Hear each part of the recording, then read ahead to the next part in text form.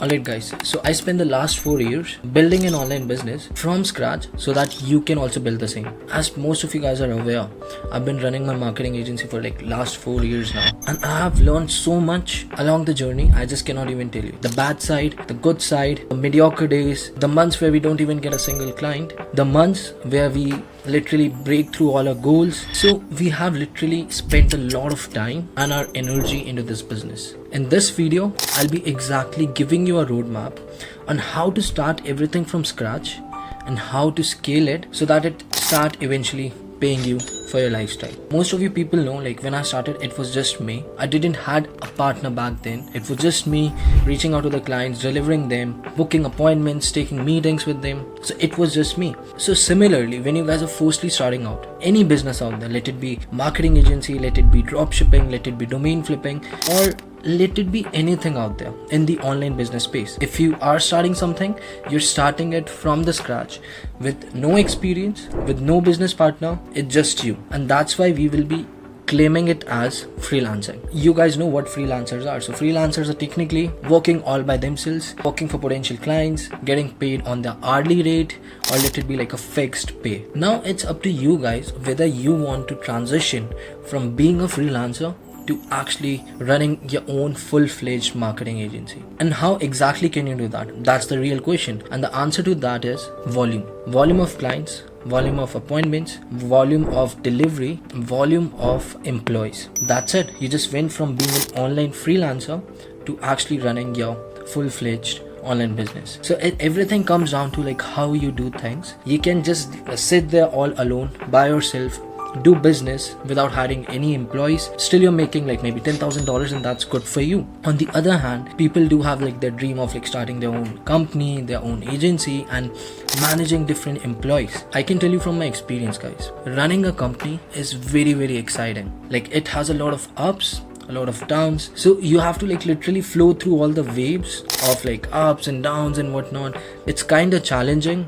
As a business owner, as an online entrepreneur who's running an agency or an online business, people will be dependent on you for their salary, for the skill development, for leadership. People will be looking after you. So you gotta be that strong figure for your company that can actually lead people, that can help them with their personal development. And as a business owner, you should have a skill of taking immediate action as well as immediate decisions for the better or for the worse. When running an online company or an online business, you guys will be facing a lot of challenges, not just on monthly basis, everyday basis. Sometimes you will find yourself responsible for literally most of the tasks inside the company. Let it be hiring and managing salespeople, training them, making sure these guys are booking appointments for the agency.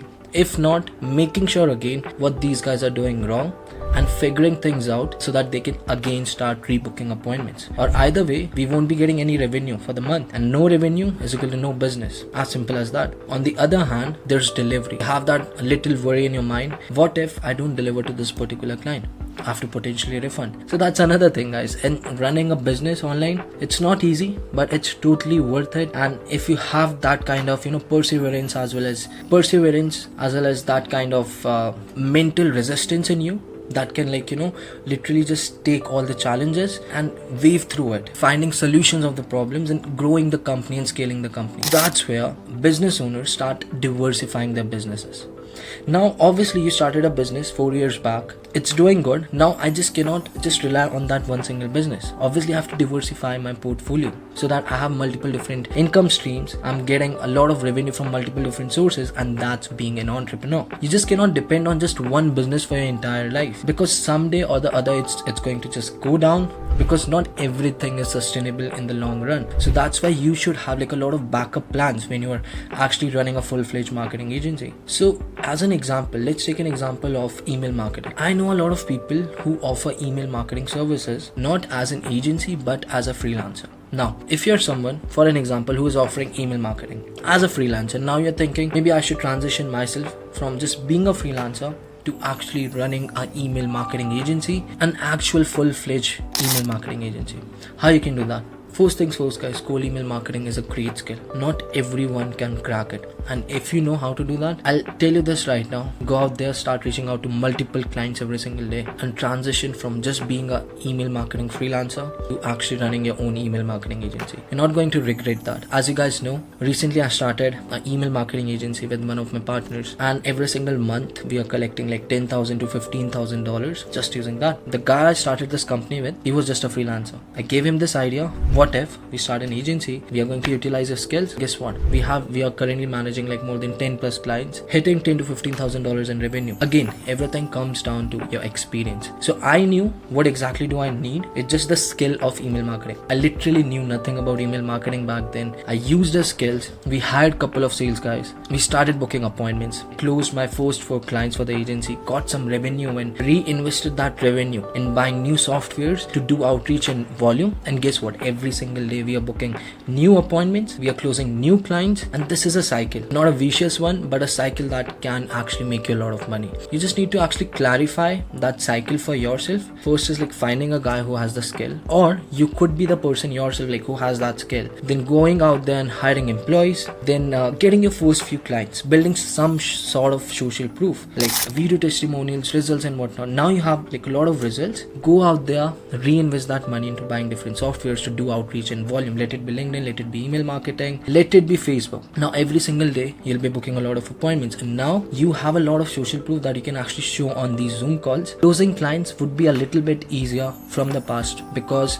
you have a lot of social proof right now. And now this is like a process of where you're just rinsing and repeating everything, like booking appointments, showing them social proof, closing them, delivering them. They are paying you a retainer. Every single month you're adding new clients to your agency, to your portfolio. You are getting more results, and now in no time, maybe like 2-3 months, you went from being a freelancer to actually running your own agency. But let's say your clients are leaving you every now and then, and you don't have like any recurring revenue coming up, then you might be in danger, and you might feel like every single month I have to hunt for new clients. So there's a lot of things, guys, that goes into it, and that's why like inside the school community tomorrow, Vatsal is coming down, hosting a live email marketing masterclass, and all of our students would be there. I'm also going to be there. We'll be engaging, interacting, and finally, guys, wrapping up the session. Kinda excited. So the day when this video is going to get live, the email masterclass session would be in the past, right? So still you guys can access the recording inside our school community. So if you want to join the school community, the link would be in the description. Every single Wednesday, I host a class with all my students, 11 p.m. IST.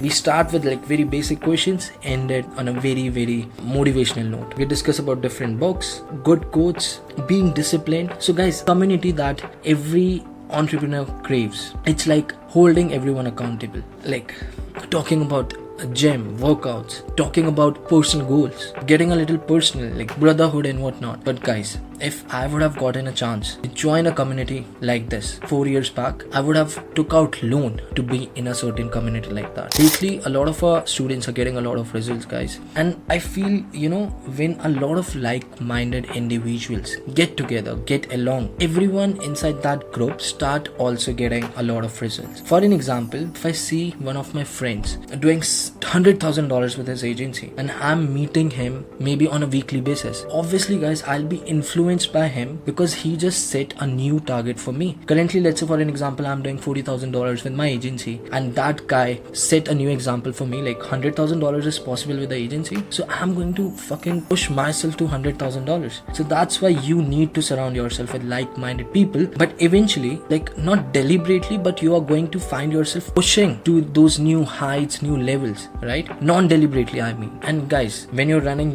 like a company like this, a marketing agency like this, you need to have employees, you need to delegate tasks, because by the end of the day, if you're running an agency, guys, here's the brutal truth. If you're running an agency, you don't have any employees, you're just doing all the work by yourself. Unfortunately, you're still a freelancer. So until you have a lot of employees, until you have a lot of expenses, until you have a lot of people that you rely on for your work, so that you can delegate tasks and you can focus on the things that matters the most, that's actually maybe called as running a marketing company. This is the first video of this course. We will be talking about mindset. And I'll try to be brutally honest with you guys, as honest, as raw as possible. I want you to ask yourself, who are you? You can write down your qualities, what kind of a person you are. Just ask yourself a question. Am I enough? It could be related to how good looking you are. It could be related to how fit you are, how much money you have. Are your parents even satisfied with the way you are currently living your life? Just ask yourself this question, am I enough? Write down your qualities every single day. What do you do to make your life better? One step at a time, obviously. And then just conclude in your mind, like, are you enough or not? And there would be only two responses, either yes or no. When I did this exercise personally with myself, I got the answer as a no. And I'm not enough right now. When I'm saying I'm not enough, guys, I know money plays a very huge role in anyone's life. Even if I'm earning a lot of money right now, that just maybe I would say 60 to 70% of my life. I gotta get like more fitter, like at my best potential. And there's a lot of things that can actually make you a better person. I know like I'm complaining right now about myself, but generally I'm just ruminating a lot of thoughts right here. I'm an overthinker. I think a lot. And when I think negative things. That's who I am. And I vape, and I don't like I vape. I want to quit, but I'm not. That's why I'm not enough. My vape is just lying there after this video. I'll be hitting it, right? So I want to quit it. Every single day I think about like I'll be quitting vape today. It's the same thing. Vaping is a vice. And in every man's or a women's life, there's a vice. When I'm saying vice, it could be something which is inappropriate for you. Like it could be smoking, drinking, vaping, and that's a vice for me. Obviously, I'm a consistent guy in terms of hitting gym, showing up to these sales calls, creating videos, content creation and whatnot. I'm consistent with my work, but by the end of the day, I'm still vaping, which I want to quit in my mind, and I'm not doing it. I'm saying this from experience, guys. Having vices is good, but don't let it consume you to a point where you cannot just live without it. And right now, I'm just going through it. I'm looking at my vape right now. I hate that thing, and I'm just trying my best. There will be a day soon enough I'll just quit it, because I've tried multiple times to quit vaping, but I relapsed. Just think about in a way, guys.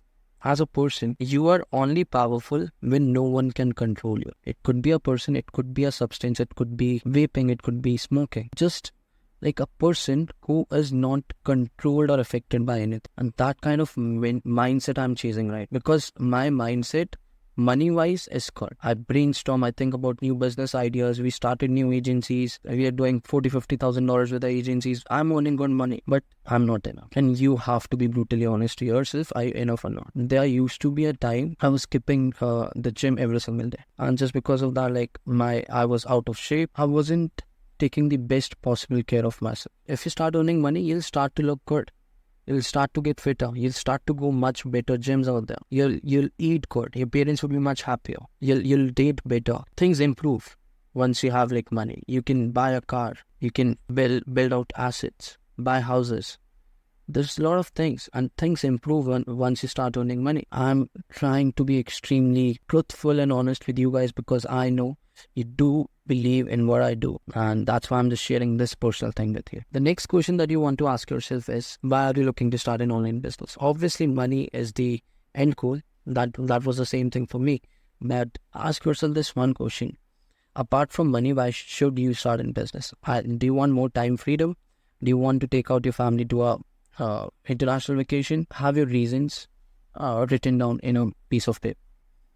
Because those reasons, once you feel like quitting, like relinquishing, you're feeling like giving up, look at those reasons and you'll be persistent enough not to give up. Because this online business game is all about persistence, perseverance, and consistency. If you can have those three qualities in yourself, you can easily start your own agency. And obviously this course is all about starting an agency from scratch. So guys, when I first started my agency out, I was just completely into it. There was no distractions. And with money, there comes a lot of distractions. And I'm saying this from experience. So at that point, I wasn't earning good money. I wasn't even earning at all. But when I first started earning, I was super consistent, persistent with my work. And I used to face a lot of rejections. And that's a part of it. So let's talk about rejection. Either you're cold calling, either you're reaching out to prospects via email, cold DMs, outbound outreach, you will face rejections. Get used to it. Alright? And once you face those rejections, you will come to realize like whatever you're currently doing, you're doing something wrong. And you should improvise it. right? So we just spoke about rejection. Let's talk about a little bit about mindset, how you can eradicate all that clutter inside your mind.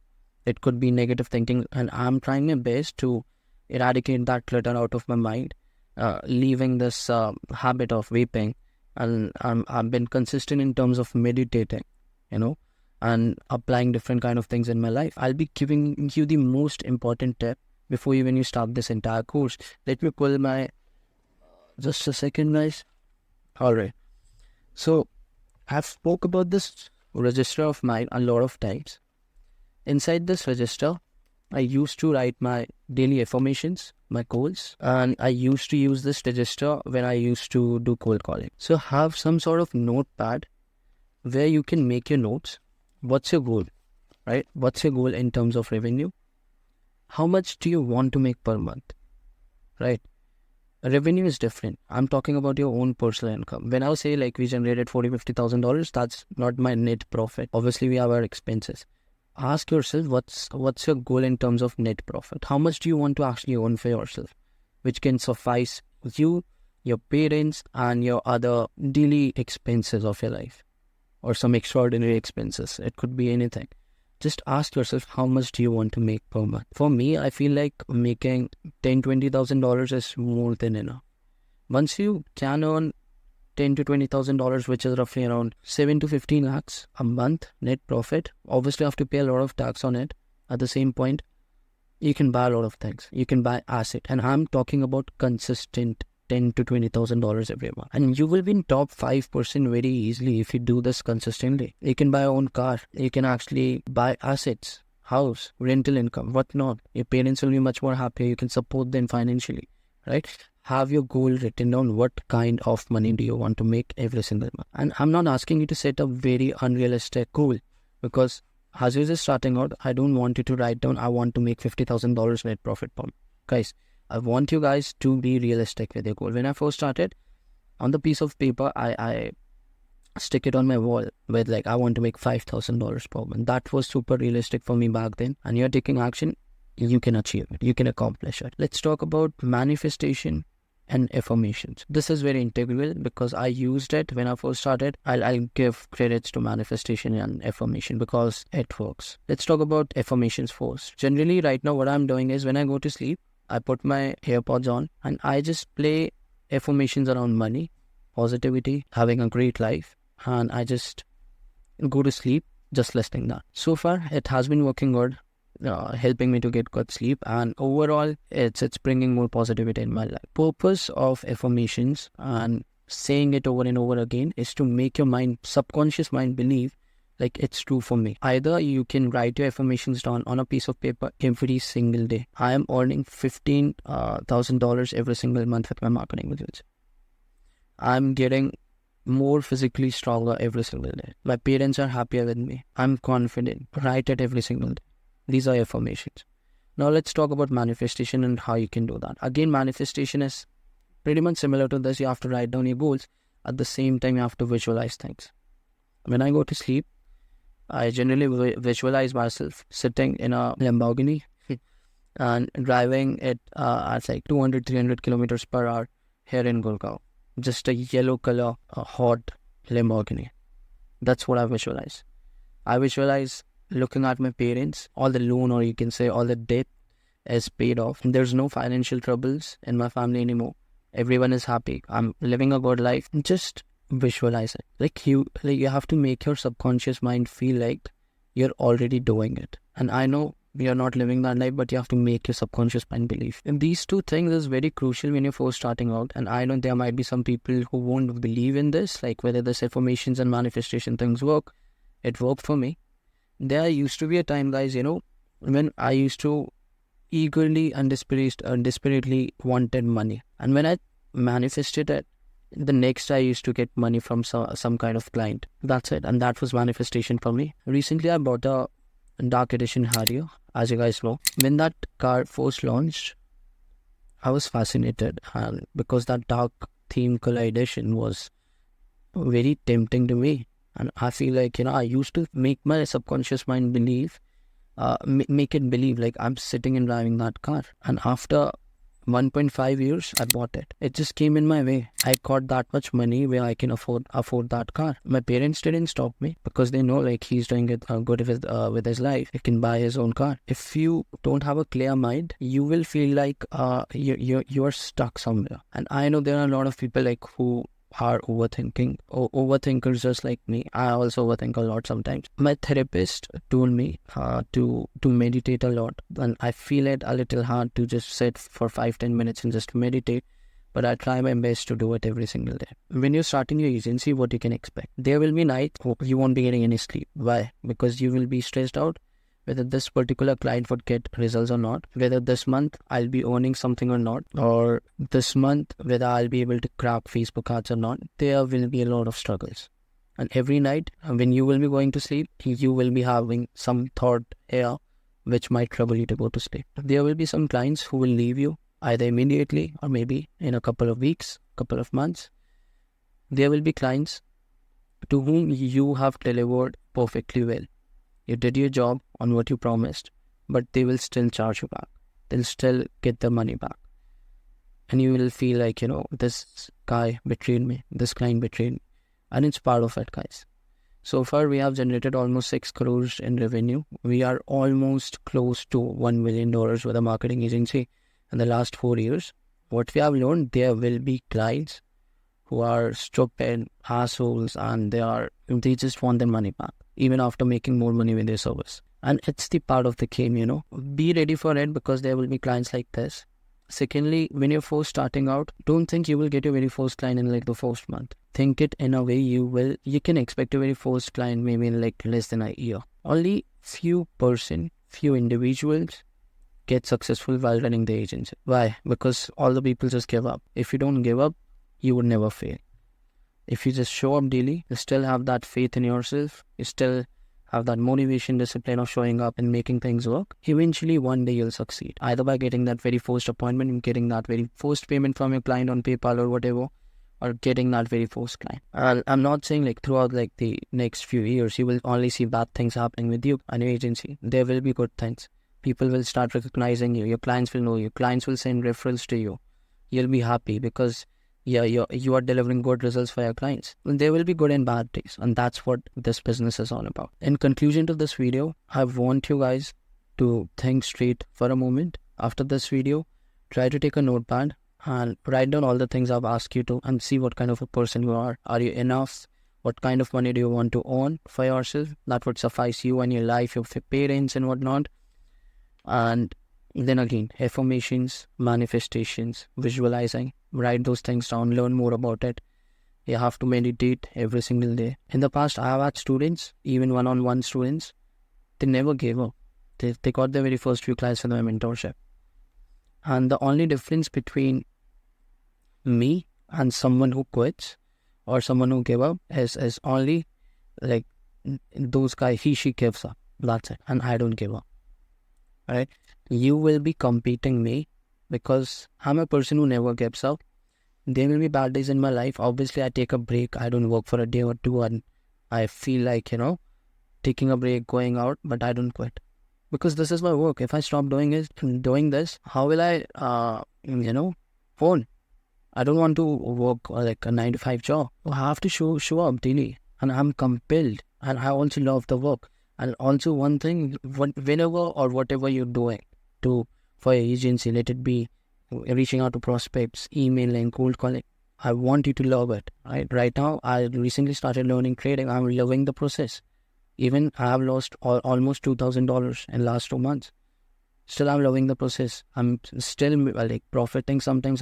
Most of the times I'm losing money, but I'm trying to love the process. Trying to get used to it. Trying to actually admire how the process looks like. That's what I want you to do with starting your own agency. Let me know your thoughts, and if you have any questions, comment down below. I really hope you actually like the last video that I created, where you actually ask a few questions to yourself. Who are you? Are you enough? Is this business really for you or not? What are your financial goals and whatnot? But specifically, guys, in this video, we will be actually covering what is SMMA. And this will be a video where you will exactly get to know whether this business is right for you or not, whether you should actually pursue this business or not. I'm assuming like if you have actually got into a community, so I'm pretty much sure like you're actually looking to pursue this business. But again, I'll be just briefing you guys about how this business model works and how innovative this business model can be and how sustainable this business model can be. SMMA, social media marketing agency. Very simple. Let's keep it simple. I don't want to make it complex for you guys. It's a business model where you actually just select a service and you actually deliver it to a potential audience, right? And when I'm saying potential audience, it could be any business out there, it could be even Indian audience. But again, I'll recommend you guys, I've been running an agency in US for the last 4 years now. I'll always suggest my students and this community to always potentially find prospects in the US and always potentially find businesses in the US, because here in India these guys can pay you but not that well. In US these guys can easily pay you $1,000 to $2,000 very easily. You can like literally offer them Facebook ads, TikTok ads, YouTube ads, Google PPC ads, Google calling ads, whatever it is, right? But the thing is, before even you actually select the service, before even you actually think about which service you have to actually deliver to your prospects, you have to know which business you have to work with, right? In the mind, you have to like already think about that business that you're looking forward to working with, right? So in the upcoming videos, obviously I'll be actually talking about how to find your niche, how to do the niche research and everything. But before even you decide a service, like I'll be actually delivering like Facebook ads and whatnot, I want you guys to actually think about who you should be working with. This is just like a basic overview of SMMA model. So before even you think about what to deliver, what to offer, just think about who you should be working with. It could be, you know, remodeling businesses, roofing businesses, it could be a SaaS company, it could be, you know, you're working with e-commerce brands, it could be landscaping businesses. There's like a lot of businesses in the US, right? Alarm businesses, security businesses, just name it, guys. There's a lot of brick and mortar businesses out there in the US, right? So do your research, find a niche, and then only decide the service. The next thing would be that you should be guys aware of this business model. When I first started out 4 years back, my only intention around this business was earning money.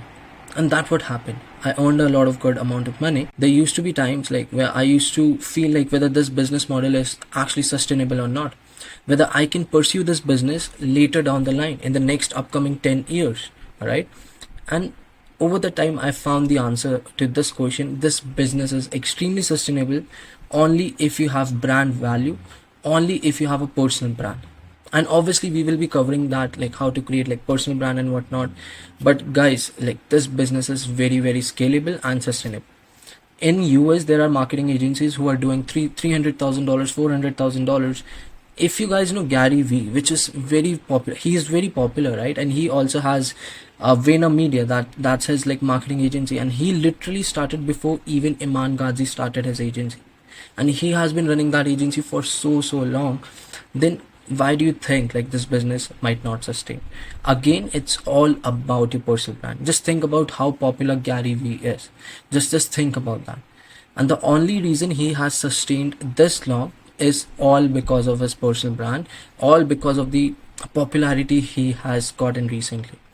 And not even recently, he has been popular. He has been posting on Instagram for a long time. My parents used to actually ask me, Bhavesh, like, is this business model even sustainable or not, right?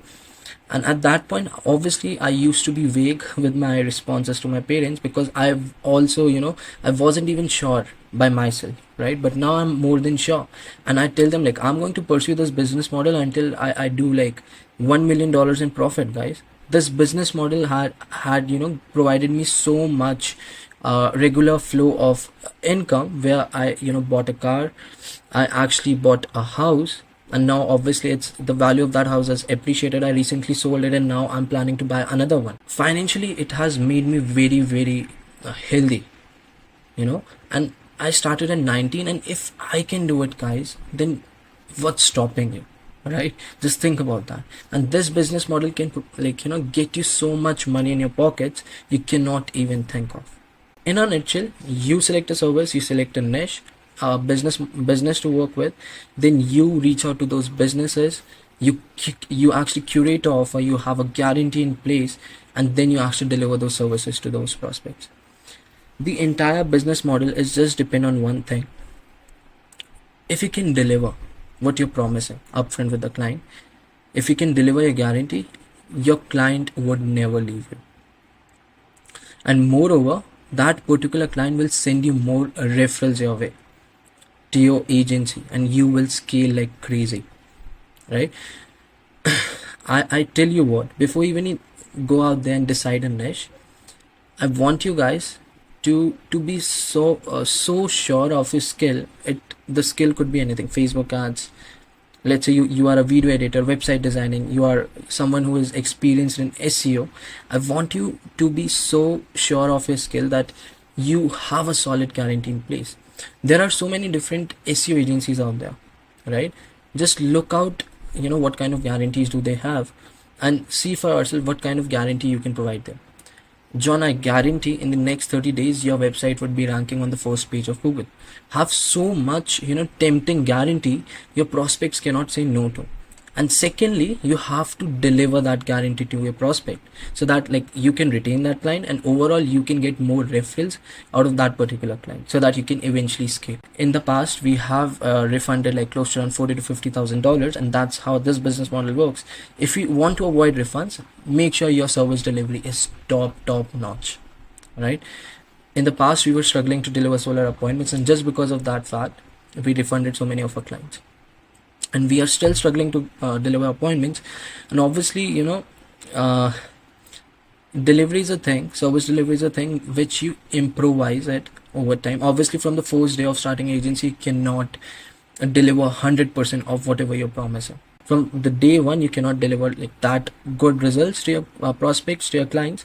And that's why I don't want you to be in that pressure, I want to deliver him the best results. It's not possible, guys. Give it time, and over the time you are going to improvise on the service delivery that you have for your agency and for your prospects, right? So this is how the SMMA model works. Now, in order to start this model, in order to start this business, you have few things that you should be having in place. First things first, if you're watching this from India, you might consider registering your company as soon as you hit your first $10,000. We recently started B2B Visuals, that's our email marketing agency, and guess what? In the first month itself, we collected $7,000, and I went to my CA and I told him we recently started this agency, and he said register it as soon as possible. I told him I would be actually waiting for 3-4 months just to build that proof of concept, whether we are actually collecting $10,000 every single month or not, whether it's consistent or not, whether this particular agency is sustainable for me or not. And I told him after 3 months, I'll visit your office, do the registration, and then we'll be having a current account. Right now we are just accepting all the payments and savings account. When I first started my agency, I shouldn't be disclosing this, but I collected all of my revenue, close to around 70 to 80 lakhs in my savings account. And I'm so afraid maybe I literally jeopardized my own identity in this process. And if someone from, income tax department questions me, then I have no answer, where that money came from, because my company wasn't registered back then, right? I didn't had a current account. I was just collecting all my payments in my savings account. And till this date, we have collected more than 5 crores in revenue, right? And all that money, now it actually came into a current account. Registering your company is a must, and you should consider it as soon as you start hitting $10,000 every single month. It's consistent and you have a proof of concept already built out. The second, I would say, create payment processors. It could be Stripe, PayPal, Payoneer, Wise. These are the 4 best options that I've given you.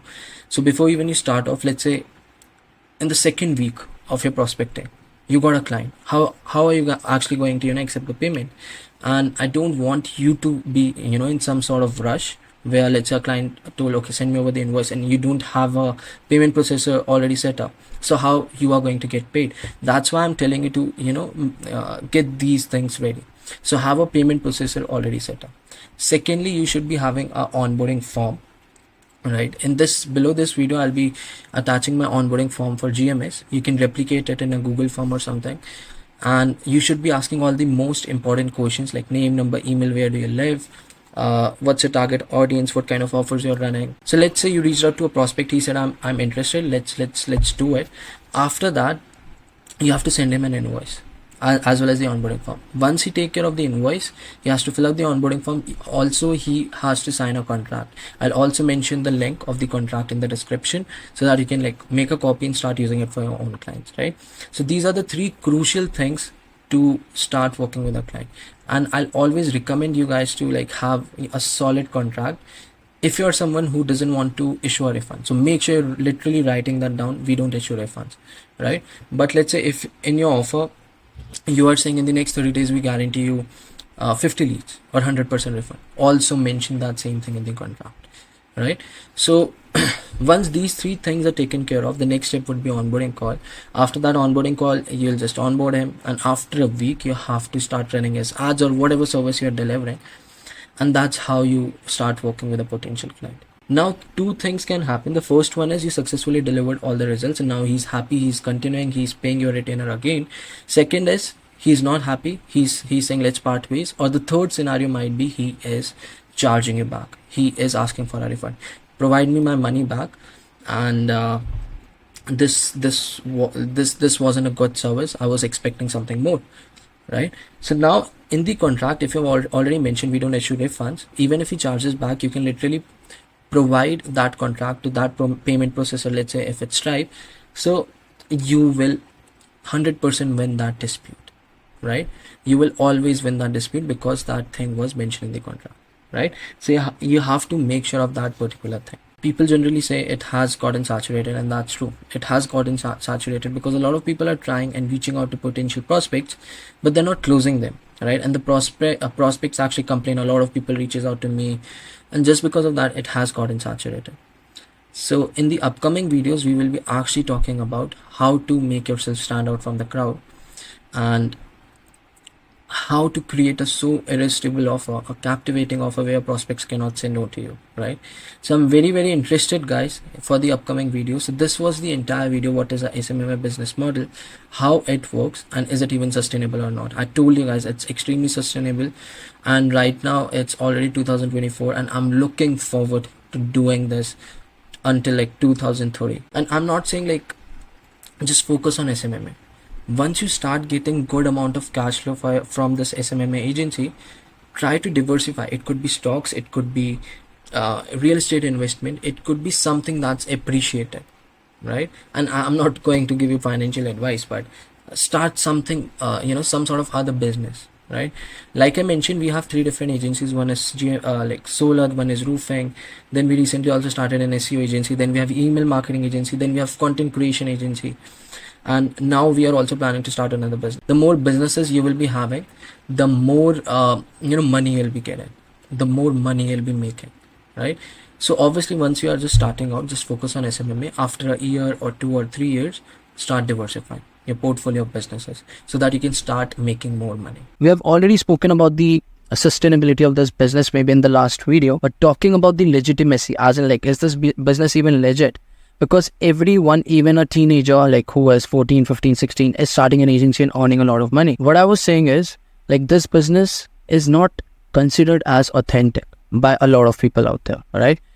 And I was also a person, an individual who used to think like this business is not that much authentic, right? But still I started my agency, obviously.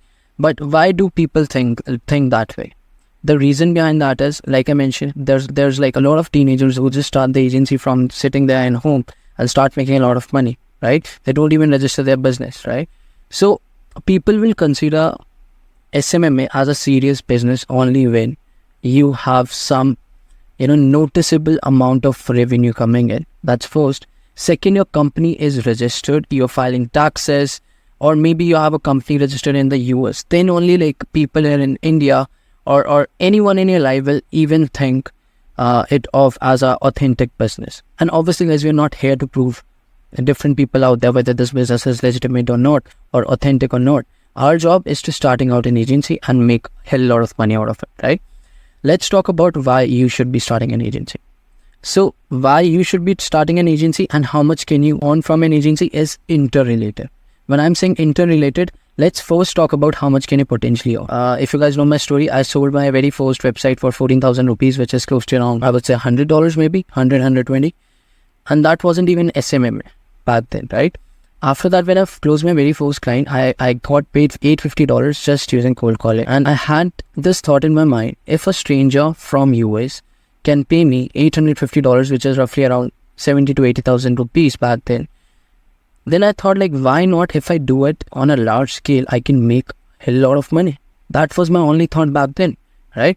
And over the time, our revenue started increasing, not drastically, but over the time, like at a stagnant pace.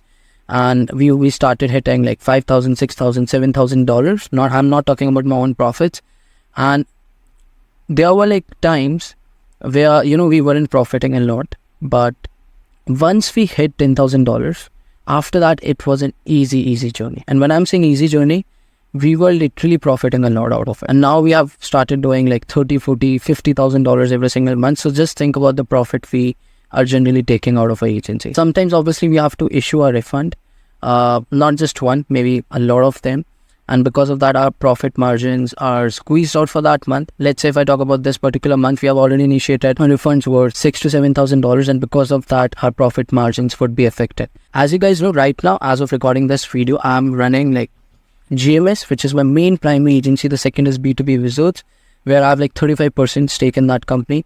And then we have Media Search. For Media Search, nothing much is happening right now. We haven't closed any client. So why I started another agency? Because I wanted to increase my income, right? That's the only sole purpose. And why in the first place I thought about starting another agency? The reason behind that is because GMS profited me that much where I literally changed my lifestyle.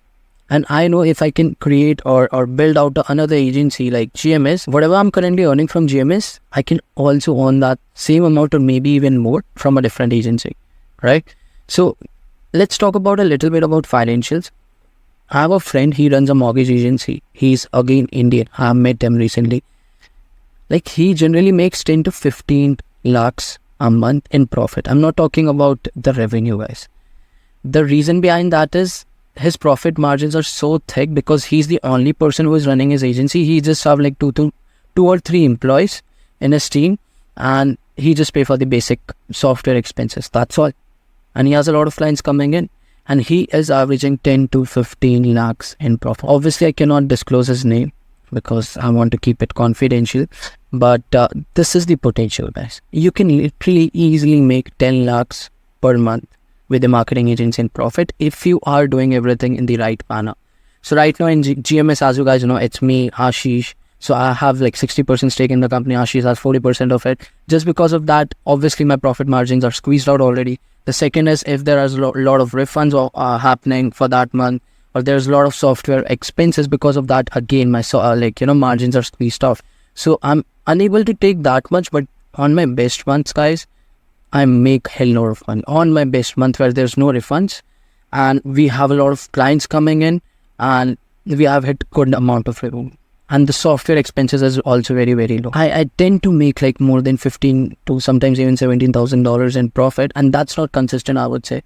If I talk about my consistent profits out of my agency, I would say it's somewhere around $8,000 to $10,000 a month. Somewhere between that. And obviously, I don't want to create like any kind of, fake expectations here because that's what I make out of my agency. And I'm disclosing right here. So I hope, you guys would appreciate it. But this is the potential of starting and running an agency. Now, just think about if you guys can make minimum of 5 lakhs a month, why wouldn't you start an agency? Just ask yourself. If you can easily make 5 lakhs a month, and if you're doing that consistently, in a matter of like 12 months, that's 60 lakh rupees. You're already in like top 5 or top 10% in the entire world, or maybe even in India, guys. You are already making 60 lakhs, and obviously from that 60 lakhs, you have to pay a lot of taxes too. But still 60 lakhs averaging at such a young age, it might be, it's going to be mind-blowing for you, and your family would also be flabbergasted. They're also going to be shocked. Like, how come like my son, my daughter is making 5 lakhs per month? It took me like almost my life to make 2 lakhs a month with my ordinary job, with my 9 to 5 job. How come my son, my daughter is making 5 lakhs a month? And that's where your perspective changes. When I got the epiphany, when I got that realization, like I can make this much amount of money with my agency, after that I was all in. Because guys, there was like no one stopping me. As of now, I'm just 23. I have my, like a lot of years that I have to come. So I'm still at a young age, and if I can just like push even harder every single day, guess what? My income is just going to increase. And obviously guys, in a business like SMMA, your profit margins are going to be fluctuated, and you have to be prepared for it. And when I'm saying fluctuated, let's say in a month you made like $10,000 in profit. The next month you made just 2,000. And this is how the fluctuation works in a agency business, and you have to be prepared for it. You don't have to be discouraged like I just made 2,000. Guys, this month I'm not even thinking like I'll be doing like maybe even $5,000 to $6,000. Maybe I'll be doing less than that. Obviously I have like another B2B agency. This month we have done Kurt, so obviously I'll be generating some kind of income from that. But just from GMS, I don't think so. I would be hitting like more than $5,000 or $6,000, and that's part of it. There's nothing wrong in it, because this is a business and that's how a business works. This is the first practical videos of this entire community and this course, and we will be going over what factors you should be considering before deciding your niche. And in the next video we will be covering how to do niche research, which is very, very important. And if you're going to skip these 2 videos, I don't think so you would be successful in terms of running your agency.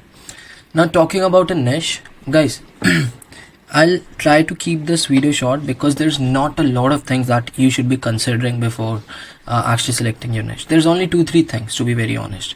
The first thing is, you don't have to look for a niche which is super new. No. Why? Let's say landscaping. Okay, landscaping is not a new one. Let's say deck installers. Not a lot of agencies are already running ads for deck installers, so I would say it's a new industry. If you're going to go on Facebook ads and do some research, you won't be finding a lot of ads, right? So what I'm trying to say is, you have to go for an industry, go for a niche which is somewhat saturated, somewhat competitive. And why I'm saying that, because let's say if I'm in solar industry, so that industry is so much complicated, so much saturated and competitive, like I'm getting a piece of the cake, right? So literally, when my own students do research and start reaching out to prospects in solar industry, they get clients and responses. The reason behind that is competitiveness, right? The industry is already saturated, and the solar guys, the solar installers, the solar companies are really looking for leads as well as appointments, and that's the main reason they get a lot of clients as well as leads. So you have to go after a niche which is already somewhat a little bit saturated as well as little bit competitive. And you might be thinking, Bhavesh, why are you asking us to select a niche which is already competitive? And guys, this is very, very important, and just believe me, this is a fact. If you're going to select a niche which is already a little bit complicated as well as saturated, the chances of you guys getting clients as well as appointments for agency would be much more higher, right? So first things first, guys, only select a niche which is somewhat saturated, somewhat competitive, because that's also going to help you in curate your offer and also help you in doing the niche research for your agency, and that for that specific niche, right? So first is selecting a niche which is a little bit saturated, not that much. Let's say med spas. Med spa is super saturated niche. Or let's say dentist. When I first started out, there were like 2 saturated niche, like 4 to 5 years back. That was dentist and chiropractors. I never tapped into it. As well as e-com back then was super saturated. I gave my shot in e-com. I reached out to e-commerce brand via emails, Zoom videos and whatnot, but never got success. Then I switched to another saturated niche, that was solar, and I actually got success out of it, right? So you have to tap into multiple different niches to see which one actually works out for you guys, right? So yeah, look for a saturated niche, and where you have like some sort of competition, right? Where people are already running ads to acquire clients for their agency, right? And we will be talking about that, like how to do niche research and whatnot, in the next video. The second thing is, the niche should be a little bit high ticket. And when I'm saying high ticket, your prospects should be making minimum of $2,500, and this is like non-negligible. It's a prerequisite. Make sure like your prospects are making $2,500 plus or maybe even more. The reason behind that is you can easily charge them like $1,000 retainer plus ad spend, and they just need to close one sale to make their money back, and that's the only reason behind it, right? So when selecting a niche, just keep these two things in your mind, and after that it's all an easy job. Right now, let me give you a few niches that you can tap into. First is obviously solar, and obviously if you guys get into solar, obviously like your competition would be us, Growth Bank Studio, because we are one of the best solar companies, not solar companies specifically, solar marketing agencies from India, right? And if you're watching it from India, you might get clients, but again, let's say if you're reaching out to prospects in the US from India, these guys would already be aware of Growth Magnet Studio. So again, do your research and then tap into any niche. So first is solar. Second, I would say remodeling is another good one. Inside remodeling, you have kitchen remodeling, then we have bathroom remodeling, then we have kitchen, bar and home remodeling. This is like very big niche, and you can definitely do some good research. Next one would be deck installers. You can tap into this one because I recently did my research, and there are a lot of agencies who are running ads. Then you can also do landscaping, then swimming pool contractors, and recently what's been trending is reaching out to SaaS companies and offering them some sort of either go high level CRM or some sort of product or service to get more subscriptions for their SaaS, right? You can also do some research in SaaS platform too. The next one I would suggest you guys would be landscaping is one. Roofing, guys, we cannot skip on roofing because I got my very first client in roofing, and I got good success with it, and still a lot of roofing clients reach out to us. Then I would say we have I guess that's all for now. These are like I would say my favorite ones, right? These are my favorite ones, and you can do some research on these niches. Now, just to make it a little easier for you guys, I saw this video on YouTube, and obviously I'm not taking any credits for this Google Doc or whatever this doc has been created. This belongs to this guy. His name is, I guess, his name is, I'm not sure, but yeah, this thing belongs to him. He created this Notion checklist, and he actually posted this on YouTube, and he has literally covered every single thing. So I'm leaving the link, and obviously guys, again, I'm not taking the credit of this, but it will make your research easier. Niche research, and you can definitely refer to this doc. Now, how to use this particular Notion doc? First things first, guys, let's say landscaping, right? You can see like the niche is very low ticket, right?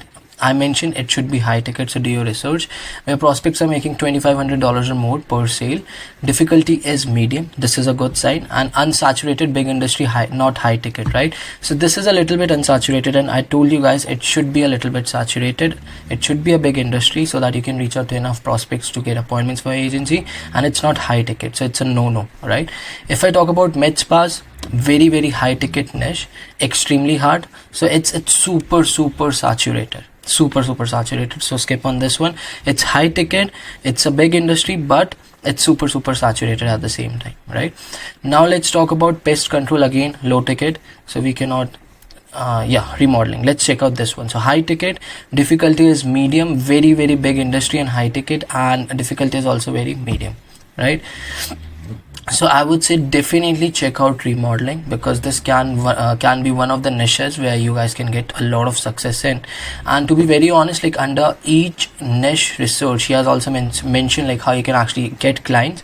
But I would definitely suggest just refer this Notion doc just for like research purposes for now, because later down the line in the upcoming videos I'll be actually talking about how to get potential clients for your agency, right?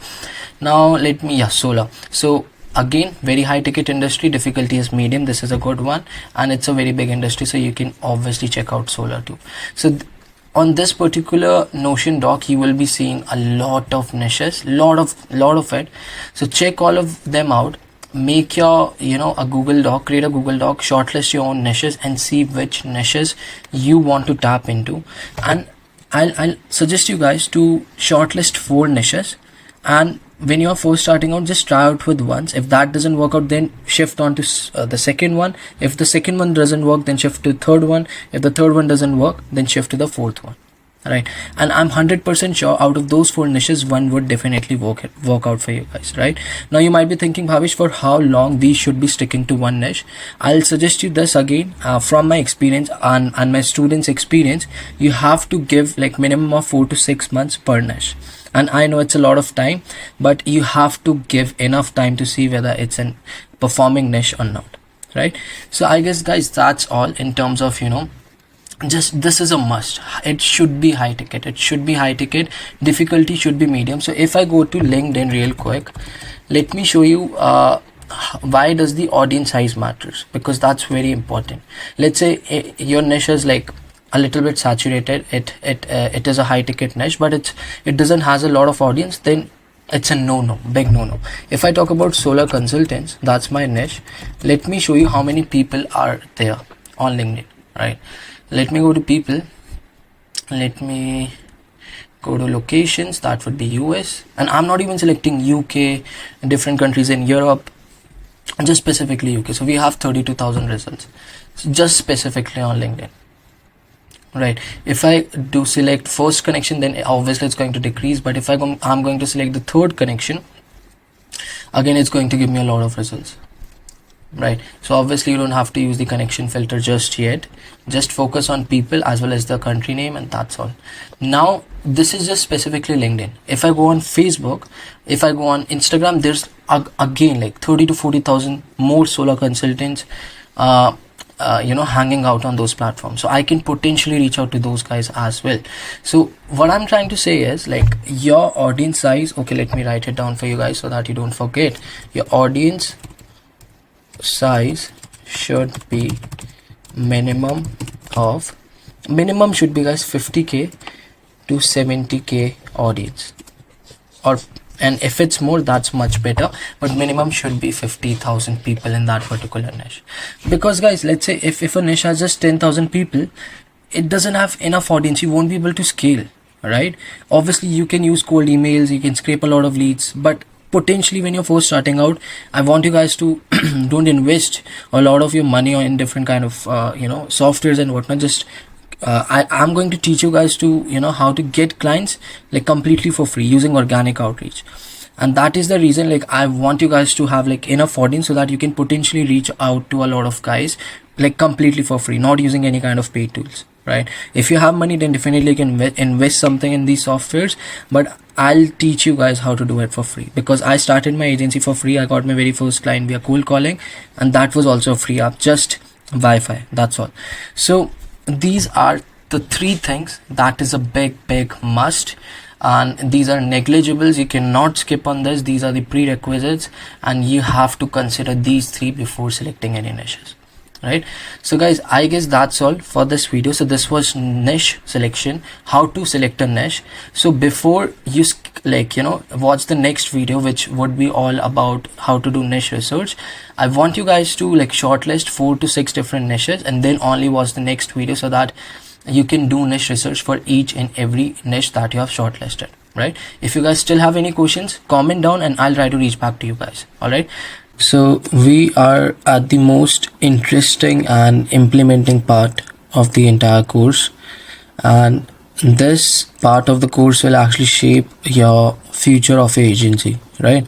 So obviously in today's video we will be actually like talking about niche research, and I've already emphasized so much like how important niche research is, and if you skip this part, you are setting your agency for failure, and it's inevitable. You're going to fail. And I'm just going to be brutally honest with you guys. If you're not going to like put your time and energy for researching a niche, it's just going to be a waste of time for actually running an agency, right? But guys, yeah, before wasting any more time, let's get straight into it. And I think in the last video, we spoke about how to select a niche. Obviously, I hope until now you have like shortlisted few niches. If not, you can still do that, but before you actually watch this video, I want you guys to shortlist few niches and then start with the niche research, right?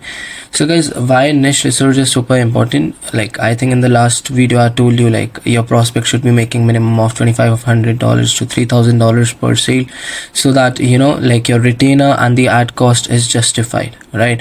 Because you know what, guys, if you're going to pitch $3,000 to a prospect who is just making $500 per sale, the price wouldn't be justified, and the chances of converting that prospect would be very, very low. And that is the reason your prospect should be making $2,500 to $3,000 per sale, right? And I think on the last video I also told you about niche should be medium to highly competitive, a little bit market saturation, so that, you know, you can also take the piece of the cake, right? Audience size, I think I mentioned 50 to 70,000, but yeah, you can also like consider this one, which is 70 to 80,000 plus prospects in a particular niche, right? Now guys, I have been like using a tool to, obviously I'm not sponsoring it or something, but here's my affiliate link. If you want, you can sign up with this, or you can directly go on the website and sign up for that. I'm mentioning this tool in this video. So let's talk about how to do and how to initiate your niche research. So just for an example, let's say I decided a niche, which is, let's say, car dealership. What would be my next step? And I'll be giving you example of just one niche, how to do research for one niche, and you can replicate that for like multiple different niches that you have shortlisted, right? So let's say if I decided, like, you know, car dealership is medium to highly saturated, the prospects generally make like more than $2,500 per sale. So I thought, like, why not, let's give it a shot, right? So I'll be going on this tool, which is ads library, and I'll be going on this section, discovery, and I'll be only searching for few things. Let's say car dealership leads, right? And the status should be still active, and category, I don't think so, like you have to make any more changes. The status should be running, so that you only see the ads that are actively running, and it's getting results for the agencies out there. Let's search, let's see what do we get. All right, so let's check this ad, looking for a great deal on a used vehicle, and just let's see. Okay, I cannot hear it, maybe because I'm recording the video, but let's check the ad out. Yeah, so as you can see, Canada Drives is maybe a car dealership based in Canada. These guys are selling used vehicle, right? So you can check the type of the ad that these guys are running, and you can see whether, like, you know, car dealership ads are in demand or not. So this is a B2C ad, like business to customer. Why? Because this is a brand, and they are directly catering to customers out there. They are directly approaching someone like who is looking to buy used cars. Now let's look at B2B ads, business to business, where agencies like me are running ads on Facebook to acquire more car dealership businesses for their agency, right? So that's B2B. I hope the difference is clear, right? So I think this is a real estate ad, maybe, but let's look out for car dealership ads. Okay, let's check this one out. What do we have here? Okay, I don't know, like, for what reason okay, so let's check this ad, and this is a B2B ads, right? You can find the landing page link right here using the software, the link for the Facebook ad, and let's check out their copy. So let us build you a same system that has generated over, I think this is a $5 million in commissions, and the system is simple. Yeah, so this is a lead gen ad running by an agency, and I think the agency name is Car Sales Winner Club. Maybe that's a fake page, but yeah, and I'm 100% sure like an agency is running this ad to acquire more car dealership businesses. And so best part about this tool, guys, is you can directly download the video, you know, if you need, obviously, and you can also check, you know, for how long the ad has been running, for since when the ad has been running for. So this ad has been running for like 18th April, and today is 31st May. So I guess the ad has been performing well for this particular agency, right? So let's check out few more ads for you guys, you know. So let's check out something else. Okay, we have the same ad right here. Yeah, they have like three different kind of variations that these guys are running. So you can open this up and see like what variations these guys are actually running. And guys, the best part is you would be also able to see like other kind of business ads, B2B ads. So obviously we have search for car dealership, we also got cleaning business ad, so you can check it out. If you have shortlisted cleaning businesses, you can check out this ad. All right, and let's check out more ads. What do we get?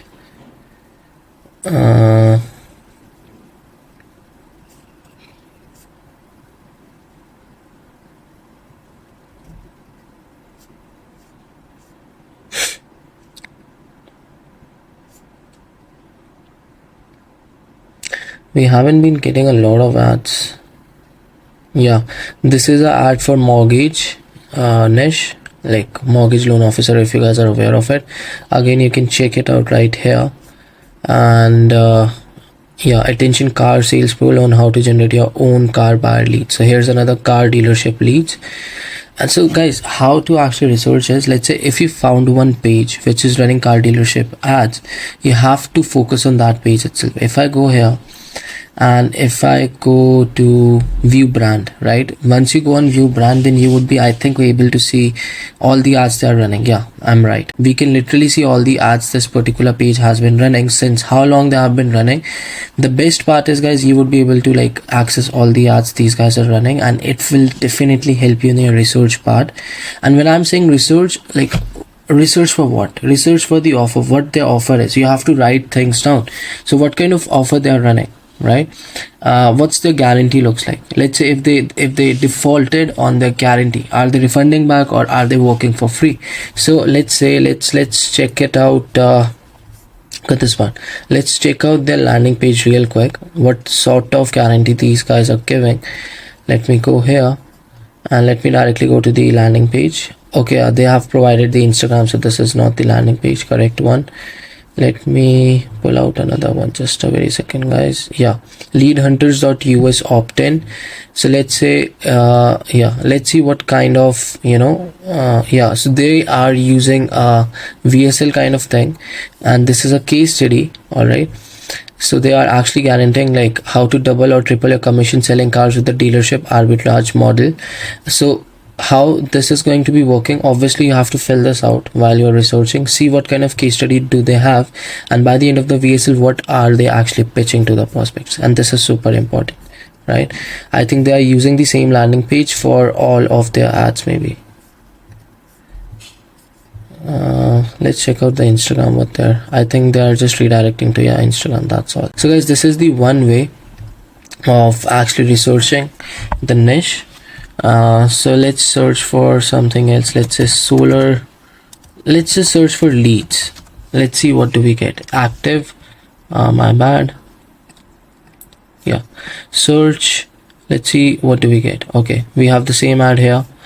Then just check out these ads. What kind of agencies are these? Which niches they are working in? So this is for a cleaning business. This is for real estate agents. This is for high quality leads, for maybe a coaching business. Then let's check. Yeah, this is for mortgage. So what you have to do is, once you find once you find an ad which resonates and which is in your own niche for which you are doing the research for. Let's say you are doing a research for mortgage, so if you got one ad, just go to their brand like I have just showed you recently, and this is the ad for solar, and that's exactly what you have to do, and that's the easiest way to research, right? You have to go to their landing page. If it's a VSL, sign up for the VSL, see what they're actually offering, like what's the guarantees looks like and whatnot. Just have a very in-depth research for that particular niche. All right, guys, so the only way of using this software is actually finding one page that resonates with your niche. Let's say I'm researching in solar, that's my niche, so I found it search marketing, and they are selling only pay per lead, that's their offer appointment. So I'll be going here and I'll directly go to maybe a view brand. Now I think I would be able to see all the ads these guys are running, and these guys are only focusing on solar. So you would be able to see everything, including the landing page, including the offer, including the guarantees, refund policy and whatnot. And this is the easiest way. Obviously you have to go to the brand and then research all of their ads, right? And then you can go to the landing page and whatnot. So if you click an ad and if you think like this resonates with your niche, you can actually, I think maybe there's an option to save the ad or something. I think so. This is, yeah, save ad. So you can create a new folder, right? Like let's say solar ads, solar B2B ads, right? So you can save that ad in that folder, and later down the line, let's say while you're creating or curating your offer, you can refer back to these ads. So this is the easiest way of doing research for your niche using Facebook ad library tool. And obviously this is not official ad library tool, this is like some other brand we have been using for a while now. But if you want to like use ad library, which is free, you can also use that. So let me show you how to do that. You would be just searching for solar leads. Let's see what do we get. So again, pretty much the same process. So no other solar marketing company is offering this. So again, another solar ad, but I think so you have to go to the landing page and see what kind of guarantees these guys are offering, right? So I think so, yeah. The only disadvantage of using Facebook is like sometimes we don't get the link of the landing page, right? Obviously we cannot comprehend the entire offer just looking at the copy. We have to visit the landing page and see what kind of guarantees and what kind of offers these guys have. But sometimes like just using Facebook ad library, it's not possible. It redirects us to facebook.com instead of the actual landing page, and I have faced this a lot. So solar companies who want more revenue, so this is another lead gen company. Let's check out their landing page if it opens. Yeah, it opens. So again, you have to watch the entire video, what sort of offer they are running. And yeah, you have to like literally write the offers down. You have to literally write the guarantees down. And once you have like around 10 to 15 guarantees and offers written down, then after that you have to analyze like what are the things which has been like the most common things in these entire 10 to 15 offers, which I can replicate for my own offer, for my own agency, right? Guys, here's the thing, you don't have to innovate something new. You have to only follow what has been in the market and what has been working in the market, right? That's what I did. You just have to actually replicate what's working in that market at this present moment. That's all, right? You don't have to make it over complex. So this was ad library tool. Now let's research a particular niche on let's say LinkedIn, right? So on LinkedIn, let's say if we research for car dealership, right? So how exactly we will be, so our job is to see how many people are there in my audience. So let's say car dealership. For car dealership, we'll be writing down car dealership. We will be using a Boolean search. I'm not sure if you guys are aware of it. Maybe try watching a YouTube video or something. Car dealership, Boolean search works good, and he should be the owner of the company, or he should be the founder of the company. Let's see what do we get. Let's search it out and let's select the country as US, because that's like our target audience. Let's go to people, let's select the country as US, and let's see how many results do we have. Guys, just look at the results, right? Obviously this is not an accurate list. Obviously, see, this is an agency, so in order to make it even more accurate, we would be needing to go to all filters, and you have to, in the title, you have to add car dealership. Maybe let's see what difference does it make. Okay, we have very less results. So instead of a Boolean search, I don't think so Boolean search works for car dealership. So let's only write car dealership. Then let's search. Then okay, we have very less results. Instead of car dealership, we will be writing, let's remove the keyword for a second. Let's see what do we get. Yeah guys, we have very less results for car dealership. So in my opinion, if I were to research for car dealership and I were to start an agency, it's a no for me. Why? Because as you can see, like there's very less people in car dealership niche, right? And if I search for owner, let's see what do we get. Yeah, 668. Still not a lot of people, guys. That's very low. If I talk about roofing, roofing, I think on roofing we can use Boolean search, roofing, and owner, or he could be the founder of the roofing company. Let's search it up. For roofing, we have good amount of company owner at SR Home Improvement. So we have 200,000 results. So I'll be more than confident to do research for roofing because it has enough audience size, right? Enough audience size to reach out to. So this is how you have to research your niche on LinkedIn as well. Now let's talk about how to research your niche on Facebook. Same thing. You just have to type in the titles. Let's say roofing contractor, then go to people, and same thing. You have to see is there any people, is there actually sustainable amount of people that you can actually reach out to. So obviously there's a lot of businesses, a lot of people who works in roofing industry. So I think if on LinkedIn we have more than 200,000 plus results, on Facebook there will be a lot of people hanging out on. Right now let's talk about just this is one way of researching your niche on Facebook. Let's see another option to research. Let's only search roofing, and then we will be going to the groups page. And if we have a lot of groups, I feel like we have a lot of roofing groups, so that means that niche is obviously saturated, but definitely you can give it a shot.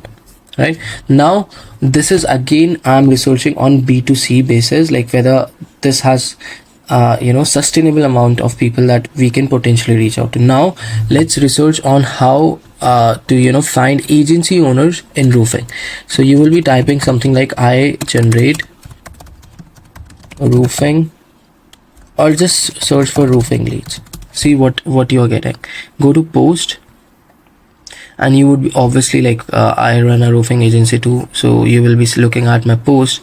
So once you type in roofing leads and go to post, you would be able to see all the post and agency owner who is running a roofing agency is posting. And you can literally do the same thing on LinkedIn too. If I go on LinkedIn, I type in roofing leads. I don't know why it's not working. Let me refresh it real quick for you guys. Just a second. So we will go again. Instead of people, this time we'll go on post, and we have to reset our filter. I think we have added some sort of title there. I think it's already reset. If you're a roofer and want to attract customers on Facebook, this guy seems like he's running an agency in roofing, so check his profile out. And this is one way. Again, you can look at the post. The second way would be I help roofing contractors. Then you would be going to people. Instead of post, this time select people, and you would be able to see all the 365 people who are running an agency for roofing. I help roofing contractors. So go to his LinkedIn profile and see what kind of offer he's running, what kind of guarantees he's giving out, right? Or maybe even you can directly go to his website, right? So you have to open 10 to 15 different profiles like these and do and replicate the exact same thing. Look out for the offers, landing pages, their website, the guarantees they're running, and that's it. In a whole, guys, that's what niche research is. And I know as of very now, while you're watching this video, you might think this is super complex, but once you start doing it, you would be actually able to find it easy, right? So let me do a quick recap. So first things first, you have to go on Facebook ad library, or you can use this tool, ad library tool, another one. The first thing is your niche should be medium to highly competitive, where your prospects make more than $2,500 or more. Audience size should be I would say instead of 70 to 80k, I'll make it 60k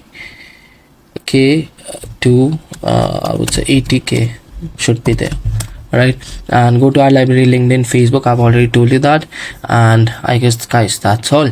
If you still have any questions left, do let me know in the comment section, and I'll try to clear those questions out. Alright guys, so now it's the actual time to start implementing and start actually taking action for your agency.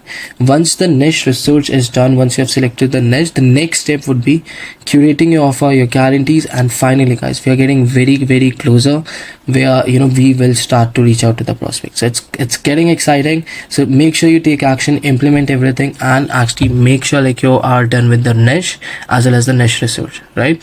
Finally, the most practical video of this course is here, and you have read this right. We will be actually talking about how to curate your offer and how to set up the guarantees, right? Guys, offer is so much essential to acquire new clients and appointments for agency. You cannot underestimate it, and if you are going to do that, you won't be getting any appointments or clients for agency. And I'm just being brutally honest with you guys here, right? I'll try to keep this video as short as possible because this video will be all about practical stuff, right? I won't be talking much.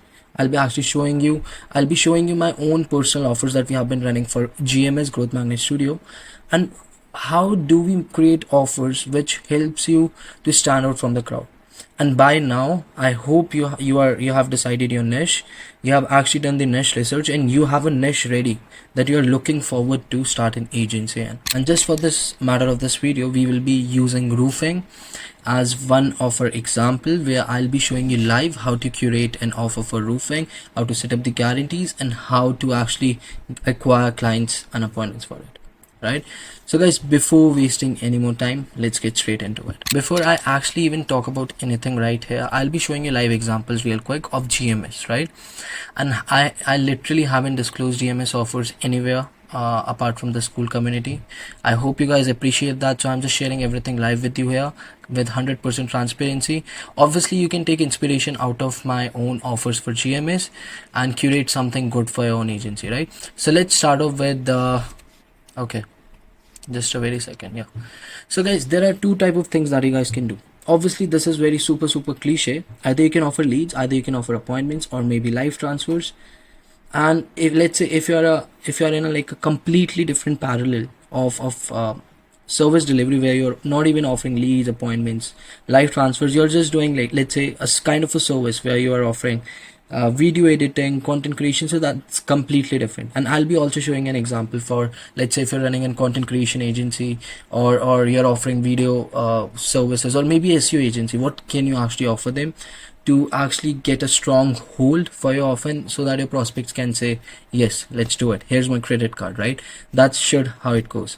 First things first, guys, this is a lead gen offer for GMS, Growth Magnet Studio. That's the sole agency that I run. So the offer is, we will be charging you $1,500 to $2,000 monthly retainer. Ad spend would be $1,000 minimum. And now here's the main guarantee. So John, by the end of the 30 days, if we don't get you minimum of 25 to 30 leads, we will give you 100% money back. That's very basic, very cliche, and we still do close clients for this particular offer. Now, second, and obviously this lead gen is via Facebook ads, right? Now, appointments via Facebook ads. Now, another offer, retainer is $2,000 to $2,500 per month. Ad spend minimum of $1,500. So John, you have to pay us $2,500 as a retainer. On top of that, you have to also compensate around $50 to $60 a day on Facebook ads. By the end of the 30 days, if we don't get you minimum of 7 to 10 appointments booked on a calendar, we will refund you your entire money.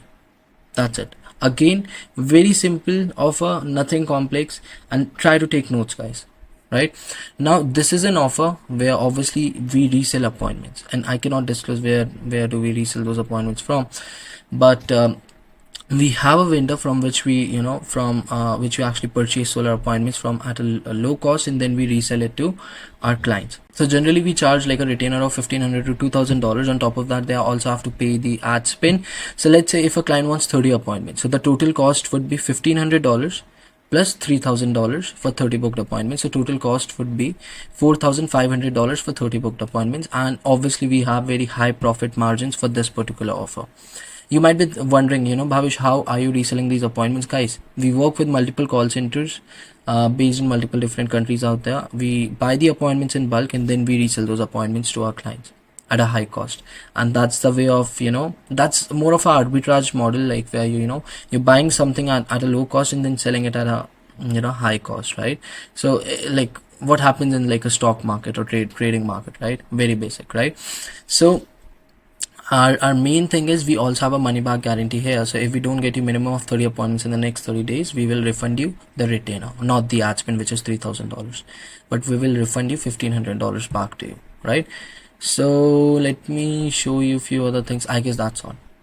Right now, let's talk about a content creation agency. Obviously I cannot show you the Google Doc for it, unfortunately, but let me explain you right here. So if you're someone who is running an SEO agency, someone who is 100% confident, like I can get your website ranked up to the very first page on Google in the next 30 to 45 days, you can curate an offer along the lines of, John, in the next 45 days, if your website is not on the first page of Google, whatever I'm charging you right now, I'll give you the money back. So very simple, very basic, nothing complex.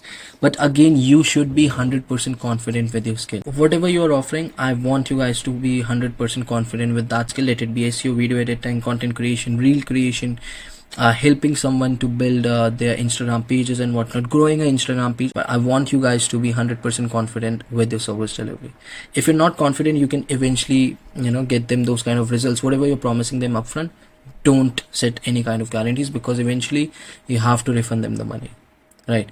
And you guys are starting out. Obviously at this point of time, we don't have any sort of money back guarantees. The offers that I showed you, these offers are like we used to get clients for these offers like maybe 3-4 months back.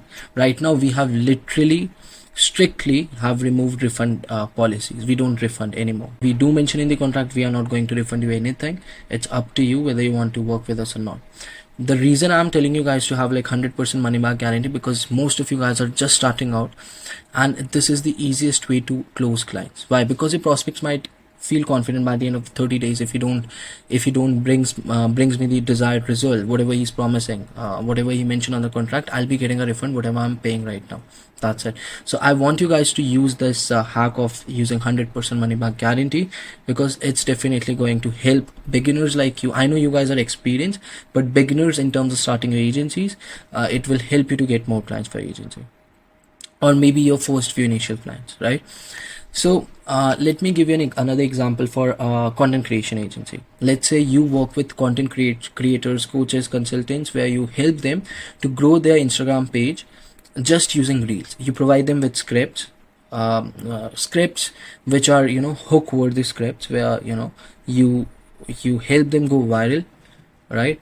So you can guarantee them something like, so John, in the next 30 days, if I don't 2x your Instagram reach, I'll give you 100% money back.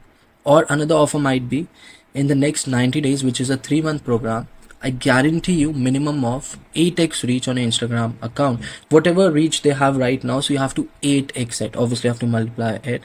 So 8x reach in the next 90 days, I'm going to give you 100% money back. That's it. Now few variables in creating your offer.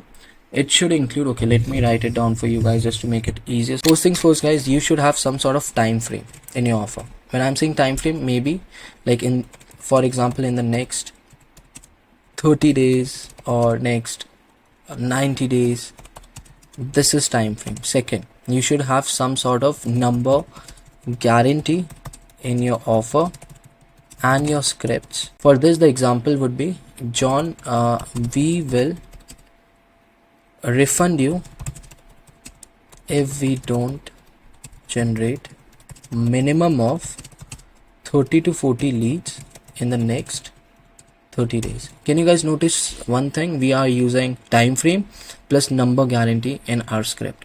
So 30 days is the time frame guarantee, and the number guarantee is minimum of 30 to 40 leads, right? And you have to emphasize refund part in your scripts very, very much, right? The reason behind it is your prospect might feel confident because we are already offering a refund if we don't deliver on what we are promising, right? The next step would be guaranteeing something they can actually believe in, and it's worth and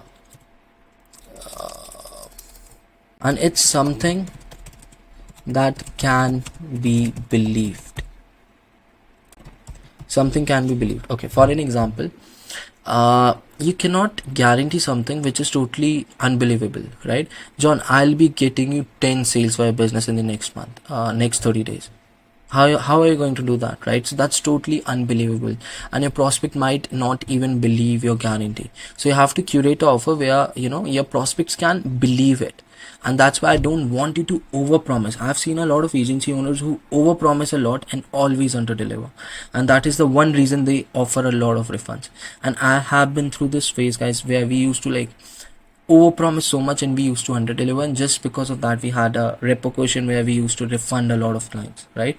So always try to guarantee something that can be actually believed, like very basic and cliche guarantee. And obviously you guys got to stand out from the crowd too, so you have to add something of your own, maybe adding something as a bonus service which will be free. So for an example, just a very basic offer, let's say lead gen, you're working in, okay, I told you I'll be giving an example for roofing, so here it is.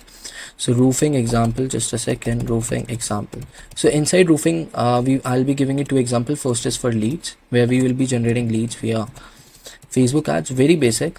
So retainer would be, again it depends, if you guys are starting out, I'll recommend you just charge $850. But if you already have like results in roofing and whatnot, you can charge upwards of $1,000 to $1,500, somewhere in between. But if you guys are complete beginners, start with $850. Or even if a prospect says that that's a lot of retainer, come down to $500, because you guys need to close clients initially, and you have to sacrifice retainer initially when you're first starting out, right? Ad spend. So always when you are just first starting out, always never try to tell the prospect like, John, you have to spend another $1,500 on ad spend. Always give them a breakdown on daily basis. So $1,500 would be around $50 a day on Facebook ads. So if you do the maths, 5 3s are 15, that's $50 a day. So these guys can actually these guys will be relieved to have $50 a day. If you tell them like $1,500 a month, these guys will be like, I'm already paying $1,000 retainer, and now you want me to also pay $1,500. So just psychologically it does work. So always make sure like you are just dividing it by like 30 days, whatever that number comes up, you just have to tell the client. Now we guarantee, this is for leads, very basic, guys. So John, we guarantee minimum of 30 to 40 exclusive. Never write qualified leads, because obviously you are not guaranteeing qualified leads, because for qualified leads you have to run a landing page campaign and you have to ask a lot of questions. Always ask 30 to, just to be on the safer side, I'm telling you this from experience. So 30 to 40 exclusive leads via Facebook ads in the next 30 days, or we give you a 100% refund. Very basic, right? If I talk about appointments via FB ads, again very simple, retainer on the appointment end, you guys can charge higher. So you guys can charge from somewhere around $1,500 to maybe even, my bad, just a second, yeah, maybe even $2,500. Ad spend, you have to charge high. So you can be asking them to spend around $50 to, I would say, $80 a day. Your guarantee would be minimum of 7 to 10 appointments in the next 30 days, or 100% refund. Very basic, right? You guys might notice something. What I've been doing is like, I'm giving them a ballpark. This is ballpark, an estimate. How many leads can I generate? How many appointments can I generate? So always try to provide a ballpark to your prospects, because it's much likely these guys will actually believe in whatever you're promising and guaranteeing them. So this is very basic example of roofing. I also provided you an example for content creation. So we will 2x your reach in the next 30 days, or 100% refund. Very basic. Or second one could be, we will 8x your reach in the next 90 days, or 100% refund, right? Obviously if you're charging, let's say, $800 for 30 days, so for 3 months that would be 3 8 24, so $2,400 would be getting paid to you completely upfront. Obviously there will be some prospect who would be like, I don't want to pay everything upfront, so you can give them a split payment option where, okay John, you can pay me $800 every single month for the next 3 months. Very basic. Now you can also, just for a safer side, because some prospects might say like, I don't want to pay anything upfront, right? So you can give them a payment split option, and this will definitely increase your conversions for sure.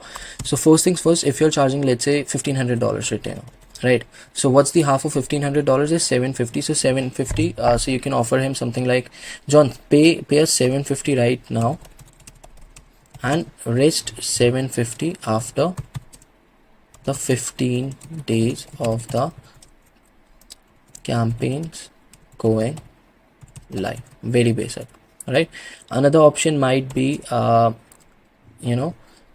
would be pretty much same. If you're charging, let's say 2k, half of 2k is 1k, pay us $1,000 right now and 1,000 after the 15 days of the campaign going live, right? Very basic. I hope you're getting what I'm trying to say. 1k right now, 1k after 15 days, and this is for the retainer I'm talking about. Now, in order to make your prospects stay with you more longer, what you can do is to increase the client retention, you can bind them into a 3 or 6 month contract. So for an example, if a prospect choose to work with you just for 1 month, right, your retainer would be very basic, $1,500, right? If your prospect says, I will work with you for 3 months, then you will incentivize him, you will provide him some sort of discount. So it would be like, okay John, so if you work with me for 3 months, you have to I can give you a discount of $250, and you only need to pay $1,250 per month for the next 3 months. If he commits with you for the next 6 months, you can offer him something like, okay John, if you're committing with me for the next 6 months, you will only pay me $1,000 per month for the next 6 months, right? So you can just do the maths. If your prospect stays for 6 months, and if he's paying you $1,000 per month, so $6,000 for the next 6 months is not going anywhere. And let's say if you got 5 clients who are paying you $1,000 every single month, right, for the next 6 months, just calculate the revenue, right? So again, this definitely increases the client retention rate as well, because you have signed a contract, everything is mentioned in the contract, these guys cannot leave you. There are some cases then where prospects might just breach the contract and they just leave you, and obviously from you guys are here in India, you cannot do anything, and you can just obviously just let it be. But most of the time prospects do stays with you and try to make this work. So this is a very very basic framework of creating your offer and setting the guarantee. And I've already told you guys, let me talk about pricing. Obviously you guys are starting out, I've already told you, try to keep your retainer around $850 or less when you're first starting out, right? And once you have like 5-10 clients, you have some sort of case studies, results, go upwards of $1,000. Your prospects will eventually pay you that much, right? But once you're first starting out, pricing should be $850 plus ad spend or less. I hope you're getting what I'm trying to say. Talking about few more guarantees for you guys, just to make it a little easier. So guarantee could be on few things. It could be on leads, it could be on appointments, my bad. Okay, leads, it could be on appointments, and or whatever you're offering, right? Another thing I want you to take a note of is guarantees could be on maybe money wise, maybe 100% refund, or it could be on if we fail to deliver on what we are promising, we will continue to work for free until we deliver on what we promised.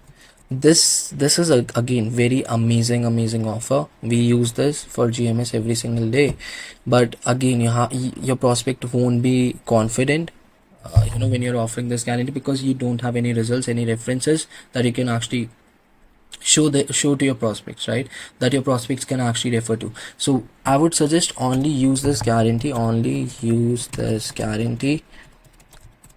once you have case studies, references, and some video testimonials. Make sense, guys? I'm not interacting live with you, so my bad. Testimonials. All right. I guess, guys, I'll be sharing this Google Doc with you. There's a lot more into it, and obviously in the past I did took a lot of one-on-one mentorship calls with my students. I'll also add the recording links inside this Google Docs, and you will thank me for it. Just go through all the one-on-one mentorship recordings, just take your notes, guys, and start curating your offer. This is super exciting, right? But guys, I guess that's all for this video. I showed you every single thing, how to curate your offer and how to actually curate your own offer for your own agency, and guarantees, which is extremely important, right?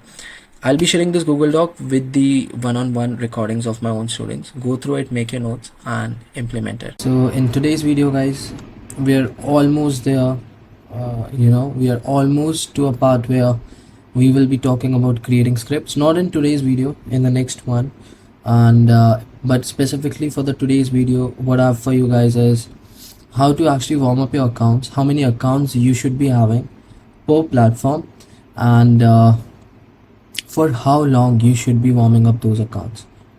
The reason behind this shooting this video is, if you don't warm up your accounts correctly, your accounts are going to get suspended.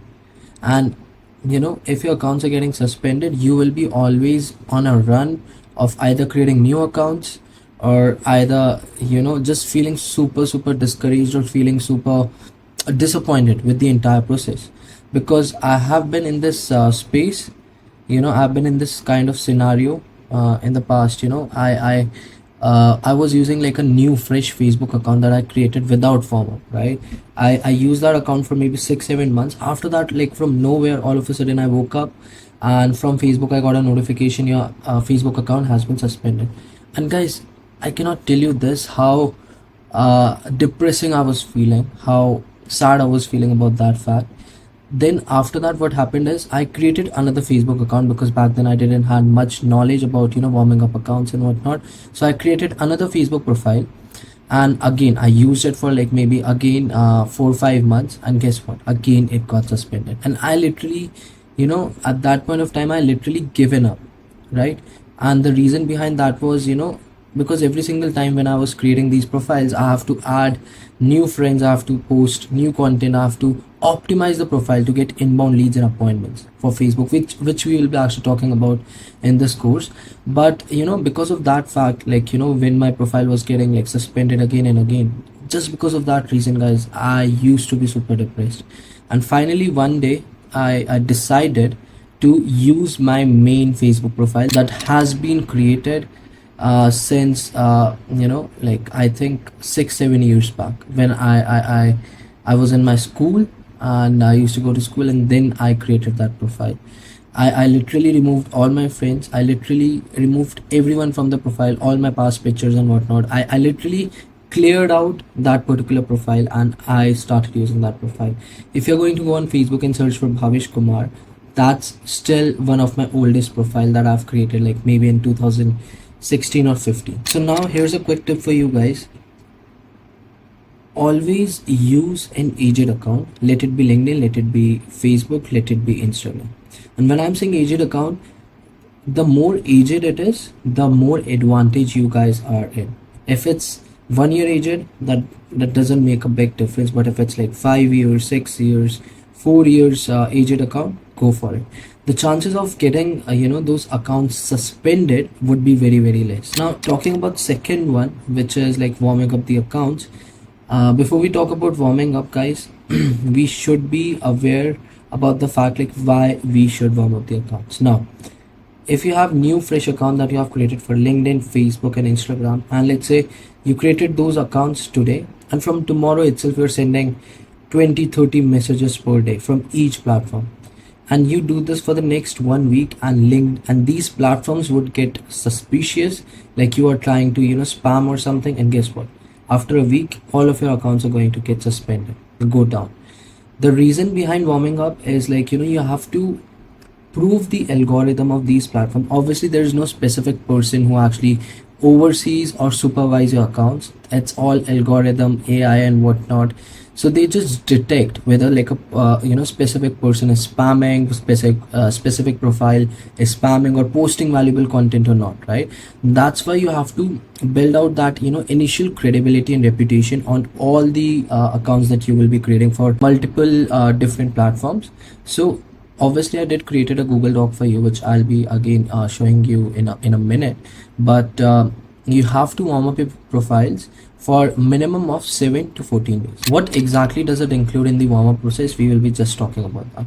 So let me share my screen real quick with you guys. I'm assuming you guys would be using LinkedIn, either Facebook, either Instagram, right? Any of these platforms you would be using depending on your niche. Now, like I mentioned, the warm-up period should be between 7 to 14 days. The more the better. If you can like stretch it out to like maybe 21 days, that would be much more better. Now you might be thinking, Bhavesh, how many accounts should we create for each specific platform? So if you are in a niche where your prospects are generally hanging out on like all the platforms, I would definitely recommend like 3 accounts per platform. So 3 for LinkedIn, 3 for Facebook, and 3 for Instagram. Just to give you an example, in my niche, Solar, these guys generally hang out on Facebook as well as LinkedIn, but some of my sales rep also reach out to Solar prospects on Instagram too, so we also use Instagram, right? So again, it comes down to which specific niche you guys are prospecting in. Depending on that, you have to create accounts on multiple different platforms. Minimum requirement is 3. If you have like 5, 6, 7, even 10 accounts per platform, that's more than better. Why? Because on LinkedIn you have a lot of restrictions, on Facebook you have a lot of restrictions on how many people you can send messages to, on Instagram again you have a lot of restrictions, right? That's why warming up is super important, and if you guys can extend it to maybe 21 days or even 30 days, 1 month, you would be in a very better position with your accounts on different platforms. The chances of getting your account suspended would be very low, very minimal. All right, now you might be thinking, Bhavesh, like if you're asking us to create like minimum of 3 accounts on different platforms, how to get those accounts created? So I'll suggest you this: either you can create accounts by yourself by using multiple numbers. If you have like a lot of members in your family, use their numbers to create multiple different accounts in these platforms and using different emails. This is like the first option that you guys can go for. Now the second one is, if you don't have like a lot of numbers, if you don't have a lot of emails, because sometimes these platforms also detects the IP, right? Specifically LinkedIn, we have faced this while creating accounts on LinkedIn. If LinkedIn actually suspects like this particular person has been creating like multiple different accounts from a specific IP, then LinkedIn actually blacklist your IP, and just because of that activity, you cannot create any more LinkedIn accounts. So you gotta do this very carefully, very carefully, right? So what you can do is, on Google Chrome you can create multiple different profiles. Like I have created like these are all the different LinkedIn accounts that we use. Obviously I don't outreach anymore, but in the past I used to have multiple different profiles for multiple different LinkedIn accounts, right?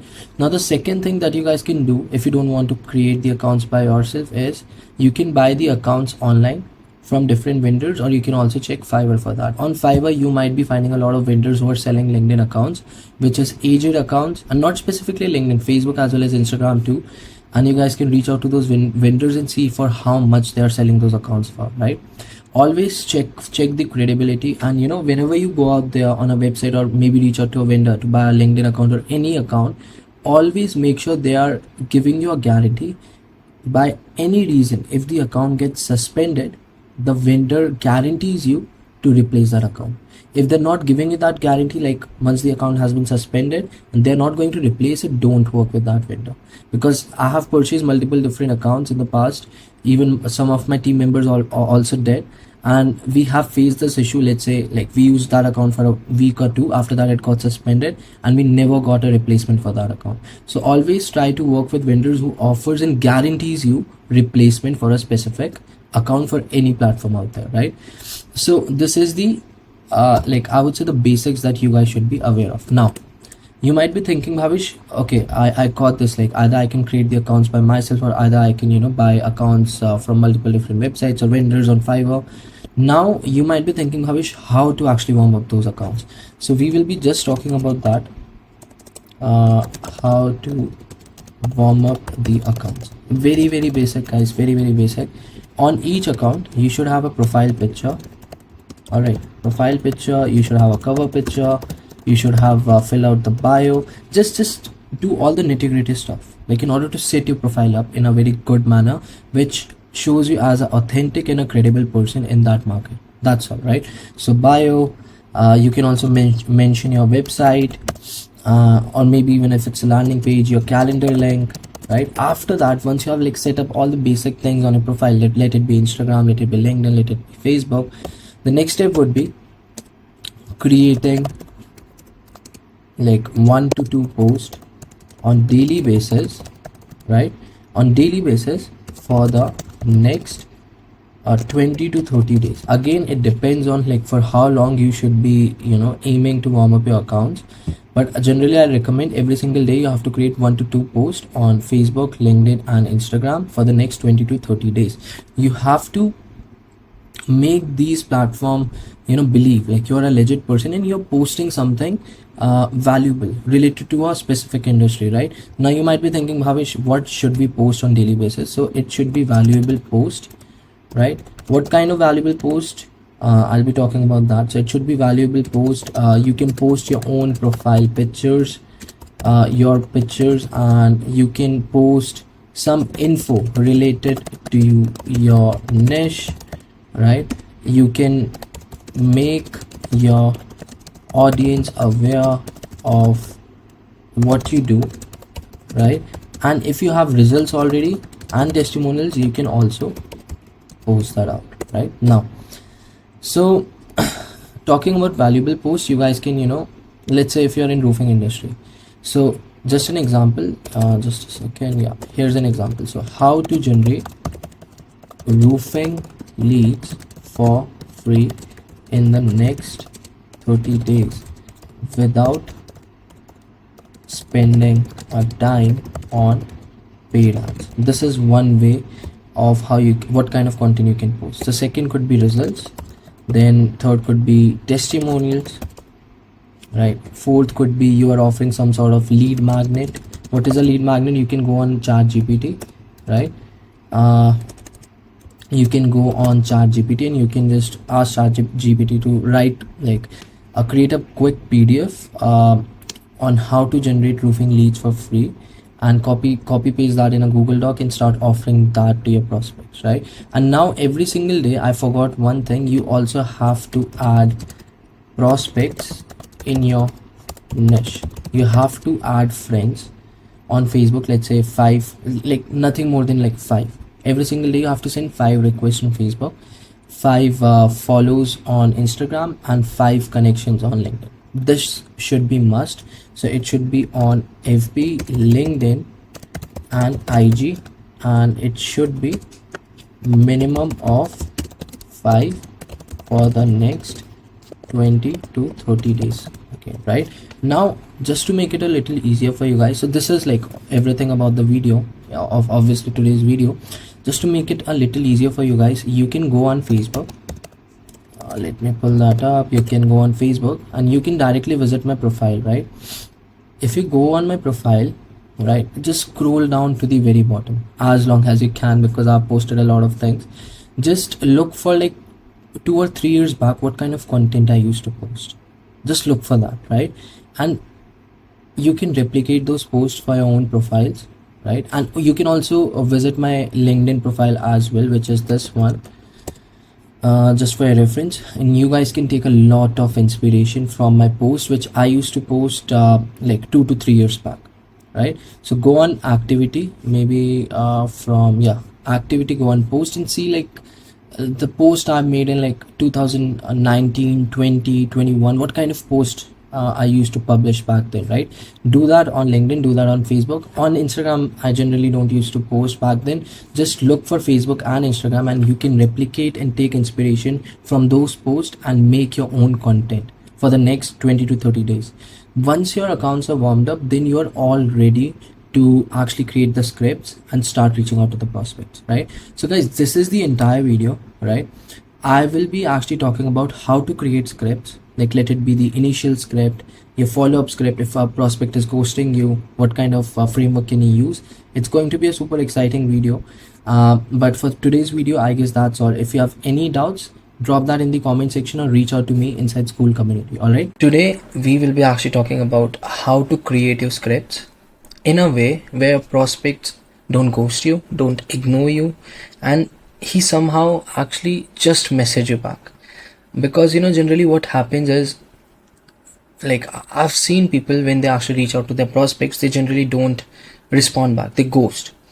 And in today's video, guys, we will be actually talking about how to use call to actions to get responses. Obviously, guys, in today's video, unfortunately, we won't be talking about the framework. Just wait until I talk about framework of sending messages.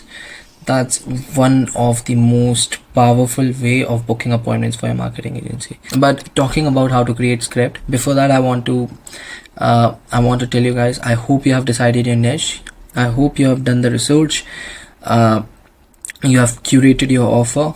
You have set the guarantees, the pricing, everything is set up. Now it's actually time about creating your scripts.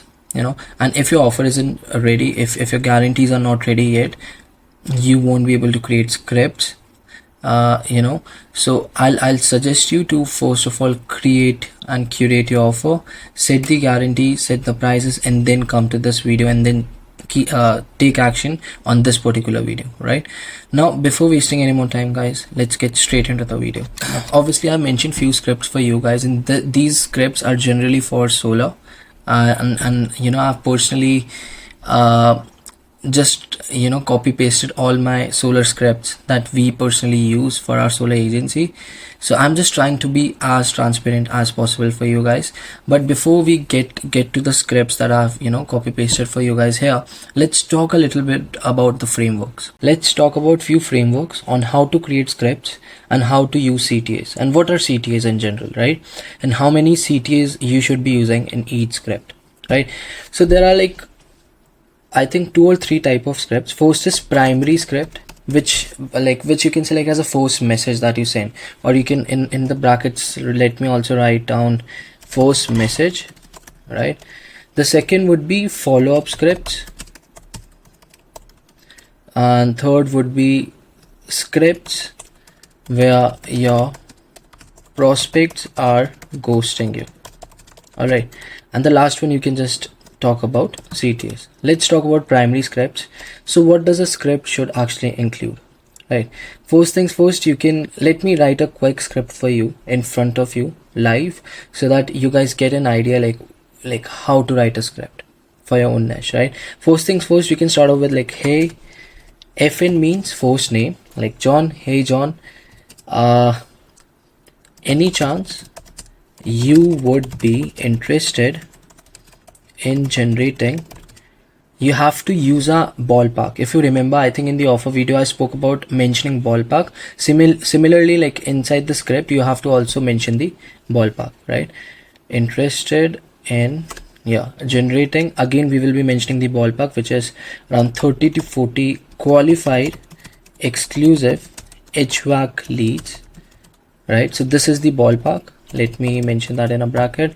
And then in generating 30 to 40 qualified exclusive HVAC leads in the next 30 days. And 30 days is what? It's a time frame and it's a must. You should mention the time frame as well, right? So hey John, any chance you would be interested in generating 30 to 40 qualified exclusive HVAC leads in the next 30 days? Question mark. Now you have to use call to actions, right? Or you can also mention the guarantee. If we fail to generate, then we will refund you 100%. And 100% is this particular phrase in term is a guarantee, and you should also mention the guarantee in the script, right? After that, you have to use CTAs. In each script you have to use 2 CTAs. Now I'm not sure about the HVAC niche, but you can ask certain questions along the lines of which counties are you selling in. That's the first CTA. And CTA is call to action, where you are asking someone to take action on something you have said to them, right? So which counties are you selling in? Do you also sell solar? Now you might be thinking, Bhavesh, why are you asking a HVAC prospect whether they sell solar or not? So here we have to also use psychology. So let's say I know a person and he runs a, let's say, roofing agency for the last 5 years, and he's just doing extremely good job. I reach out to him and I'm like, I'm in my CTA, I'm mentioning how many solar leads can you generate for me? He'll be like, bro, like I don't work in solar, I work in roofing. Now, unconsciously, without, him getting aware, we got a response back from him. So when you tell, something wrong to the prospect or anyone out there, they will respond back to you to correct you, like you are wrong. So that's a human tendency, and you have to use the psychological hack. You can say it's reverse psychology, and you can use these kind of reverse psychology in your scripts. So very basic script. Hey John, any chance you would be interested in generating 30 to 40 qualified exclusive HVAC leads? So 30 to 40 is a ballpark. In the next 30 days is the time frame. And if we fail to generate, then we will refund you 100%. This is the guarantee. These three things should always be mentioned inside a script. So first is the ballpark. Whatever it is, either it should be leads, appointments, live transfer, whatever, the time frame should be also mentioned, and the last thing is guarantee should be mentioned. If these three things are inside a script, that means your script is more than perfect. And once you have mentioned these three things, you have to use 2 CTAs in the end of the script, which is which counties are you selling in, do you also sell solar. And this is like, let me mention it here, this is reverse psychology. You will keep this in mind this way. So this was like one script. Let me create another script for you guys where we are delivering appointments to roofing companies, right? Sometimes you can be like first name directly without a hey, so John, would you be interested in 10 plus qualified exclusive roofing appointments in the next 30 days, or we work for free, something like this, right? And so we have mentioned the time frame, the ballpark, and the guarantees we work for free. So all the three things has been mentioned. The next step would be mentioning 2 CTAs, or you can also mention 3. So guys, I don't want you guys to overuse CTAs. I know using CTAs is a superpower. Why? Because when you use call to actions in your scripts, it's a way to get a positive response from a prospect. And I don't know if you're going to believe this or not right now, but once you start using CTAs in your script and you actually implement it and you start outreaching to your prospects, you will feel like it how powerful using call to actions is, right? So call to action for roofing would be, do you guys also sell window services? So this is one important question, because generally roofing contractors also service they also provide window services to homeowners. So that's a legitimate question. The second one is might be also, I forgot to ask, which counties are you currently servicing in? That's it. This makes our script complete. Ballpark, time frame, guarantee, 2 CTAs. I don't want you guys to use more than 3 CTAs inside a script. Never. You're just going to overdo it. Always try to use minimum of 2 scripts. Never use 1. Use 2 minimum, or max to max 3. That's all, right? So let me also mention it here. Always use 2 to 3 CTAs, nothing more than that. Perfect. So I've just showed you how to create scripts. Now let me show you a few more examples, and this is specifically for solar, and you can replicate these scripts for your own niche. So do you work with Spanish solar leads? I feel like this is a so directly in the first part of the script, guess what, we already mentioned the CTA and we haven't mentioned the first name. So John, do you also work with Spanish solar leads as well? We generate qualified solar leads via Facebook ads. Not sure if there's any chance you would be interested in hearing more about it. Do you sell nationwide? So this is the first CTA. Thought to DM you, can we chat? And this is another CTA, can we chat? So obviously we haven't mentioned the guarantee here, but we did mention like our offer, we generate Spanish leads too. And this like just in the opening of the script, we mentioned a CTA. So you can also mention the CTAs in the initials of the script. That works amazingly well, right? Here's another one. And also guys, there are like 2 types of scripts that you guys can use. The first one is like direct selling scripts where you are, you know, directly pitching to these prospects. The second is like indirect scripts where you're just connecting with them. Hey John, how you doing? How's your family doing and whatnot? And that's like when you, the indirect way is a very lengthy process in terms of booking appointments for your agency. So I won't recommend it. I'll always recommend you guys to use direct selling scripts where you're directly pitching them. Right. So if you see my framework, all of these scripts are like literally direct selling scripts where I'm directly pitching to the prospects. I don't have time to ask them about their family, their children, that someone in their family died. I'm here for business and I'm directly pitching them, and that's what you should be also doing. So this is another script. Hey Freddy, I know I might be 10th or 20th guy to message you about solar leads and appointments today and asking you to chat about it. I know it won't make sense to you. Also, which state are you selling in? Can we chat? So we have only used one CTA here, and here's another CTA. I won't call it as a CTA. It's just, you know, can we chat?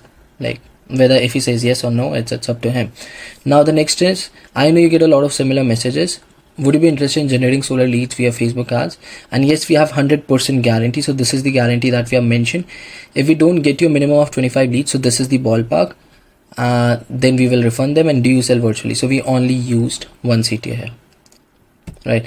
So this is the message. Obviously, let's not talk about it. We will be actually talking about, how to send messages, how to not get ghosted by prospect. This video is specifically for creating scripts, right? And I have another Google Doc for you. Let me find it out. Customize. Let me customize. Okay, I have another Google Doc for you where I have like more than 20 plus scripts already mentioned in that Google Doc. I'll be actually attaching that Google Doc right inside this Google Doc, more scripts, and you would be able to find more scripts in that particular Google Doc. All right. So guys, if you have any doubts like still about like creating scripts and how to use CTAs, just make sure guys, script should include the guarantee, time frame, and the ballpark of whatever you're offering. Second, in each script you have to use what? You have to use 2 CTAs or 3 CTAs, nothing more than that. And there are certain type of scripts. The first is primary, where that's the first message. Second is follow-up, and the third is like if someone is actually ghosting you, how to tackle it. And we will be talking about it next few videos. Right, so that's all in a nutshell this video was all about. If you still have any questions, any doubts, reach out to me or comment down below and I'll try to get back to you. And I'll also mention that Google Doc inside that inside this Google Doc, so that you guys can, you know, find more scripts, get more ideas how to use CTs and whatnot, and replicate those scripts for your own niche. Finally, the video is here. In this specific video, we will be actually talking about how to actually book appointments for a marketing agency. And before I start this video, I want you guys to take a notepad and a pen, or pen and paper, and just take notes. Whatever I'm going to teach in this video, just take notes about that. And you know, once you go through the entire video, just go through your notes, and after that, I'm 100% sure you will actually get to, you know how to book appointments for a marketing agency. Obviously, there are a bunch of different videos on YouTube, but this video will just clear all your doubts. And this training I've already given to my sales team, and obviously I've attached, a recording where I'm actually training my sales team for GMS, and I'm actually teaching them this framework. And my sales team still uses this particular framework to book appointments for my marketing agency. All right. So guys, before wasting any more time, let's get straight into it. And guys, I'm also hoping you guys are taking action after watching all the videos, and I hope you have created the accounts on whatsoever platform you want to outreach on. And secondly, I'm also hoping you guys have created the scripts as we have discussed in the last video, as well as the CTs, call to actions, right? So before wasting any more time, guys, let's get straight into the video. So first things first, guys, before we come to this part, because this is the most crucial part of this video, before we come to this part, I want you guys to look at these CTAs. And I guess in the last video we did discuss what CTAs are, which is call to actions, and these CTAs are specifically for solar and roofing, and you guys can replicate these CTAs for your own specific niche. Guys, if you still have any sort of doubts regarding CTAs, just think it think it CTAs in a way where you are giving some sort of call to action to someone to act upon, right? So for an example, you're talking to someone, and let's say John and Anthony are talking. So John said to Anthony like, hey, how are you doing? So Anthony said, I'm doing good, can you pass me that bottle? So I'm doing good, can you pass me that bottle? So can you pass me that bottle is a CTA, call to action. And then John is going to act upon that CTA, and he is going to pass that bottle to Anthony. Just to make it simpler for you guys, that's what a CTA is. And you have to make I think in the last video we discussed like you have to use minimum of 2 to 3 CTAs in each script in order to not get ghosted by prospects. And I don't know how many people are actually using CTAs, but this CTA framework, I discovered this by myself. I never watched any video, and in the last 2 years it has been working amazingly well for me and my sales team, right? So here are few CTAs. I've mentioned few CTAs for you guys. Try to replicate these CTAs for your own niche, right? So also, do you guys work with flat roofs? I think this can be worked for both solar as well as roofing. Also, do you guys work with multifamily houses? I guess this is specifically for solar. This is for solar. This is very general. This can be used for any niche out there. This is also generic, can be used for any niche. This is also generic, and that's good. Also, guys, if you're hearing someone snoring, that's my dog, so just ignore it. He's just sleeping here in my room because I've turned on the AC. It's kind of hot, so that's why he just sleeps here in my room, and he snores as well. He's overweight, but yeah, let's not talk about it. So moving back to the point, guys. So that's good. Appreciate your response. So is there any chance you would be open? Okay, these are the CTs. Go through it one time and see how you can actually replicate these CTs for your own specific niche. Alright, let's begin. And this is the recording that you have to watch, but only watch this recording once you have watched this specific video. Don't skip, guys. Don't skip. Like, I have literally structured this course for you guys in a way where you will learn everything step by step, and you will be flabbergasted with the information I'm going to share with you. You're going to be shocked because you have never heard something like this in the past. And to be very honest, the framework I'll be teaching you guys today, you will be shocked. I'm 100% sure about it. Alright, let me copy paste this. Just a second. Alright, let's paste it here. Now, the framework. And this framework can set you guys up for success and your marketing agency. When you are actually reaching out to the prospect, there are two type of things that's important. First is trust. And when I'm saying trust, why in the world someone from like US or UK would trust an Indian guy, or let's say you who in the first place reaching out to a prospect, right? What's the reason these guys will be actually trusting you? In order to make them trust you, first things first, guys, that's what I've mentioned. When setting up these profiles, you should have some sort of social proof. It could be past results, it could be video testimonials, it could be where you're providing value, right? Your prospect should actually see you as an authoritative figure, right? Like someone in authority already. If a prospect actually, reaches out to me, they already know I'm in authority. I've been doing this for the last 4 years. These guys are aware of me, right? Very well. So that's what I'm saying. When you're actually using a profile to reach out to the prospects, or you're using a profile to do prospecting for agency, make sure you have a lot of social proof already there. And just to make it a little easier for you guys, you can reach out to people on Fiverr and you can create fake results. Initially, I never personally created fake results and video testimonials, but I've recommended that to my, students, and it worked extremely well for them, right? So the reason behind that is you just gotta fake it until you make it, right? Initially, once you have like 5-6 clients, after that you can have like solid real results.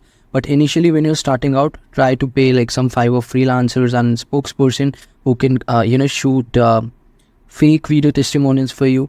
And if you don't want to go that route, then you can reach out to like certain media buyers and just ask them the permission. Hey man, can I just share results? If I do get a client, I'll send you over the client, right? Something like that. So that's why, trust is important, and that's how you can initially build trust with a prospect, by having a lot of social proof on your profile, right?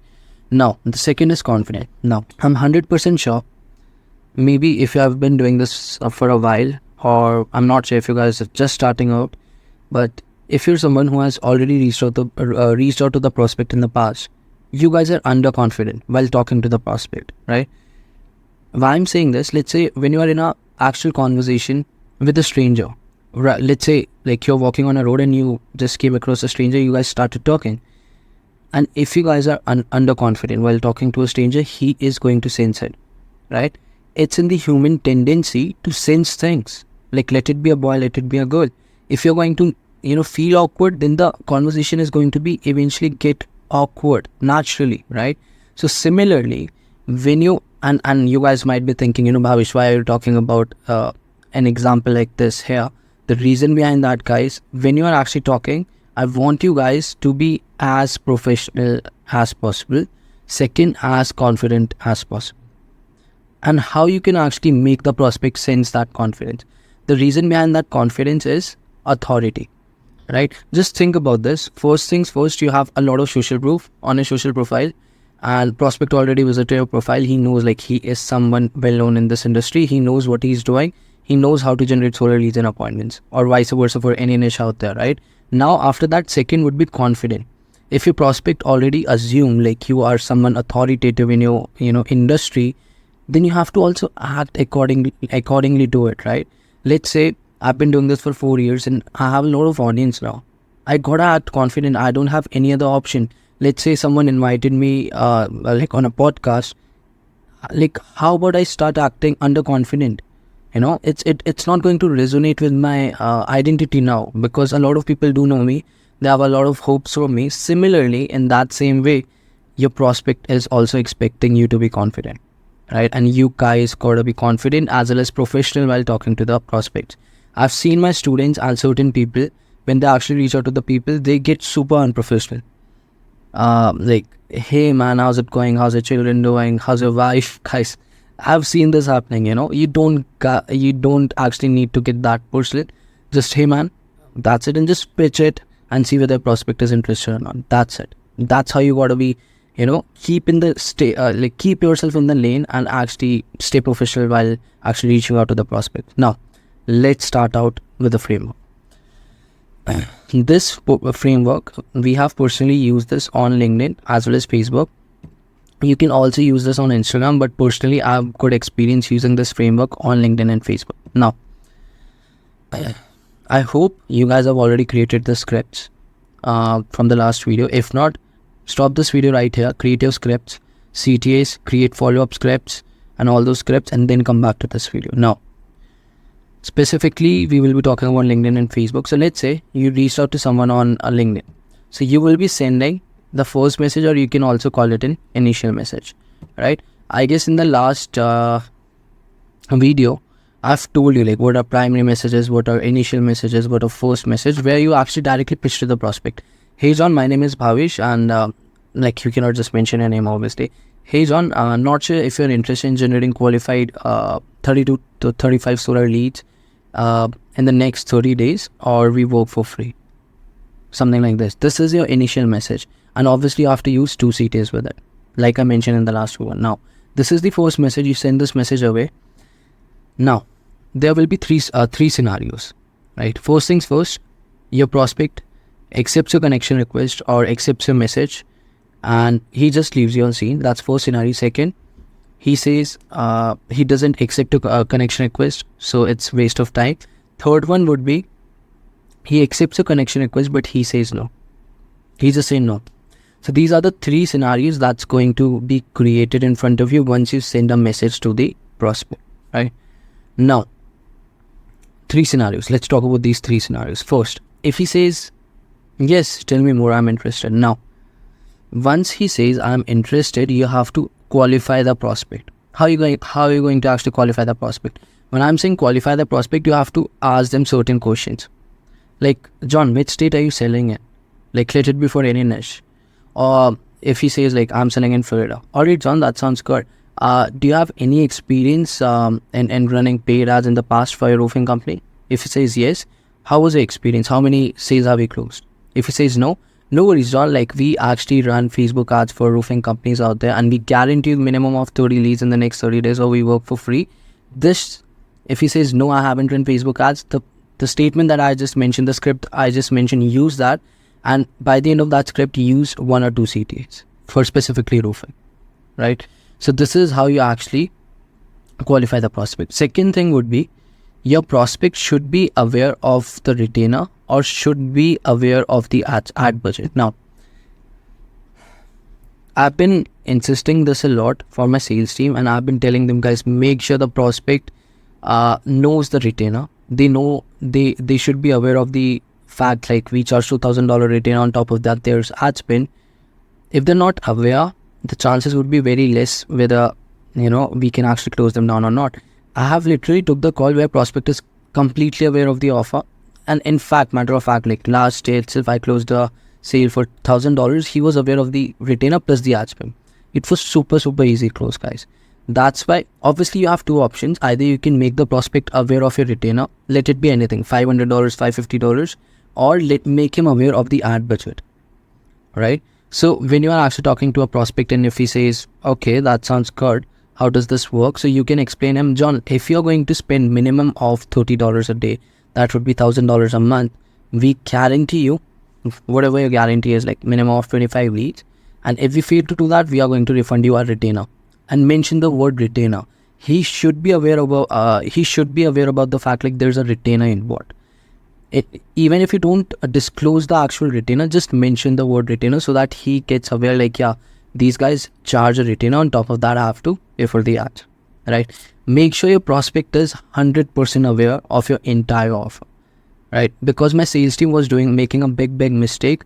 My prospects were not even, aware of our offer. They used to be thinking in a way like, this is completely free. This is on performance basis. And I used to be super angry on my sales team for the fact, guys, I've literally trained you for everything. Still, we are getting prospects who are expecting we would be sending them leads and appointments on performance basis, or you can say commission basis. That's never going to happen, right? Now, in order to qualify your prospects, I've already given you a lot of examples, but you can also use these statements. So which state are you selling in, right? If he says Florida, alright, John, that sounds good. Are you looking for leads or appointments? If he says leads, pitch him accordingly. If he says appointments, pitch him accordingly. Are you selling virtually or in person? This is specifically for solar, and this is a CTA. You can also add 1 or 2 of your CTAs here, depending on your niche, right? And here's another question. Another way to qualify a prospect. Have you ever tried running Facebook ads in the past to generate solar leads? If he says yes, how was your experience? If he says no, tell him what I just told you, like the script I mentioned, right? Now, once you have pitched him, like, this is exactly what we do. The next thing would be, John, I'm not sure, but is there any kind of specific ad budget that you guys would be comfortable spending on ads to generate roofing leads, remodeling leads, HVAC leads, question mark. And after this, after the question mark, you have to add 1 CTA. Guys, just think about this. Like, the more CTAs, the better, but don't overdo it. Don't go more than 3 CTAs per script. Like, CTA is a way to avoid getting ghosted by a prospect. And always use a CTA in each and every script. And you will learn this over time, not just like in a single day, right? Now, that was the first scenario. And the second scenario would be, he doesn't accept your connection request, and that's just a, lost case. Just ignore that one. The third one would be, if he says no. Now, if your prospect says no, I'm not interested, you have to ask him why. And there's a way to ask your prospect, like, what's the reason behind it, right? So let me give you a script real quick. Obviously, I'm going to say it. Write it down somewhere on your desktop or somewhere. So, John, I really appreciate you getting back to me. Is there any specific reason you're not interested in generating solar leads or appointments right now? Add 2 CTAs. Also, like, which state are you selling in? Also, do you guys work with roofs? Now, just think about this. We have 2, CTAs in the end of the script. And we have also asked him a specific reason. He will give us the reason. Secondly, he will also mention, like, I'm selling in Florida, and yeah, we also work with roofs. So you have initiated a conversation with a prospect who was not interested in the first place. And this is how you have to use reverse psychology. And this is how you have to use CTAs to initiate a conversation with a prospect while prospecting who is not even interested in the first place. Just think about this. And I've used this multiple times. Even if your prospect says no, this is what you have to do. I've just told you right now. All right. Now, okay, so this specific whole thing is mainly about qualifying your prospect. Either they should be aware of your retainer, either they should be aware of the ad spend. And always when you are disclosing the ad spend, make sure you are disclosing it on per day basis. If you want them to spend minimum of $1,500, make sure just telling them like, if you can spend minimum of $50 a day in the next 30 days, we guarantee you this much. Don't ever tell them like you have to pay another $1,500 for the ads. Obviously they are going to resist it, So now you have to ask them few questions about their business, just so these guys feel like, yeah, this guy who's reaching out to me regarding solar leads is genuinely interested in my business, right? So this question will be about their business, right? Now, you will be asking this question, which state are you selling in? So you will be aware like which specific state is he selling in. So let's say Florida for an example. So you will be asking him a question regarding that state. I've heard Florida has a very slow install time. So this is again a CTA for solar. You have to make this entire statement specific to your own niche. Obviously guys, I cannot help you guys specifically with your own niches, but I'm just giving you everything away I can. Just replicate whatever I'm giving you in your own specific niche, I would say, right? Now, this was the first call to action. So John, I've heard Florida has a very slow install time. By the way, what's your sale to install time in Florida? Okay, let me add that. NFL, or just mention state. Perfect. Just think about this, guys. We have given him a question. John, I've heard this about Florida, and what's your sale to install time in Florida? He's going to respond. Once he actually responds you back, now it's the main time to pitch him, right? And this is going to be a final pitch, and that's going to be the final pitch. Yeah, this is going to be final pitch. Just listen to me very closely. Now you have done everything you can. You spoke with the prospect, you qualified him. He's aware of either the retainer, he's aware of either the ad spend, right? Now you have also asked specific questions about his business. So now your prospect is aware like this guy is genuinely interested in my business. Now here comes your final pitch. How you will be actually asking that prospect to get on a call with you. Now, listen me out real quick. Once he says, once he answers all your questions, now here comes the final pitch. John, I really appreciate, let me write it down for you guys real quick. First name, I really appreciate you sharing info about your business. Any chance if you would be free for a quick 15-minute Zoom tomorrow or later this week? Question mark. Now you have to ask him what's your email or what time works for you, and also what's your best Evo. This is your main pitch. Now guess what do we have to do now? We have to use 2 CTAs in order not to get ghosted by this prospect, because whenever we send this final pitch to the prospect after talking like everything about the business, these guys usually ghost. In order to avoid getting ghosted, I've told you use 2 CTAs. So for an example, also I forgot to ask, do you guys also sell virtually? This is our CTA for solar, and this would be a first CTA, and the second CTA might be for something random. Do you use iOS or Android phone, mobile, whatever it is? Guys, like CTAs is something, it could be extremely random to, do you use a iPhone or an Android mobile? He would be intrigued to answer this question. What if he feels like let me tell this guy, I own an iPhone, I have like iPhone 15. He might feel like I'm humble bragging. So you can use any CTA you want, but like when you are in the initials of talking to a prospect and you are actually qualifying them, make sure your CTAs are related to that specific niche. But once you go for the final pitch, you can use like multiple different CTAs. which could be random, right? Now, after this, there could be two scenarios. First is, yes, here's my email. This time works for me. Book his call and congratulations, you booked the first meeting. The second scenario might be, he says no. John, may I know, is there any specific reason you are saying no to CTAs? And third scenario might be, he ghosts you. If he ghosts you, you would be doing this. Let me write it down for you guys here. If he ghosts you, you will be just sending him a couple of follow-ups on alternative days. First name you there. First name you there, question mark.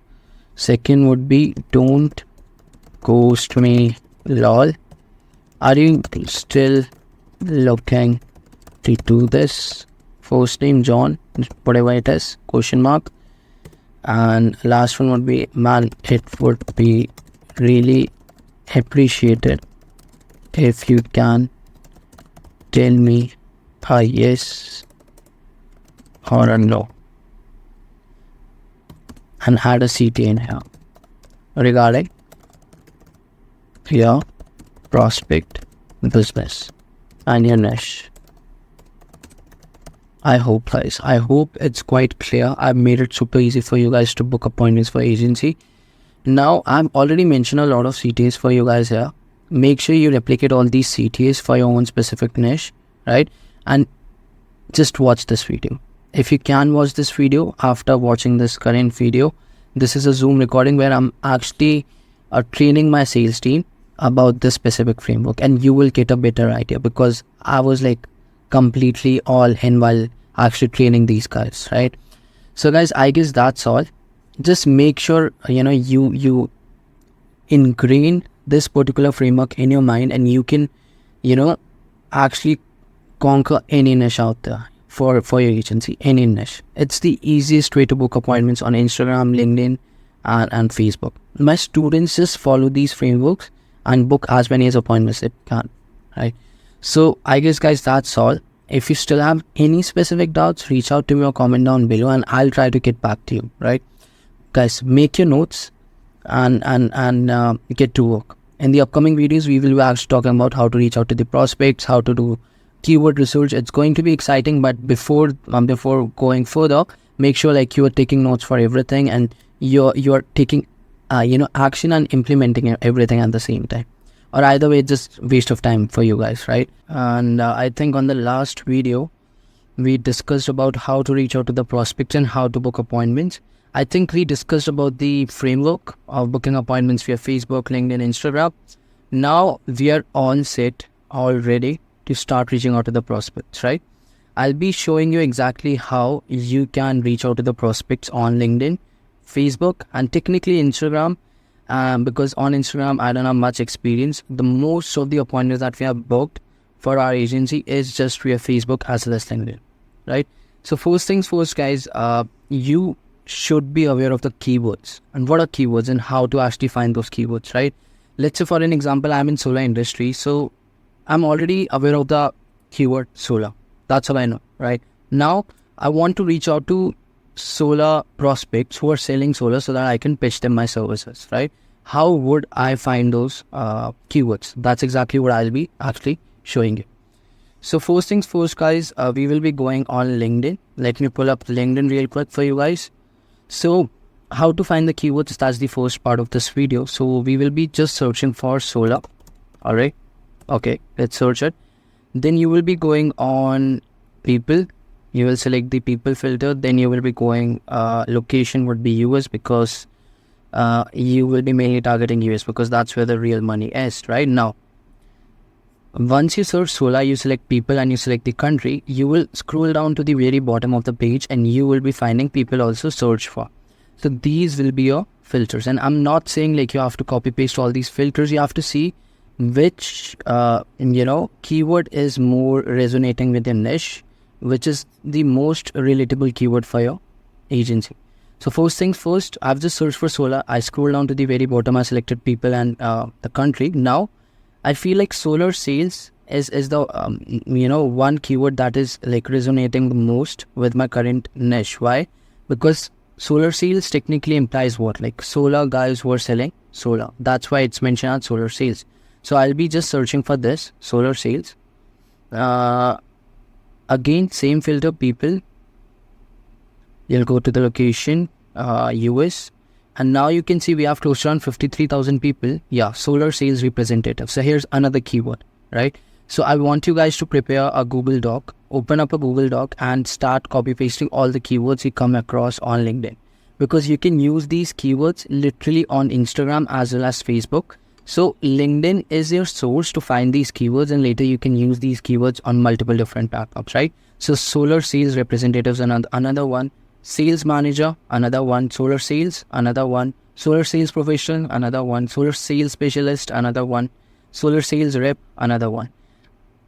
My main point of telling you this is, if you search for each keyword, you will be finding multiple different results. So for an example, if I search for, let's say, solar sales specialist, right? Solar sale specialist. Let's see what do we get. Yeah, let's search for this particular, let's go to people US. So we got like close to around like a lot of results here. So solar sales specialist, solar and real estate specialist, solar specialist, another keyword for you guys. Then sales manager, another one. And then it's not that much, targeted, but solar energy specialist. Let's search this one, solar energy. I think this is like, resonating a lot. Solar energy specialist. Let's see, what do we get? So again, the same filter, people as well as US, we have more than 100,000 results. Solar energy specialist, solar energy specialist, solar energy consultant, a new keyword just I came across in front of you guys, right? A residential energy specialist, another new keyword I came across, right? Solar energy specialist, energy efficiency consultant, another new keyword, right? So this is one way of finding keyword. And again, if you're going to scroll down to the very bottom, you will be finding a lot of new keywords. I want you guys to focus on the keywords which has a lot of audiences. For an example, solar energy specialist has more than 100,000 plus results. So I'll be using this technically most of the times, and I'll be reaching out to the prospects using this particular keyword. So as you can see, there's a lot of keywords already. So you have to write down all the keywords which has the highest volume of audiences, And when I'm saying audiences, it should has like, minimum of 50 to 60,000 results. If it has less than 50,000, it would still work, but I'll definitely recommend you check out and research each particular keyword. All right. So this is the first way of finding keywords. Once you have found it, all the keywords, you have done the research. Now it's time for outreach. So I'll be giving you two particular strategies, in general three, on how you can reach out to prospects on LinkedIn. First things first, the first way is selecting people, then the country, I guess that's all. Click on connect, add a note, and you have to add that primary message that we created, I think in the last video, and just hit send. I'm not sure if you have a free LinkedIn account or a paid one, and I'm also not aware of the current LinkedIn restrictions. So try to send as many as connection requests possible, right? Reach out to as many as people possible. And I want you guys not to spam it. I want you guys to take your time. Because if LinkedIn gets suspicious, like you are spamming, it's going to suspend your account. So be aware of that. So the first strategy is using filter, country, and start sending connection requests. That's the first way. Now, soon enough, once you start sending connection requests, you will be getting a caution message like you have reached out to your limit, and I guess you cannot send any more connections, right? Now, the second strategy in order to, eliminate that particular caution from LinkedIn, you will be going on services, because that's another strategy, and you will be selecting US, right? As you can see, we don't have much results. We only have 2,800 results, which is very less. Still, the best part is you don't have to connect with these guys. You can directly send them a message, right? So you will see, I've already sent him a message. This was the first message. He hasn't responded me back since. I sent him a message on like 2023, right? So yeah, you can like literally send a lot of message, and there's no limit. Again, I'll recommend you guys not go more than 100 messages a day per LinkedIn account using this particular service filter. Again, LinkedIn is going to get suspicious, and boom, they're going to suspend you. So you have to just hit on message. See, I sent him a first message and he responded, "Hi Bhavesh, thanks for reaching out. I'm not interested." So obviously this is a game about volume. The more messages you'll be sending, the more people you'll be reaching out to, the more responses you'll be end up getting, right? So this is the second strategy. Now let's talk about the last one, which would be using groups to send out messages. We'll just first search for residential solar because that's our targeted audience. And we will go on groups. Instead of services, we will be selecting groups. And residential solar leads, another great group. In this particular group, there will be a lot of solar prospects who are hanging out and looking for leads, right? So another one might be, I would say, yeah, residential solar community. We have like 121 members, which is very less. Once you do join this group, you would be able to access the members, right?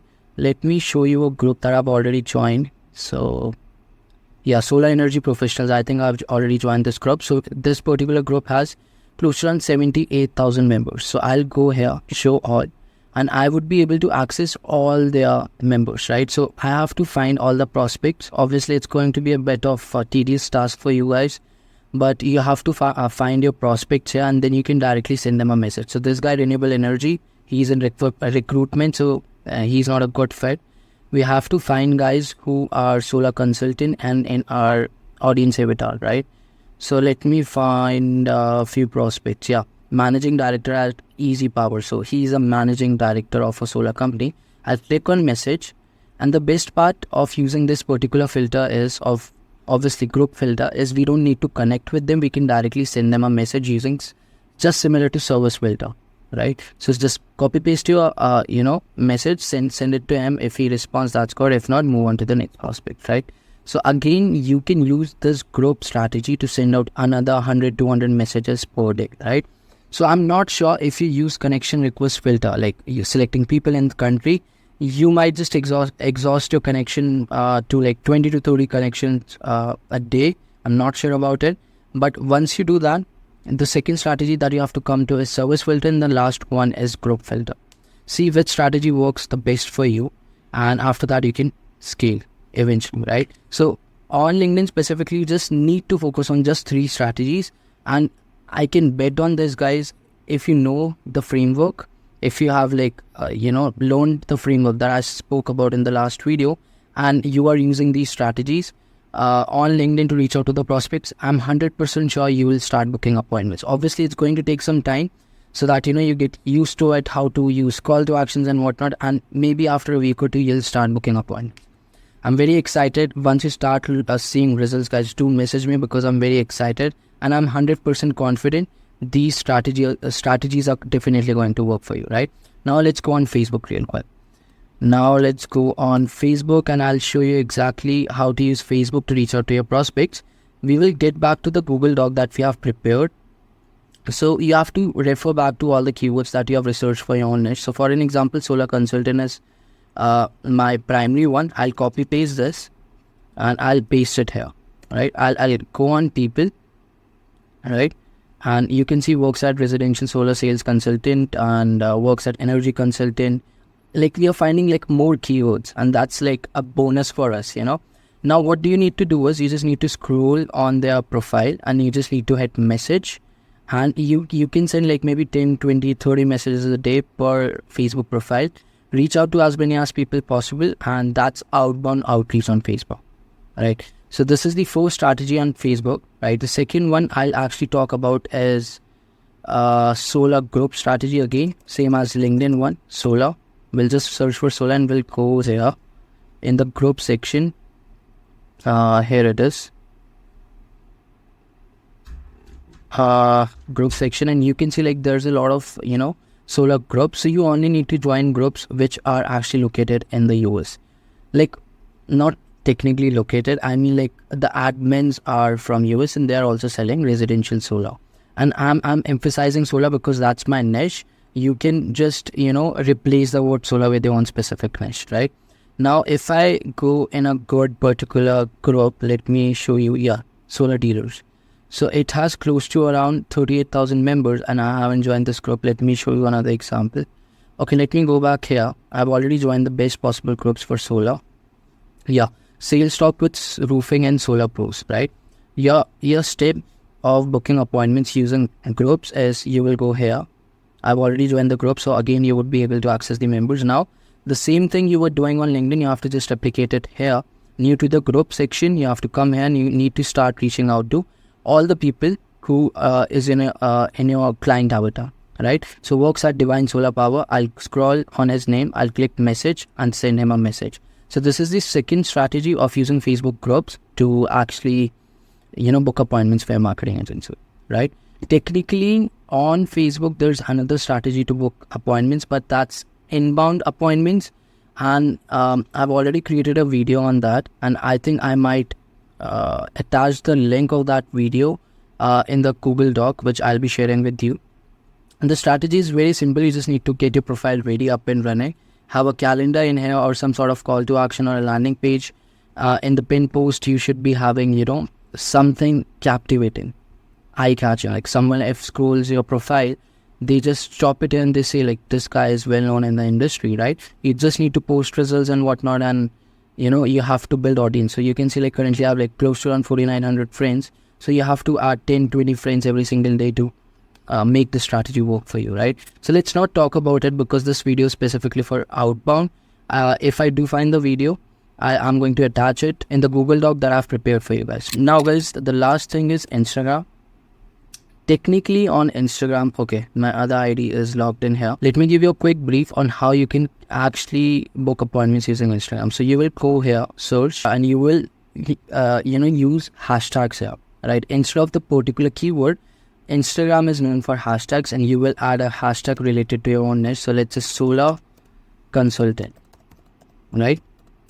I've searched for it. I'll go here and let's see what do we get.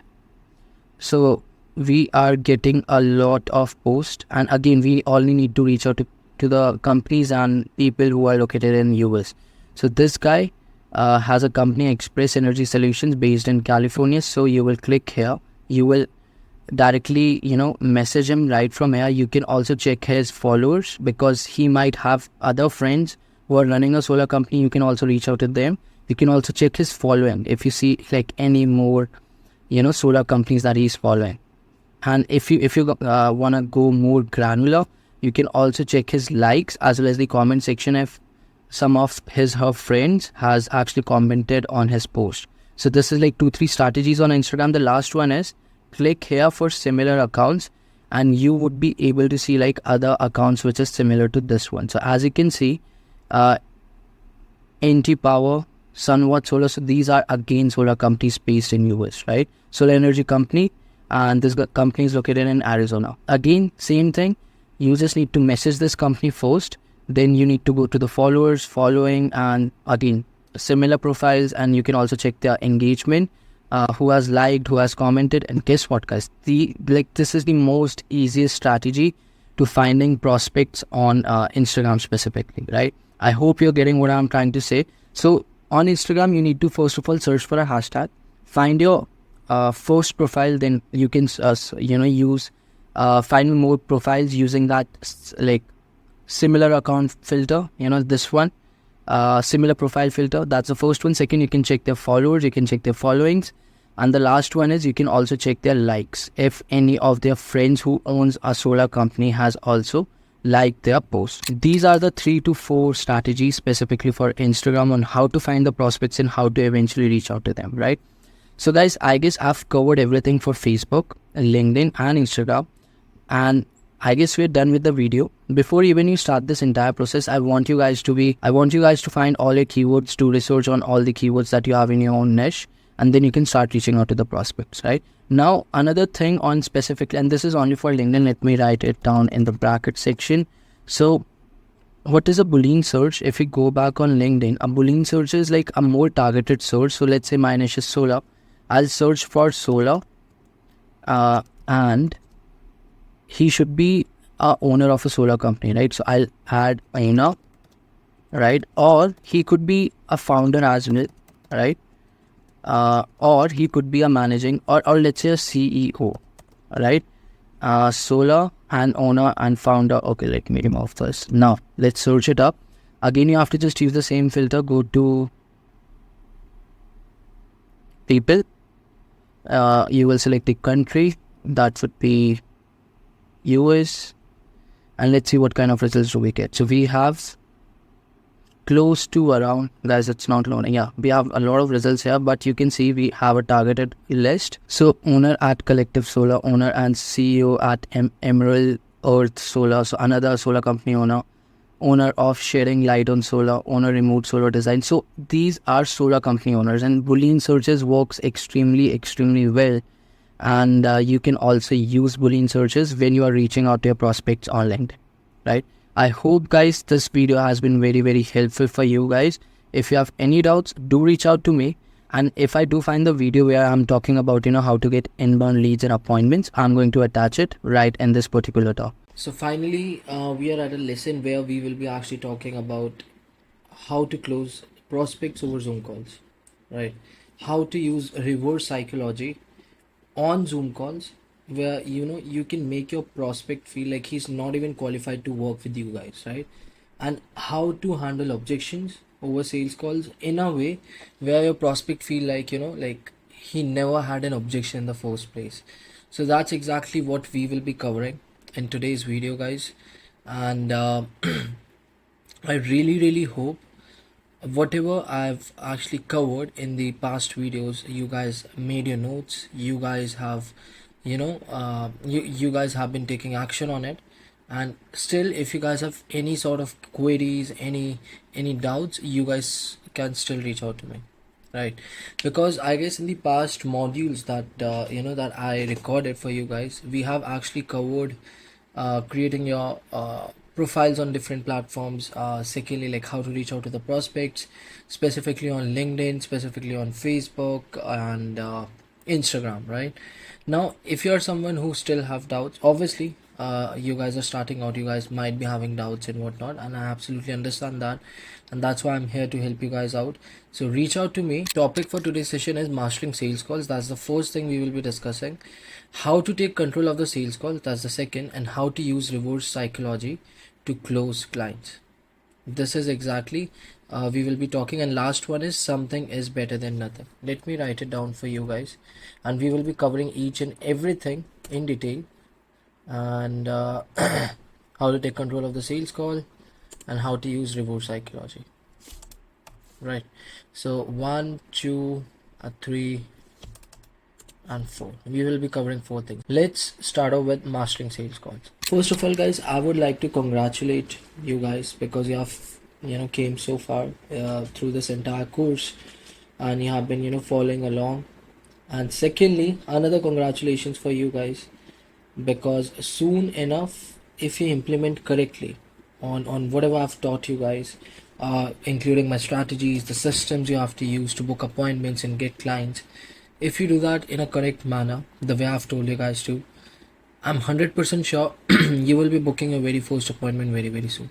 And that's the congratulation is for. So once you do book an appointment, the next step would be getting on a call with that prospect, right?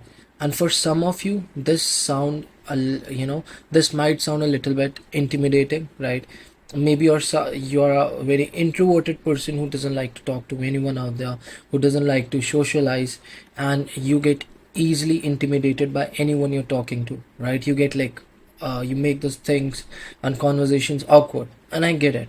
I was also like in your place once upon a time back then, and I was a person like I literally never used to talk to anyone back then. It was just my business, and not even the prospects, not even on the Zoom calls. I used to be like super quiet, and I used to let the prospect take the control of the call.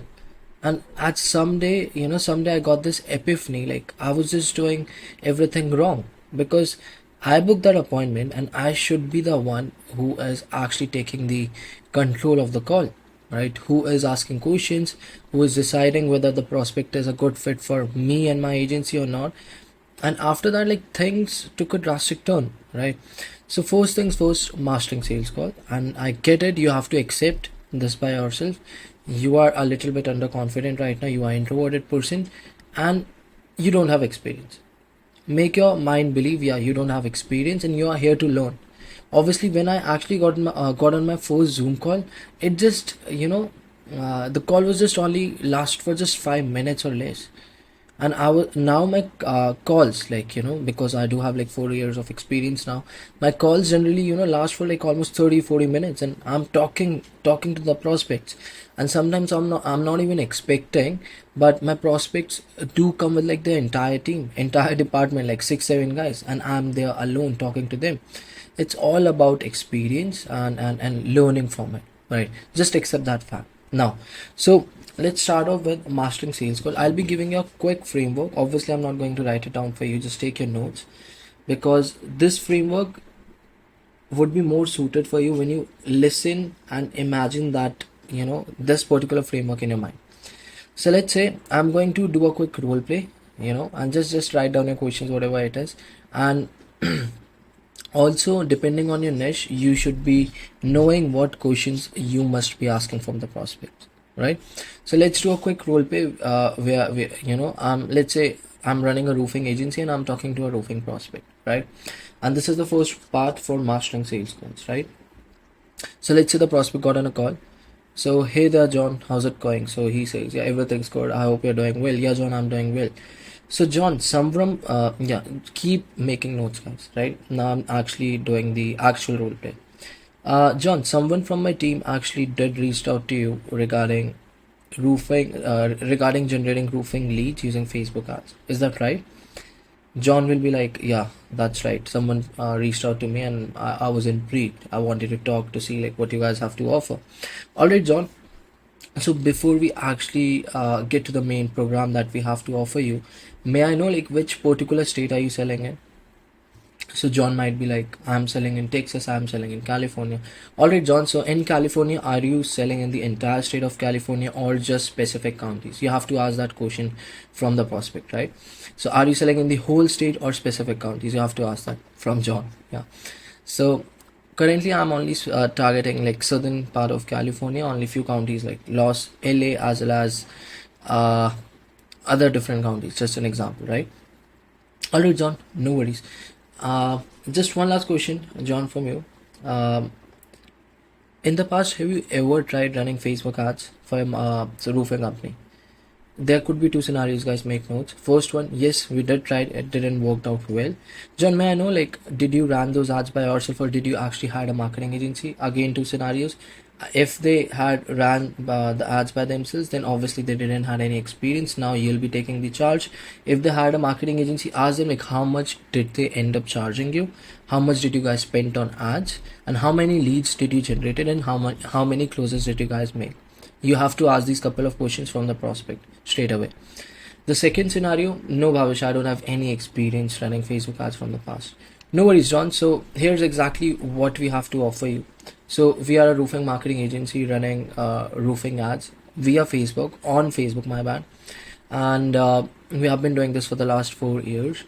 And we saw like, you own a roofing company in California. That's why like someone from my team reached out to you. So the way we work is we are going to place an ad in southern part of the California for you, where we will be generating roof replacement leads for you. Does that sounds good? John would be like, yeah, it sounds good. So John, in order to generate these leads, you gotta spend something to, so that Facebook can show this ad to actual potential homeowners who are looking to replace their roofs. So John would be like, okay. So John, like, generally when we work with a roofer or a roofing company, they start out with like maybe $30 a day, and they scale it up to like $50 a day. If you spend $30 a day, that's like roughly around $1,000 a month in ad spend. If you spend $50 a day, that's roughly around $1,500 in ad spend. So you will be giving John two examples. First is $1,000 ad spend a month, and second is $1,500 ad spend a month. After that, you have to also tell him, if he spends $1,000 in ad spend in a month, how many leads can he expect? And if he spends $1,500 on ad spend in a month, how many leads can he expect in a month, right? So John, if you spend $1,000, you can roughly get around 20 to 25 leads in a month, and if you spend $1,500, you can easily get 30 to 35 plus leads. So what do you think? Like, which one would you be like more interested in? How much can you potentially spend on Facebook ads? Then John would be like, I might be interested in spending $30 a day. Now we have just used a psychological trick here. We have given him two options, guys. And generally what happens is it's easier to close someone when you actually give them options. If you just give them one option, you might have heard, okay, let me think about it, let me talk to my wife, let me talk to my partner. From my 4 years of experience, like what I've discovered is when you give options to your prospect, they're more likely to get close and converted. So like obviously we are just talking about ad spend right now, so still you can give them the option, right? If they select $1,500, if they say, Bhavesh, I might spend $1,500 to generate 35 leads, back in your mind, back of the mind, like you guys know this guy has money to spend on ads, then you can also pitch him a good retainer. Alright, John, that sounds good. So if you want to spend $1,500 a month, that would roughly get you like 30 to 35 plus leads. And the best part here, John, is if we don't get you minimum of 30 to 35 leads in the next 30 days, we give you 100% of money that you will be paying us, right? So obviously you can claim your refund policy here just to make the call even more intriguing, interesting, and like indirectly convincing to a prospect, right? If you're going to convince someone to do something, it's in the air. He knows like you are trying your best to convince him. But if you find a way where you are indirectly convincing someone to do something and they're not even aware of it, they are more likely to do something for you, right? Just because out of that indirect convincing that you did. So similarly, you have to also convince your prospect, like in a way, like indirectly convince your prospect as well throughout the entire call itself, right? Now guys, we have disclosed the ad spend. Now the next step would be actually a retainer. All right, so John, seems like you're more interested in spending $1,500 a day, $1,500 a month on ads. That will roughly get you 30 to 35 leads. May I know, like, are you working all alone or do you have a team? And he would be like, okay, I do have a team right now. All right, John, so will you be the one who will be calling these leads and book appointments with them, or will you be assigning one VA? You have to ask this question. It's very important. Whatever he responds, obviously, like, it doesn't matter. Regardless, your next question would be, all right, John, I do feel like we might be a great fit. May I know, like, how soon are you looking to do this? Now, two things can happen. I'm looking to do this as soon as possible. Second, I might need to think about this, need to discuss with my team. If he says this, try to book a follow-up call. But before booking the follow-up call, you have to disclose the retainer price. So he might be like, you might be getting this question asked in multiple ways. John might ask you this question by himself. Like, Bhavish, you didn't mention like how much do you guys charge for your service? John, we charge $1,000 monthly retainer. On top of that, you have to pay $1,500 on ad spend directly to Facebook. Second scenario might be, if John doesn't ask you how much do you charge, you have to tell him so that he's aware like how much he might be paying you, right? So that eventually when he makes his mind to work with you guys, he knows how much to invest with you guys, right? So John, I also forgot to mention one thing. On top of the ad spend, we also charge a monthly retainer of $1,000. So you have to pay the $1,000 retainer, then we can get you set up, and you can pay $50 a day directly to Facebook via credit card. The only thing for you to get started with us, you just need to pay us $1,000, right? So don't over convince John. Just tell him like it's just $1,000 retainer. You gotta pay us so that we can start working with you. Now two things might be happening. The first is, all right, no worries. Let's do this, guys. I told you to ask this question, like how soon are you looking to do this? Don't ask that question before disclosing the retainer. Ask that question once you have disclosed the retainer. So we just disclosed the retainer in two scenarios. One where John asked for the retainer by himself, and second where we disclose the retainer because he didn't ask. Once the retainer has been disclosed, the next step would be, also John, I forgot to ask you one thing. How soon are you looking to do this? Now ask this question because now it will be making more sense. So I might do this as soon as possible. Second scenario might be, I need to talk to my wife, my spouse, or my team. Alright, John, let's do this. Is there any chance like we can directly schedule an onboarding call with you guys? If he says yes, amazing. The chances would be 80 to 85%. If he shows up for the onboarding call, he's closed. And if he says no, right now I don't want to book any follow-up call or an onboarding call, then that means like he's not that much so keen to work with you guys. He's not that much invested and interested into working with you guys, right? But if you do end up, you will be having two options. Either you can book a follow-up call with them, and secondly, either you can be booking directly the onboarding call. If you do book the follow-up call, and if he shows up, the chances would be again, guys, the thing is, like the first call that you take, that's the, you can say, discovery call in general. The second call is the actual sales and follow-up call. And generally, in my experience of 4 years, if prospects do end up showing up on the follow-up call or the sales call or directly to the onboarding call, the chances are very high you'll be closing that prospect, right? So that's why I'm saying never ever forget to book a follow-up call or an onboarding call by the end of the discovery call, which is your first call itself. I've told this to my students as well. They forget to book a follow-up call, guys. They just let the prospect get off the call without even booking a follow-up call, right?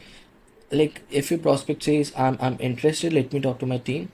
But guys, how you are going to hold your prospect accountable? If you guys have some sort of calendar where you guys can book a follow-up call with the prospect, he is also going to see that follow-up call on his calendar. Then he might be having a thought in mind, like, I have to make a decision about these guys, whether I should pull the trigger, whether I should be generating roofing leads with this particular company, right? Because he can also see that follow-up appointment booked on their calendar.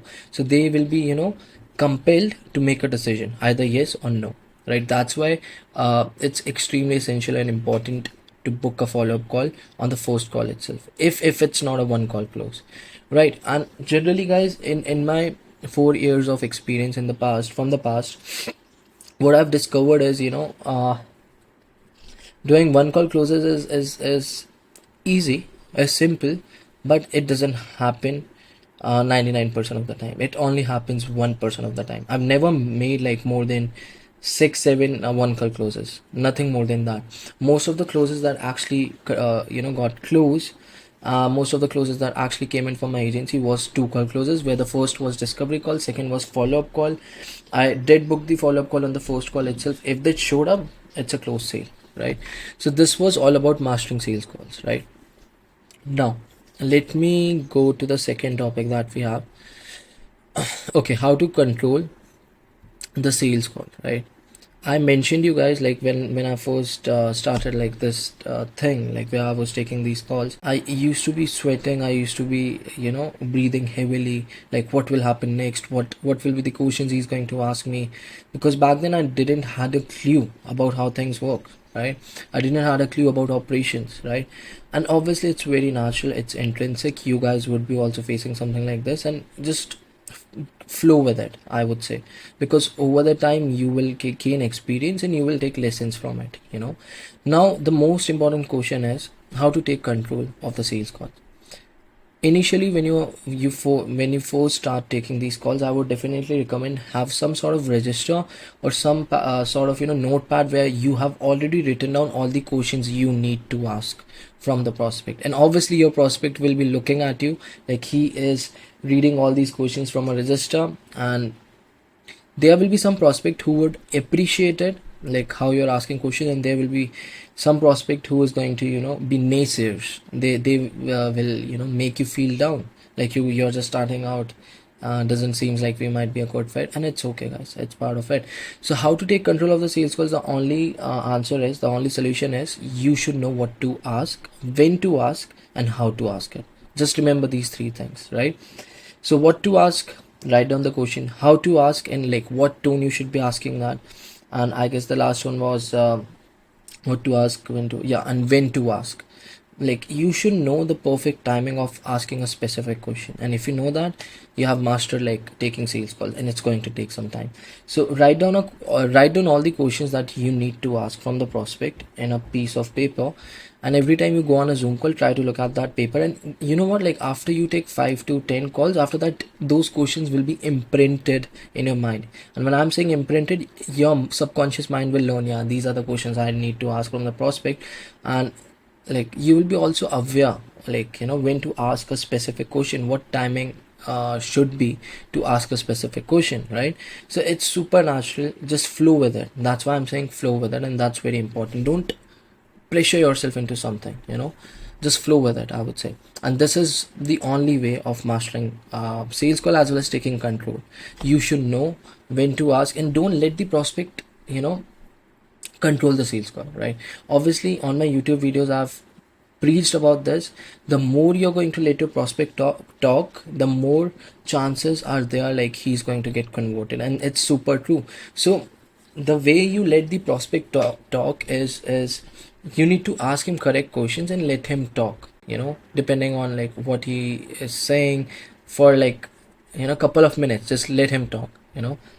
So the more he's going to talk, the more likely the chances are there like he might get closed, because you will be hearing his pain points, what exactly he has faced in the past, and what exactly is he looking for right now.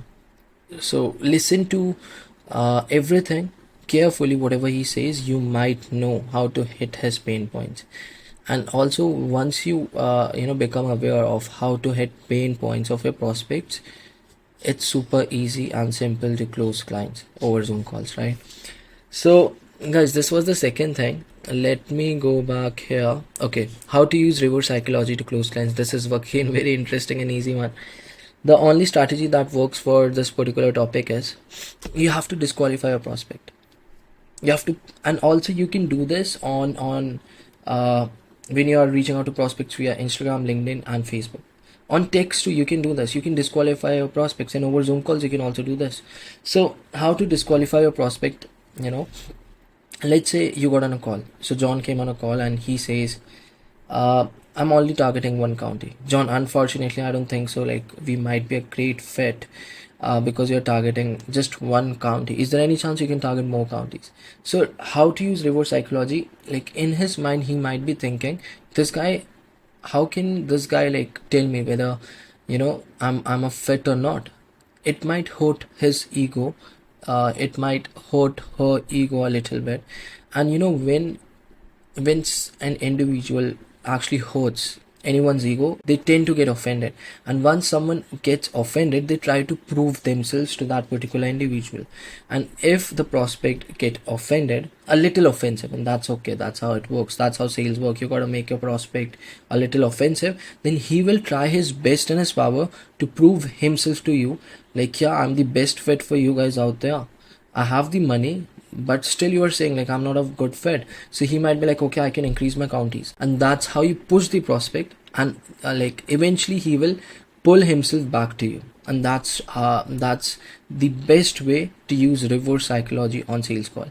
Another example I might give you is if he says, I'm only looking to start off with like just $30 to $40 a day in ad spend. John, unfortunately, the minimum that we work with is $50 a day on ad spend. And if you're looking to spend only $30, $40, and I don't feel like we might be a great fit.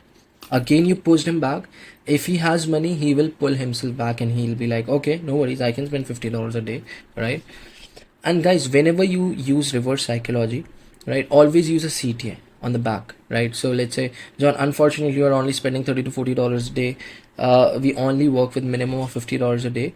This was the reverse psychology part. Now you have to use a CTA. Also, John, I forgot to ask you, do you guys also work with roof repairs or windows?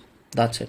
So he will feel like this guy pushed me, now he's also asking me a question. So because like if you're going to push a prospect, he'll be like, okay, bye. If you think like I'm not a good fit, okay, bye. But at the same time, we have to hook him up, we have to lure him into something, right? We have to keep him in our control. So you use the reverse psychology first, and secondly you have to use a CTA, call to action. John, also I forgot to ask, do you guys also work with windows, siding, and do you guys also do remodeling? That's it. And it's so easy to push the prospect back, and he will eventually try his best in his power to pull himself back to you guys, right? So that's how you will be using reverse psychology while on Zoom calls. And secondly, you can also use these kind of strategies on LinkedIn, Instagram, and Facebook while prospecting, outbound prospecting. So I guess the last topic of today's video is something is better than nothing. This is the last part, guys, and what does that mean is something is better than nothing. If your prospect says, I don't feel like paying you guys $1,000 right now, it's super high for me. John, how about just for the first month you pay us $500 plus the ad spend, you test us out, and if we do provide you good services, then from next month you can pay us $1,000. The entire point here, even if your prospect is paying you $200, $100, start working with them. Because initially when you're starting out, guys, I know how desperate we get. I was super desperate and eager to get my very first client, and I was just working with anyone and everyone out there. And similarly, that's what I'm saying, something is better than nothing. Whatever comes to the table, and it should be resonating with your offer, what you have to offer, and they should be paying you, like, I would say, good money for your time. And if someone is paying you $100, $200, I know that's super low, but if you want, you can potentially work with them. If I were in your position, I would be starting out, I wouldn't be working with anyone who is paying me less than $500. 500 would be my bare minimum. Similarly, you can also set your bare minimums, but still something is better than nothing. If your prospect is not paying you $1,500 retainer right now because you are just starting out, you don't have any experience, social proof and whatnot, so eventually if he says I can only pay you like $800 or $1,000 a month retainer, just say yes, okay, let's do it. But set a bare minimum, don't go less than that. So my was, if I were in a position, I would be having a bare minimum of $500. That would be my thing. So guys, that's what it's all about. Like, something is better than nothing. You have to eventually start working with something, because if you're going to just wait to get that perfect client and the retainer fall into your lap, it's going to be too long and it's going to be super late.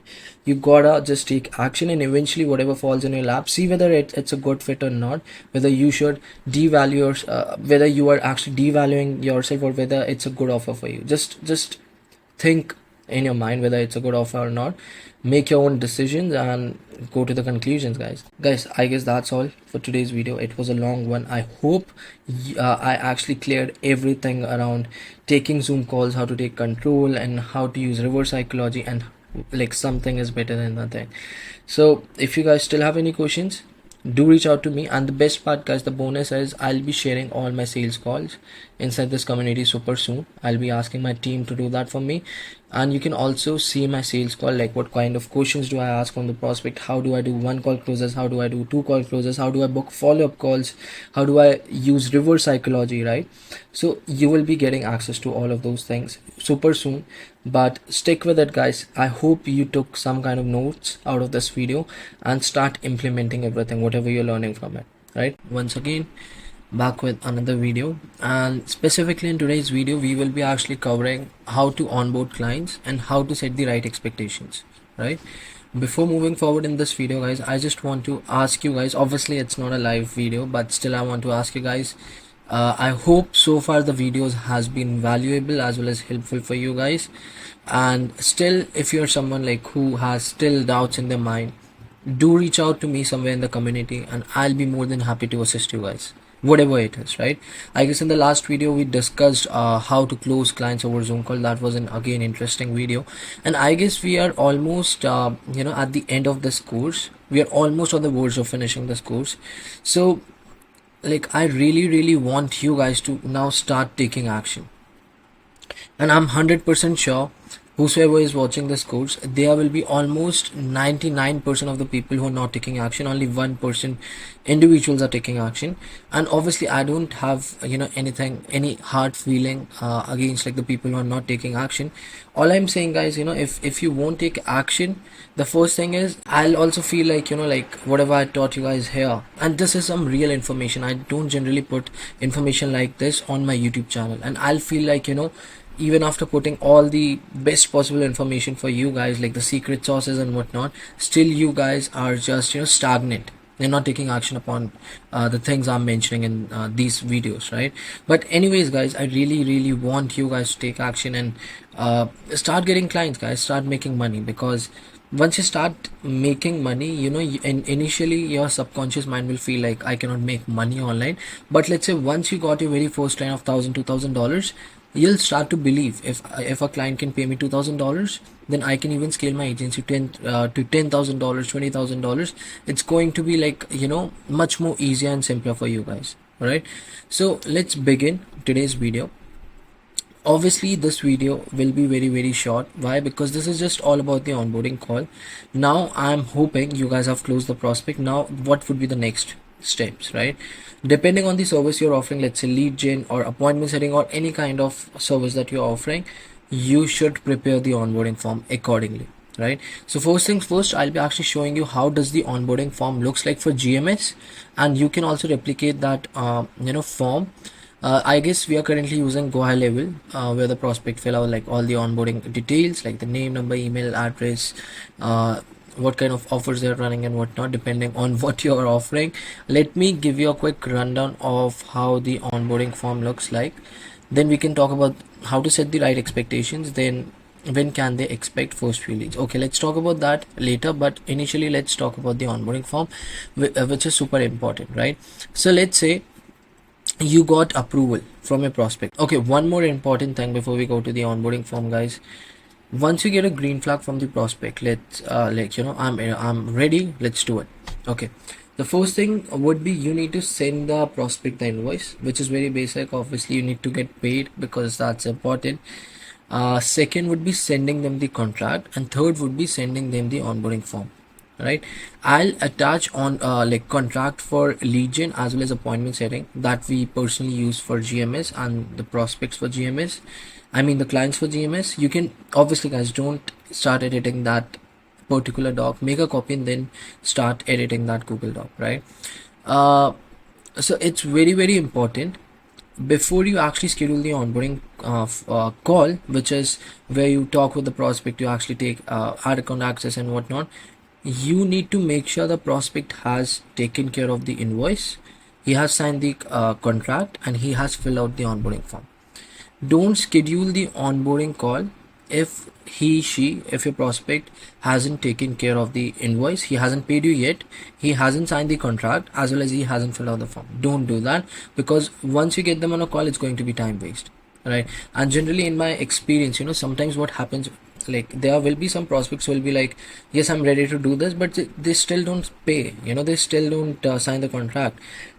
Recently we had a client and I closed him, and that was a 2-call close. Obviously I scheduled his onboarding call, we sent him like the contract, the invoice, as well as the onboarding form. Guess what, he never took care of it, right? And it's been like 2 weeks and we are just trying to follow up, like when will you pay, when will you sign the contract and whatnot.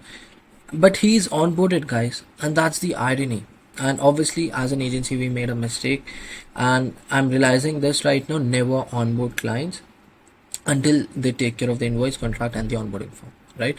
So let's talk about the onboarding form real quick. So you would be asking very, very basic questions. So what's the company name, the first name, last name, what's the position in that company, the email, the phone number, address, city, state, postal code, the country, what areas do they want to target. So specifically this is the onboarding form for our lead gen as well as appointment setting clients.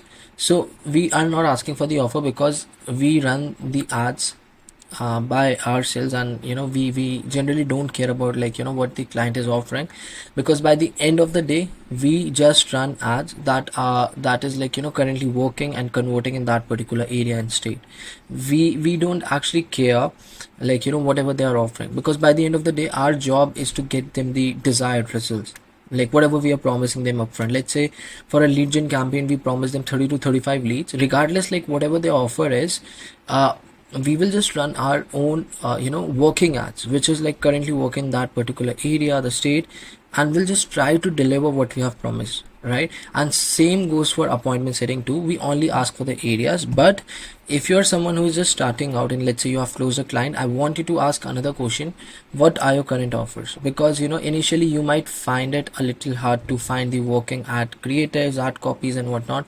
So try to ask, what are you currently offering, what does your offer look like, right? Something like that. Then you can go on Facebook ad library and you can do some research of B2C ads, whether it's for solar, roofing, remodeling, whatever it is. I'm just giving an example, right? So this is a very basic form. I want you guys not to fill out anything, just replicate this form on Google. You can use Google form, that's completely free. Typeform is also free, but I guess there's some kind of certain limit on it, maybe you can only fill out 10 to 15 submissions in a month or something like that.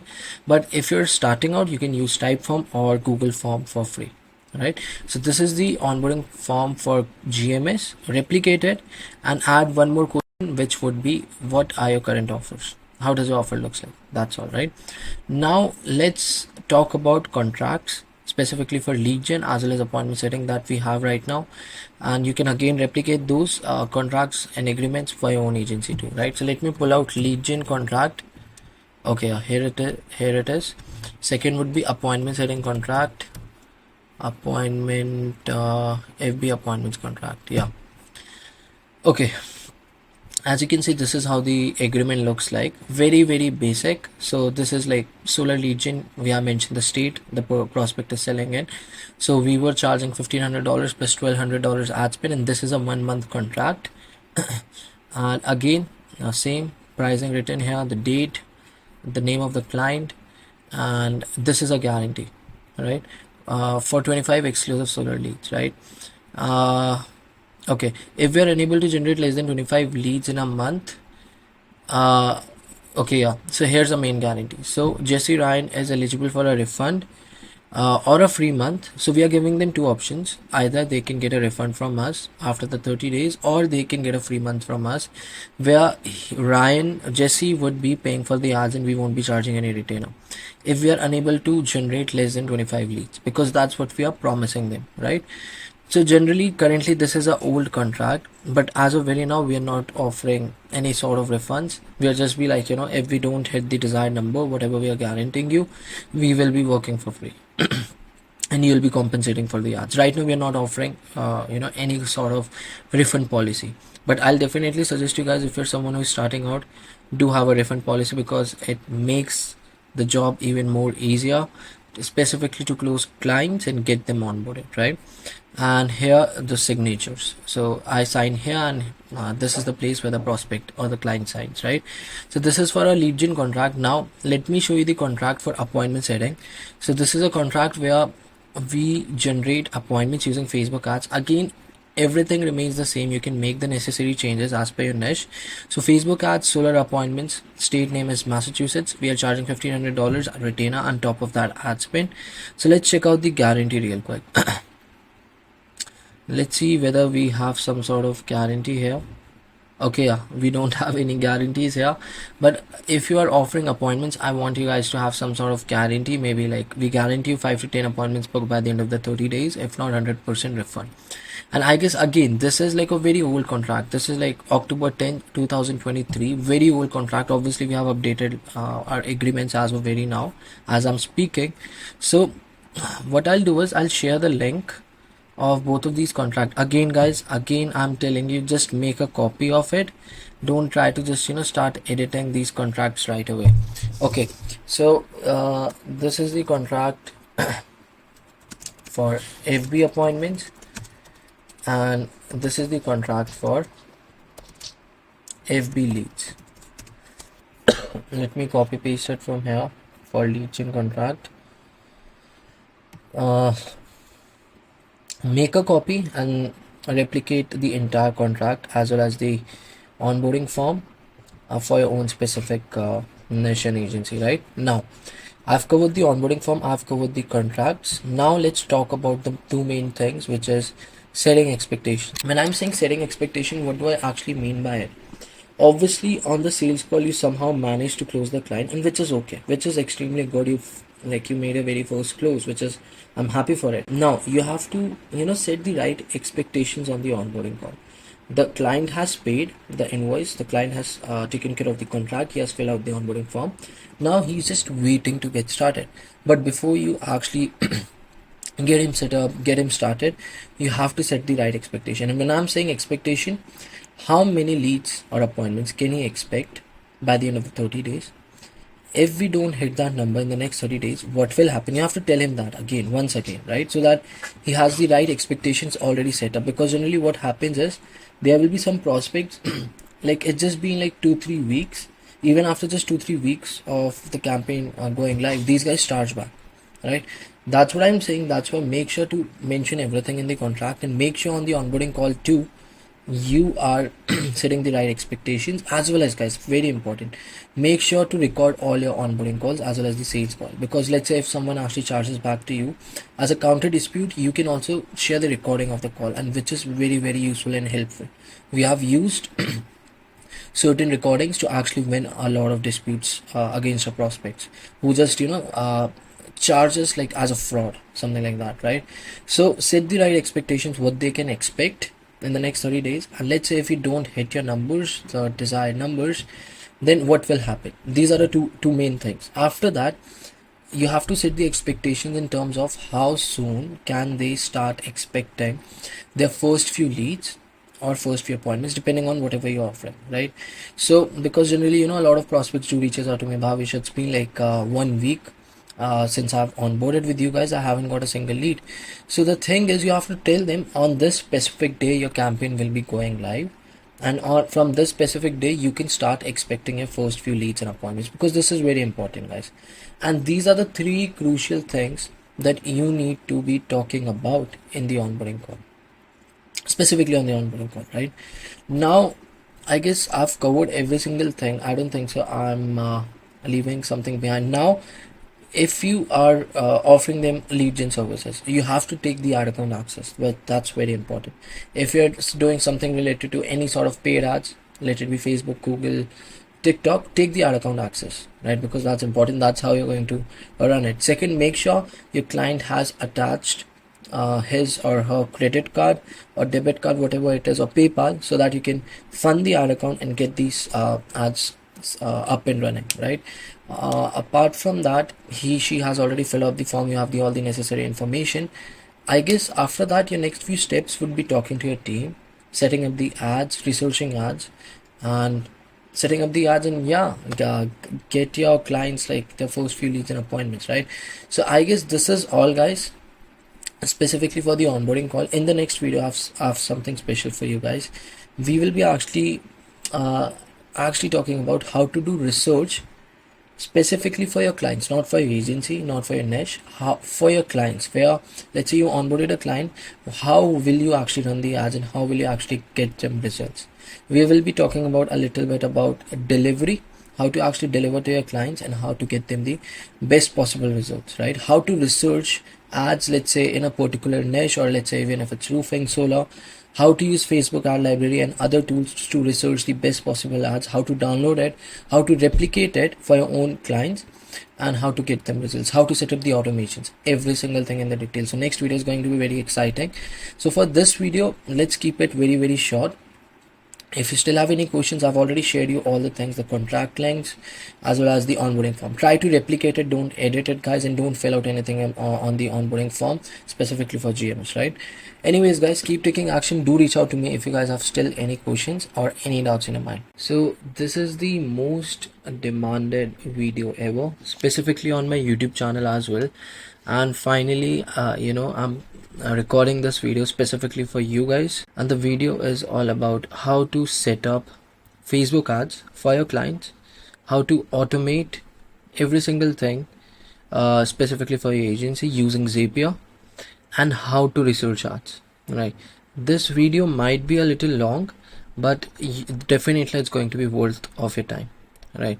So initially we will be starting off with how to do research, and then we will go all about how to set up ads, and lastly we'll talk about how to automate these tasks using Zapier, right?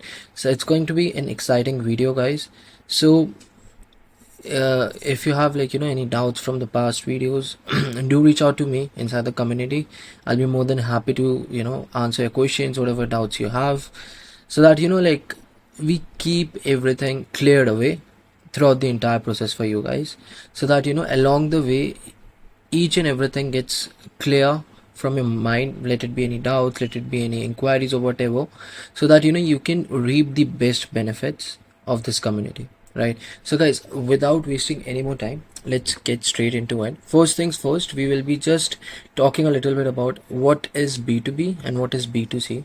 And the reason I'm talking about this, because when we set up ads for our clients, that B2C, and I know a lot of people know what B2B and B2C is, but this is specifically for the people who don't know the difference between B2B and B2C. If you know the difference, you can skip and go to the main part, but specifically for the guys who are not aware what B2B and B2C is. So B2B is business to business, right? So if you do remember, when we were on that part where we were researching for our niche, where we were like, looking out for different agencies in the same niche. That's B2B, right? Business to business, right? We were researching about different niches in our niches, like whatever our niche was back then, right? So that's B2B. If I talk about B2C, just an example, let's say you're working with roofing contractors, or let's say roofing company owners, right? So now, like, these roofing company owners are serving whom? Yeah, the answer is correct, homeowners. So as a roofing company owner to the homeowner, that's B2C. We are serving customers, homeowners, and that's why we call it business to customer, right? But when it comes down to, like, when we serve businesses, right? Because as a marketing agency, who we are serving? We are serving businesses in the USA. So let's say remodeling businesses, solar businesses, roofing businesses. So that's why it's called as business to business, right? But when it comes down to like the business we work with in US, let's say roofing company, remodeling, solar companies, who do they actually serve? Those are like homeowners, and that's why it's called as business to customer. I hope that's cleared away. Now we will be actually talking about how to do research. So guys, in this specific video we'll be using two tools to research. First is, I guess, ads library. The second one is let me pull up both the tools for you guys. Yeah, this is ad library, another one is Facebook ad library. Both are pretty much same. Alright guys, the first one is like ads library. I guess like I used this tool when we were talking about how to do niche research. The second tool that we will be using, this will be free, and it's obviously Facebook ad library. And guys, both tools are pretty much similar, but this one is quite advanced. You can download the ads, and from Facebook ad library you don't have any option to save the ads or download the ads or see the landing pages, right? Because looking at the landing pages is very, very important when you set up ads for your clients, right? Because you have to do the best possible research when it comes to setting up B2C ads, right? Where you are helping roofing company owner to generate roof replacement leads or remodeling leads, or let's say solar leads, and that's B2C ads, right? And when it comes down to researching B2C ads, you should look at their offer, the landing page, what kind of questions they're asking, what kind of ad they're running. Is it a video ad? Is it an image ad? So that's why like as GMS, we generally use this tool, and we have like, I guess the top tier plan for this. And whatever ad that we like, let's say like if it's a video ad, if it's a image ad, we download it, we do the research, and we get it replicated, and we start running it for our clients, right? So now two things which is super important when it comes down to researching the ads, right? We'll talk about how to set up the Facebook ad campaign later, but let's talk about how to research ads. The most important thing here is, guys, you have to research ads which has been running for more than 2-3 months now, right? Just think about this. If an ad is running for more than 2-3 months, it's converting, it's working for that particular agency or that particular business. That's why they're still running that ad. So it's very, very rational to think like that way, as well as very logical to think that way, right? So this is like the main qualifier before you actually research ads, right? So let's go to this tool first, right? We will go to the discovery.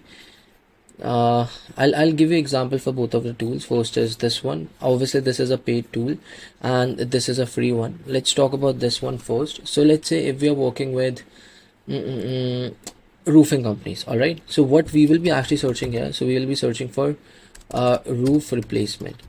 You have to know the keywords, guys, for your niche, right? It's super important. So you have to select the status still running. Platform would be Facebook, Instagram. Format can be anything, and category, I would say, okay, ignore this one. Let's ignore date too. Let's see what do we get.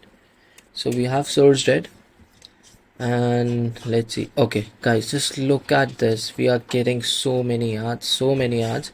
Now if you do remember, when we were actually talking about like how to research your niche for B2B, not B2C, I told you guys, you can literally open a specific page and you can see all the ads.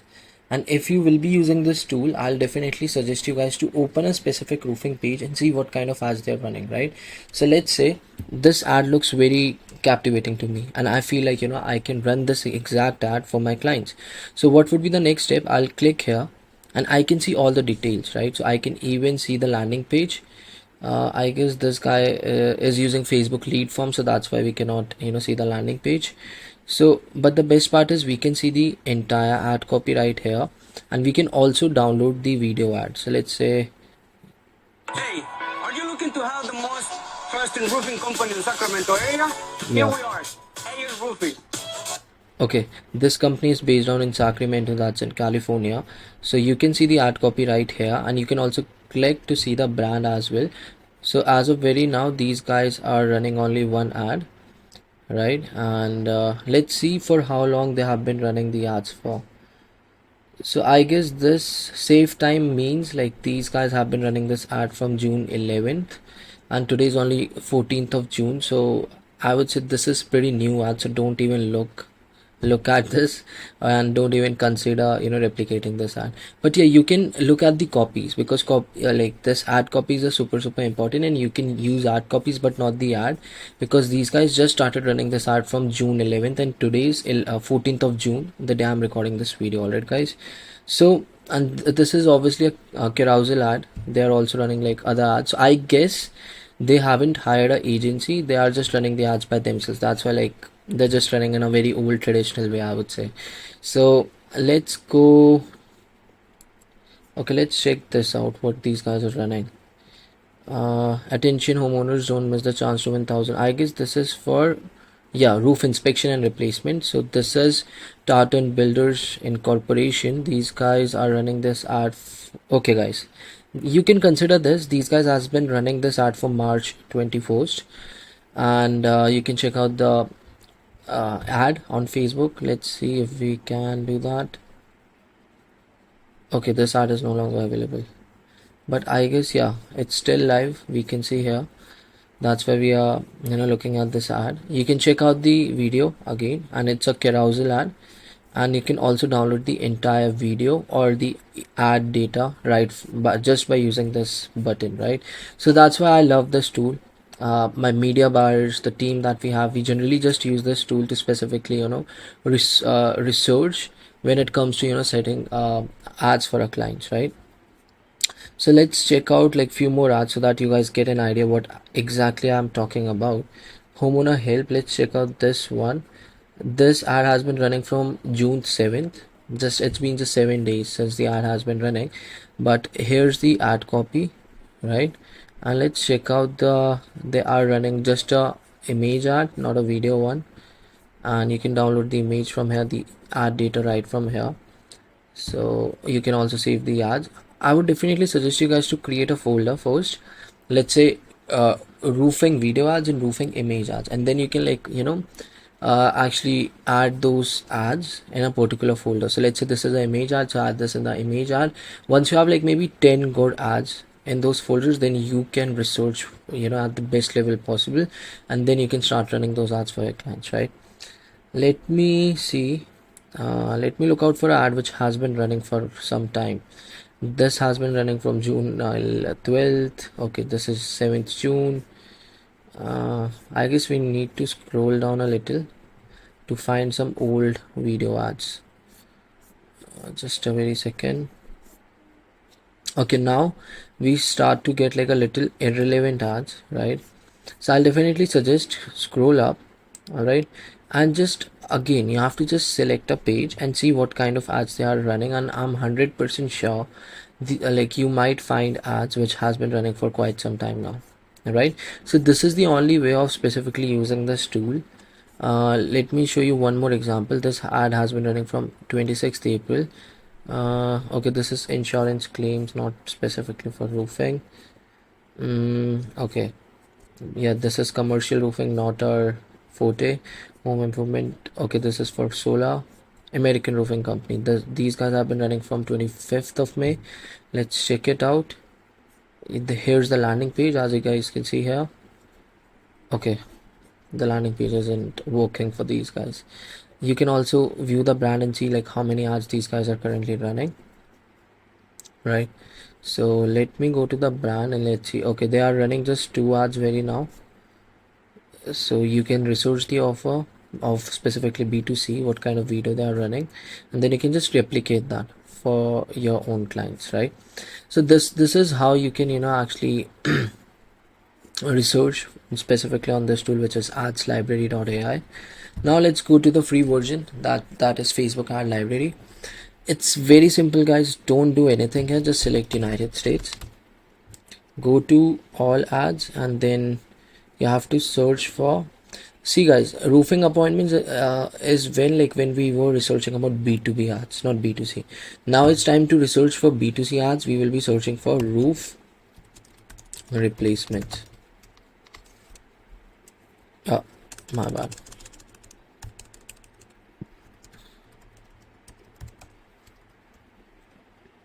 Okay, roof replacement instead of S. Let's, yeah.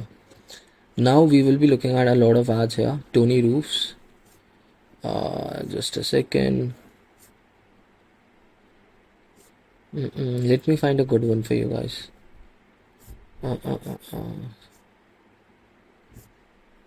Roof Max. I guess this one is good. Did you know 18,000 roofs are unnecessarily replaced every day in the US? Guys, the ad copies looks good. So, you can also copy paste the ad copy for your clients, right? From here, you can check out the landing page. You can check out the video here. This ad has been running from 14th May, not a long time. 23rd March. Let's go a little. Okay, guys, I found something good here. Maybe. Where that went away. Asterisk roofing.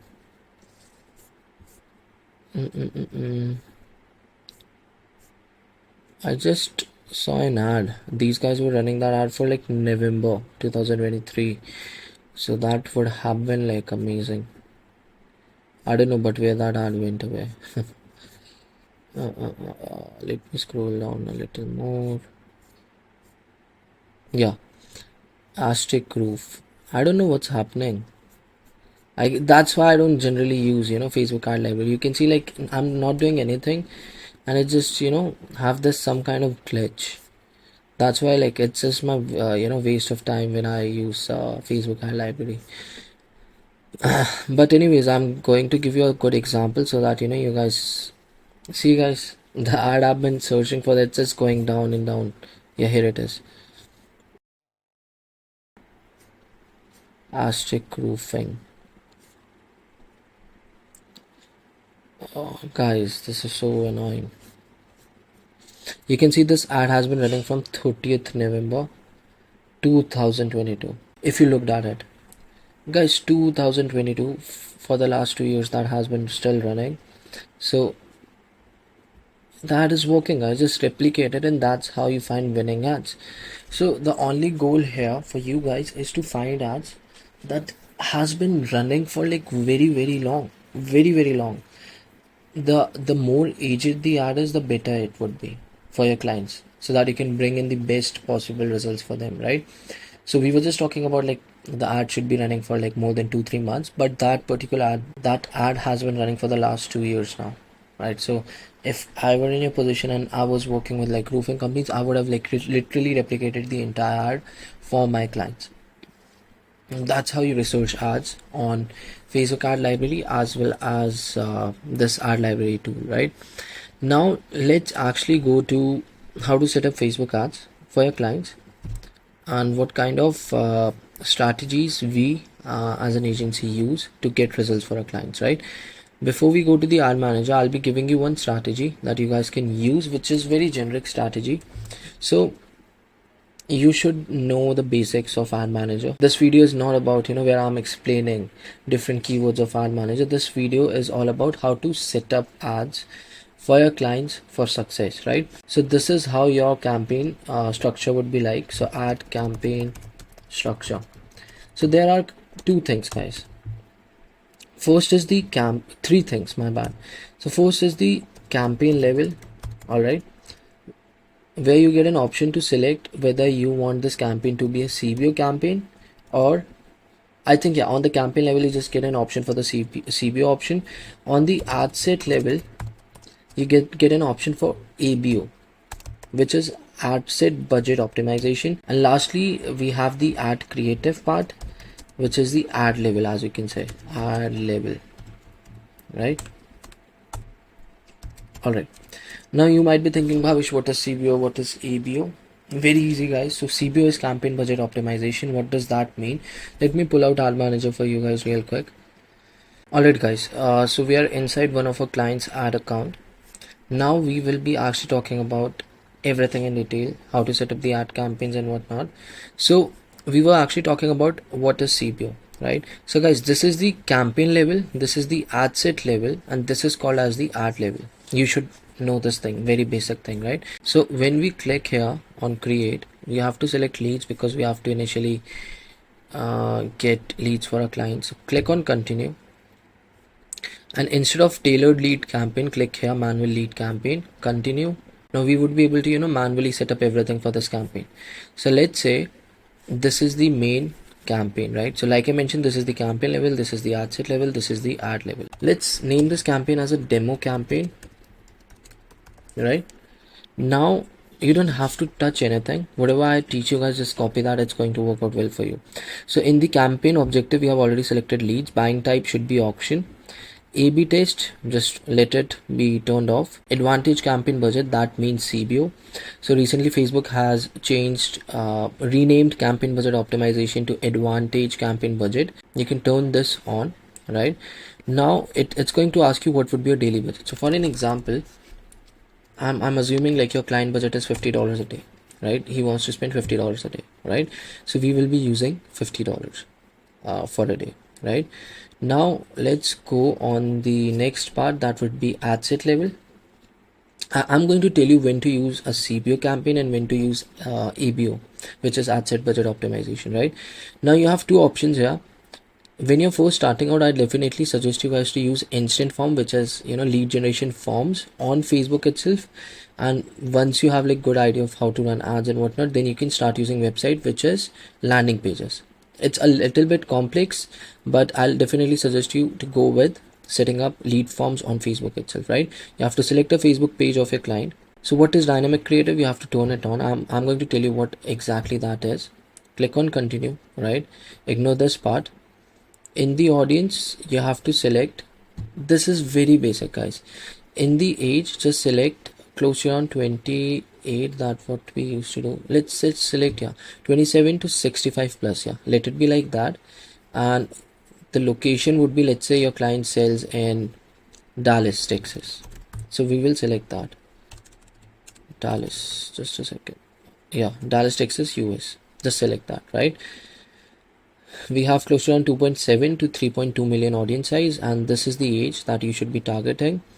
And just let it be as it is. This is, I guess, the placements. It's automatic placements, so be it. Just don't touch anything there.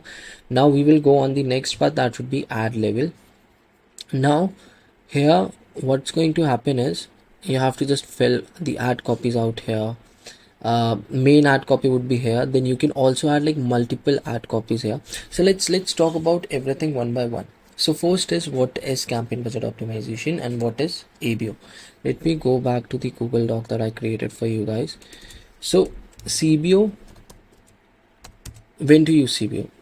So the answer to this is when you are first running ads and you don't know which ad would perform, right?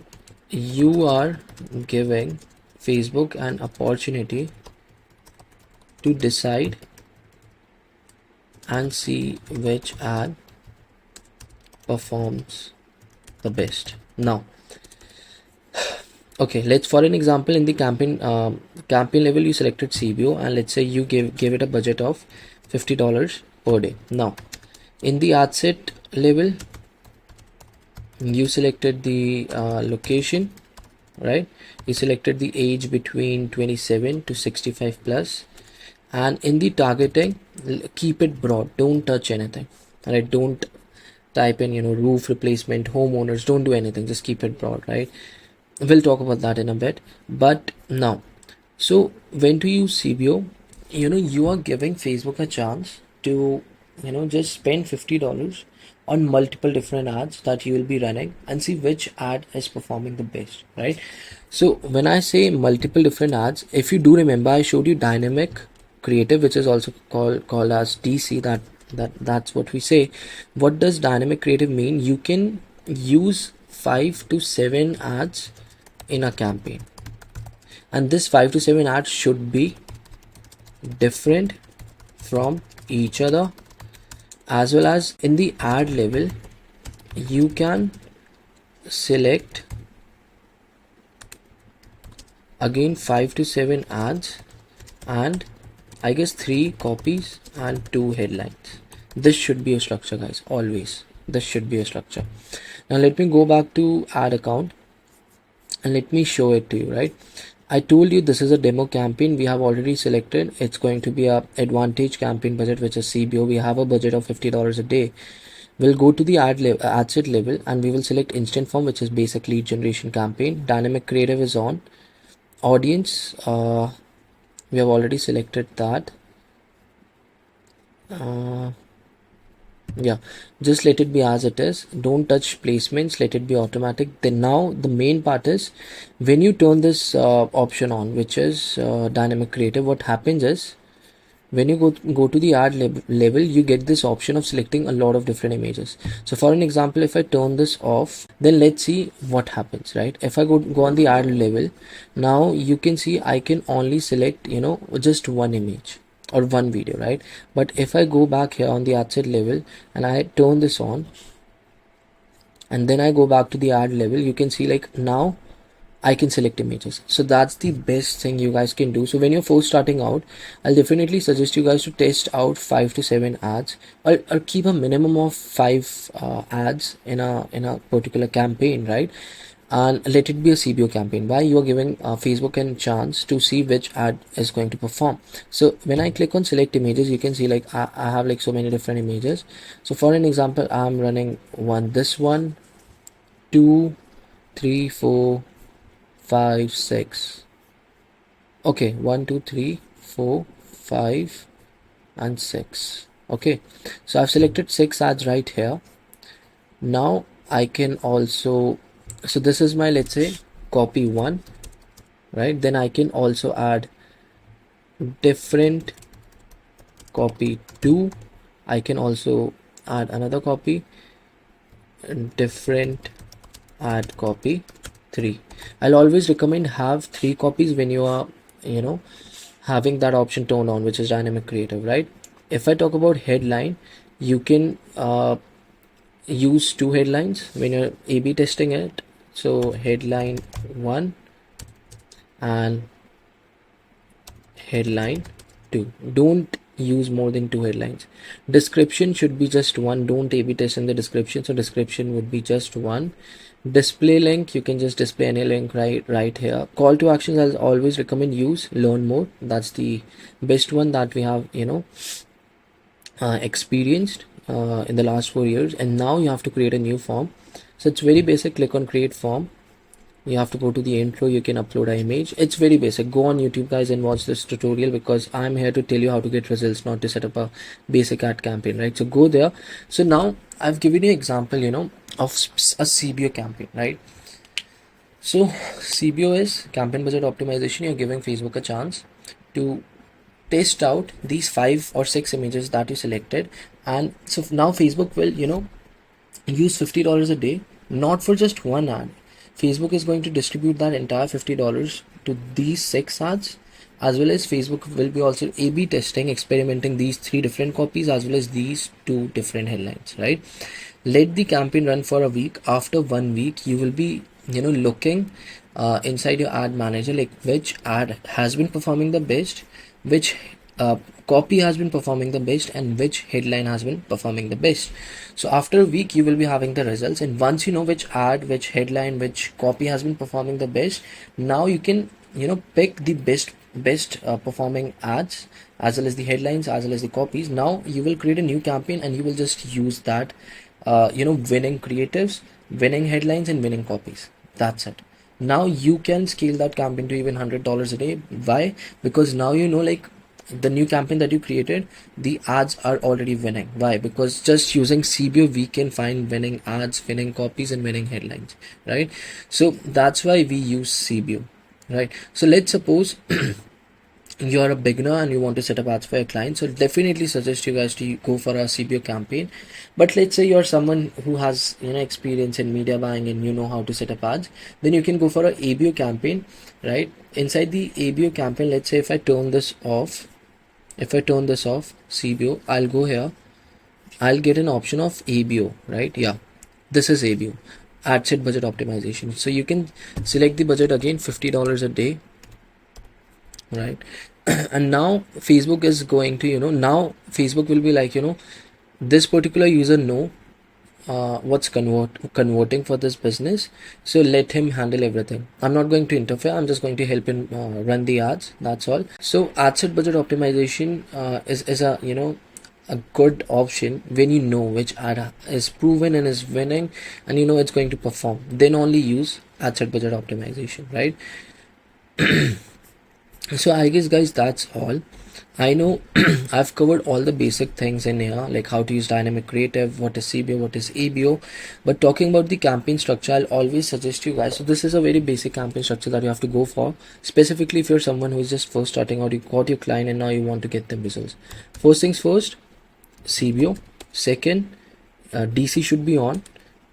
In the ad level, you should have minimum of 5 ads, 3 copies, 2 headlines, and CTA would be low and more, and you have to use a lead form initially. Let it run for a week and see the top performing ads, and then use ABO with the top performing ads, right? I forgot one thing.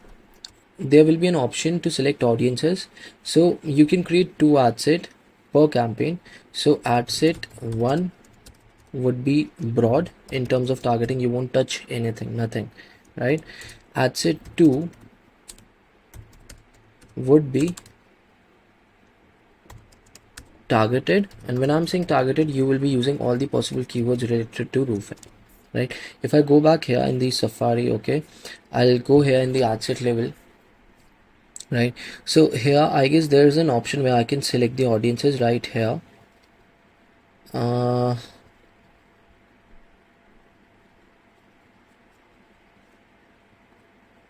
I guess we get that option right here.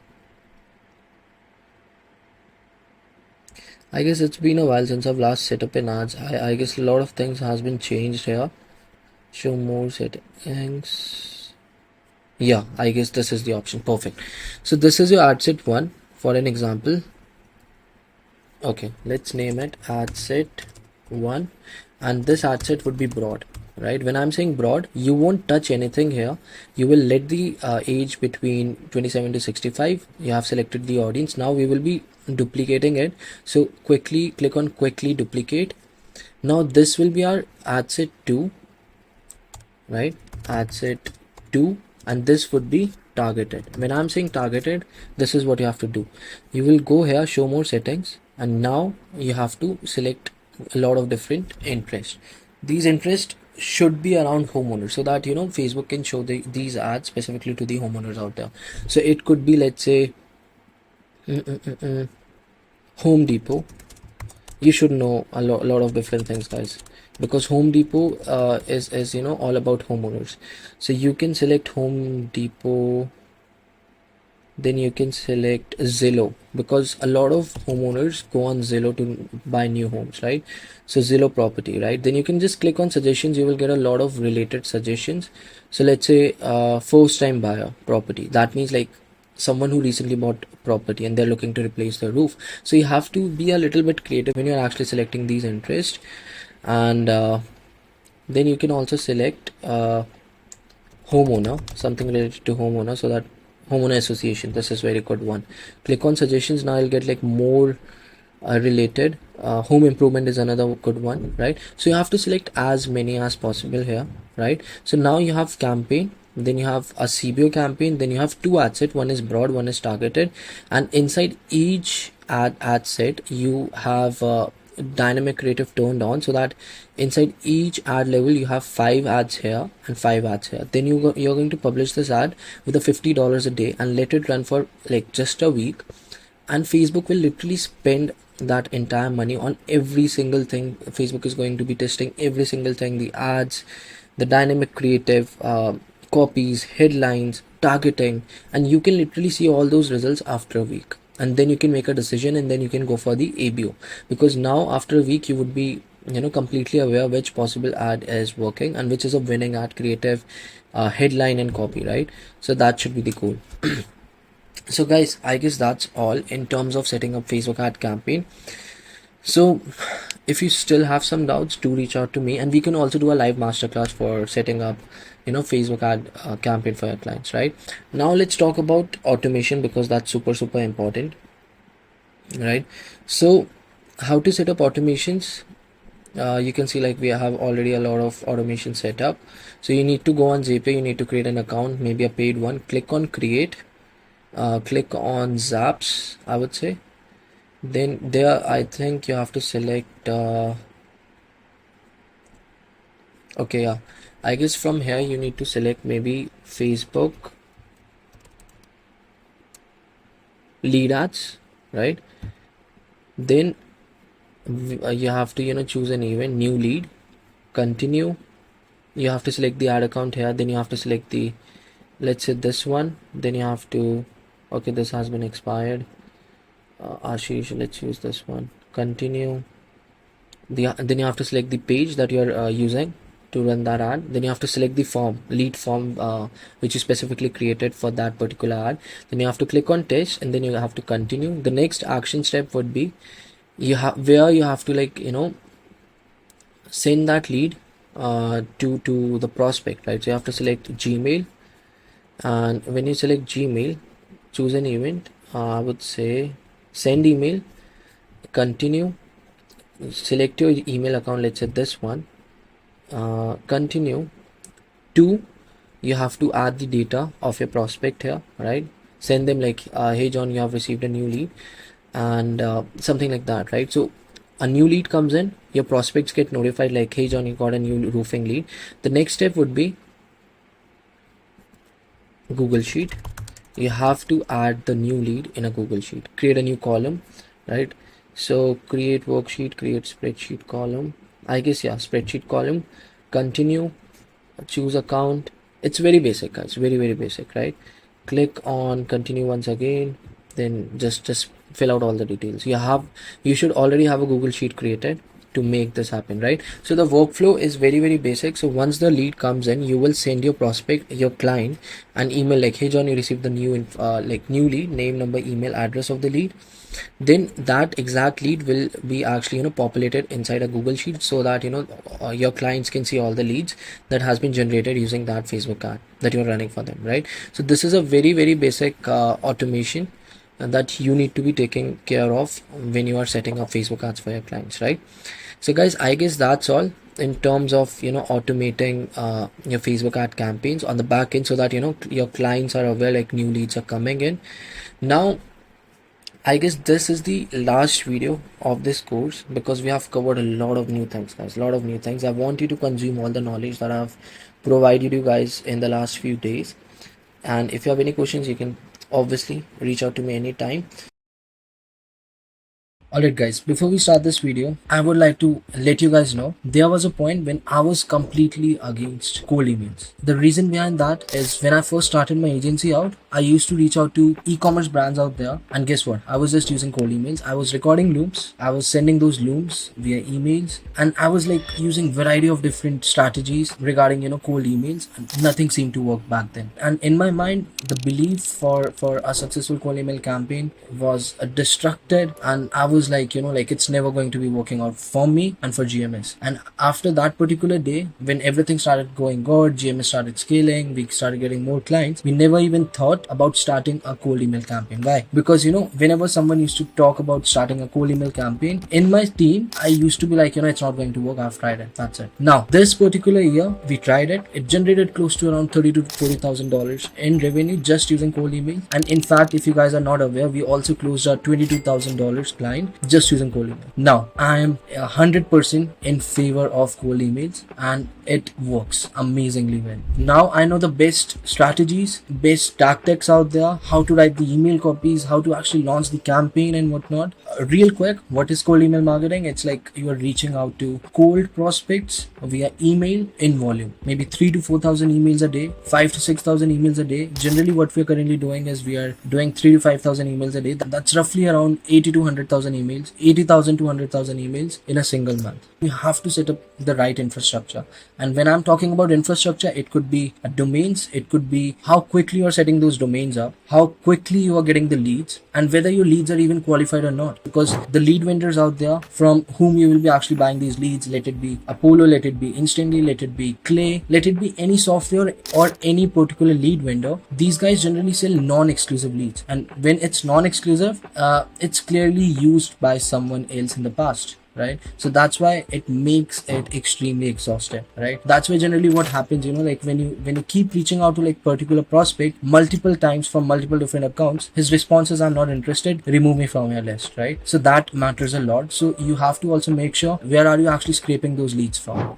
Alright guys, as you guys can see, this is one of our Instantly accounts. Right now we are managing like more than 6-7 email marketing campaigns. So you can see like we have like close to around like 6-7 campaigns here. The best one is Email Crew. So this is one of our clients for B2B wizards. In just a matter of 30 days, we have booked him like close to around 23 appointments, and obviously he will be renewing the contract with us because he's extremely happy. He has been closing sales. So that's that. So let me show you the analytics real quick because that's what matters here. Let's go to the analytics straight away. So in the last alright guys, let's go to last 4 weeks. So we have sent out close to around 52,000 emails. Our response rate is 1.3%. And to be very honest guys, I'm not a wizard of cold emails, so I don't know whether this is the very good number, but as per our client, the responses that he has been getting through this campaign is making him a lot of money. So he's happy, we are happy. As you guys can see here, we have close to around 387 responses and 115 qualified opportunities. Just think about that. And when I'm saying opportunities, these guys are actually interested in buying whatever my client has to offer. Alright guys, as you guys can see, this is one of the responses from obviously one of our clients. So he responded back with the pricing because he was interested in what he has to offer, right?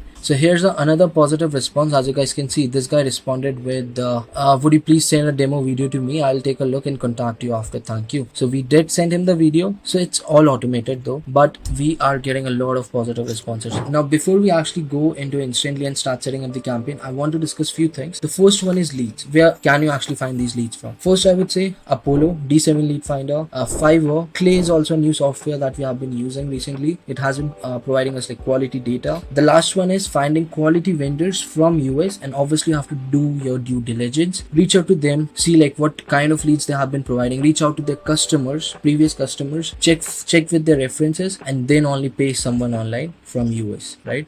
So now the leads are sorted. Now second one is email copies, and I'm 100% sure every single person who have tried cold email marketing in the past and it hasn't worked out for them, the biggest reason might be is email copies. And why I'm saying that, because when I get on these calls with my clients or I review their email copies, and guess what, these guys are using ChatGPT to write those emails down. Secondly, like their email copies are like very long. It's like a letter. You're writing a letter to your lover, your parents, or whatever, right?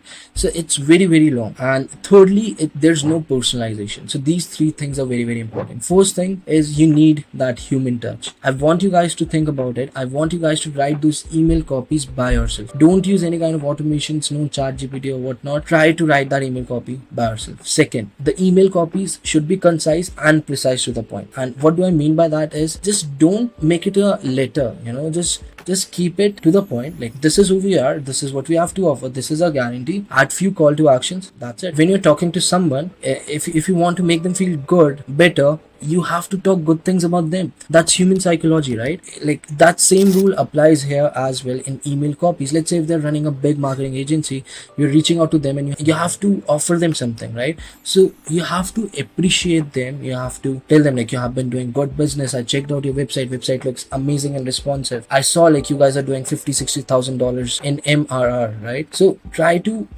pinpoint their wins. All right guys, so this is one of our clients for B2B Wizards, and these are the email copies that we have written down for him. So let's start from the variation 2. By the way guys, these are the subject lines as you can see here. So let's start from variation 2. So as you guys can see, hey, first name, whatever, I found your company products and branding a great fit for this. We can help you to add $10,250,000. So that's like strong guarantee right there. Best part, so this is our biggest guarantee for our client. We work for free for the first month. You get to experience thousands of dollars in new sales. So obviously I'm not going to read it all. Pause the screen, take a look at it and see for yourself how exactly we have curated this email copy for this particular client, where we have personalized it a little. The copy is extremely concise and precise to the point. And lastly, we haven't used any sort of automations. We haven't used ChatGPT. It's all written by a human. So here's the third variation, here's the fourth one, and this is the email 2 and whatnot. I cannot share it all, but yeah, take a look and see for yourself what exactly is going on in these email copies. Let's go to Instantly and let me show you how you can set up the Instantly campaign. And guys, obviously I'm not going to tell you exactly how to set up the campaign because it's extremely easy, and for that you can go on YouTube and just look for a tutorial, but I can like just give you a quick run around. Alright guys, so let's say I want to start a new campaign, right? I'll be going on the lead management first. I'll be adding the leads. Again, you should be having a CSV file and add all the leads. After that, you need to set up the campaign. So for the campaign, you have to go to the campaigns. Then you would be needing to click here, add new, and that's how you will be starting a campaign. So for an example, this would be our test campaign for this particular video. All right, continue. Then you have to select the leads. If you have already added the leads, that's good for you. If not, add the leads. You can also add the leads right from here. The next step would be sequences. I'll definitely suggest you guys this, for each copy you should have 2 variations. So for example, this is a first sequence, first email that you will be sending out. Every email should have 2 sequences, I mean like 2 variations. So step 1 should have 2 emails so that you can test out which email is exactly performing the best for you. Right now, and after this guys, I'll also suggest you this. You should be having 4 sequences in total. The first is the primary email, which should have like 2 variations. Second sequence would be a follow-up 2 variations again, follow-up 3, 2 variations again, follow-up 4, 2 variations again. That's it. If your campaign doesn't perform well, even after setting it, just like I told you, then you are doing something wrong, because this sequence, like 4 sequences with 2 variations, it's like a secret sauce for a successful cold email campaign, right? And the fourth option is schedule. So let's say if you're running this campaign in US, I'll suggest you can start out somewhere around 9 a.m. Eastern, and you can end it somewhere at 5 or 6 p.m. Eastern, and you can send out couple of emails in like different work hours. Maybe in every 2 hours you're sending let's say 100 to 150 emails. It depends how warmed up your domains are, what kind of deliverability rate you are getting. Just to improve our deliverability rate, we actually use InfraMail. I'll drop the link of that particular software in the description. It definitely increases the deliverability rate for our clients and even for our own campaigns, right? And the last one is just options, so you can just check few settings from here. I'll definitely suggest you guys this: don't touch anything from here, just launch the campaign. As easy as that. Alright guys, the next step would be, you've launched the campaign. Now you'll start getting positive as well as negative responses. If you're getting negative responses, I'm not interested, I'll suggest you this: have some rebuttals which you have already written. Let's say if someone is saying, I'm not interested, I've tried this and never worked out for me, that's an objection. Obviously it's a negative response, but that's still an objection. So you should know how to handle that objection, because we have converted negative responses into booked appointments, and after booked appointments into actual paid clients. So you should know how to tackle these email objections, right? Secondly, talking about the positive responses, if they say, I'm interested, send me something over, send me more details. Send them some more details, and by the end of that email copy, try to give them couple of call to actions. John, is this the best phone number that we can reach out to you? Second call to action would be, also John, what time works for you for a quick Zoom call? Or always try to use 2 to 3 call to actions in every single of your email copy. That's how you make a cold email marketing campaign successful. I'm no wizard, or in running cold email campaigns, but we have been running cold email campaign for the last 4 to 6 months now. But I have learned enough, and I can actually tell you what's working for me is going to work for you as well. So, guys, we have a guest today. Where's Vatsal? Vatsal, can you hear me? Hi, Bhavesh. Yes, I can hear you. Vatsal is being so professional, but it's okay. But anyways, guys, let's begin this. As you guys know, today Vatsal will be hosting this live masterclass all about emails. So pretty much, I'm also excited. Are you guys ready for that? Yes, bro. Yes, bro. Perfect, guys. I know like you might be having a lot of questions to ask me or Vatsal. I'll let Vatsal start the masterclass. Quick introduction for Vatsal. I haven't told you about him, guys. Uh, he's the founder of B2B Wizards, and so far, he has generated more than $50,000-$60,000 for his email marketing clients in a matter of 3-4 months. Before he started B2B Wizards, Witzel was running email marketing campaigns for GMS, and I was personally shocked. Like he was making email marketing work, and the guy I told you about, like the deal, like $22,000 close. That was just because of Witzel. So kind of excited about what he has to say, what he'll be teaching you guys today. So make your notes. So what's in yeah, let's begin. Okay. Okay, guys. So, do you have any previous idea of what is cold email? Has anyone tried it before? I've actually tried it, but always ended up in the spam folders. Okay. So, were you trying instantly, or what software were you trying for cold emails? It was like a basic free Gmass, I guess. Okay, Gmass. Gmails. Yeah, You Yes. have. Yes, I used to use that years ago. Yeah. yeah, but it was just so That technique, frustrating. Like it was that like technique does always not getting work ended up. anymore. Mhm. Yeah, I saw a lot of YouTube videos, and but it just always ended up in the spam folder. Hmm. Okay, so let's start with first of all, what is cold email? So what we do is we don't use a software like Gmass where we will be just using one software and one Gmail account to send out emails in bulk. So what we do here is what professional cold emailers do is they create a lot of inboxes, cold email inboxes. For example, we have a domain like b2bwizards.io. So what I will do is I will go and buy multiple domains that look alike B2B Wizards. For example, b2bwizards.com, b2b-wizards.com, b2bwizardspro.com, something like that. But make sure you will be always buying .com, .net, or .co. Any other domains except these three are not preferable because they will end you up in spam.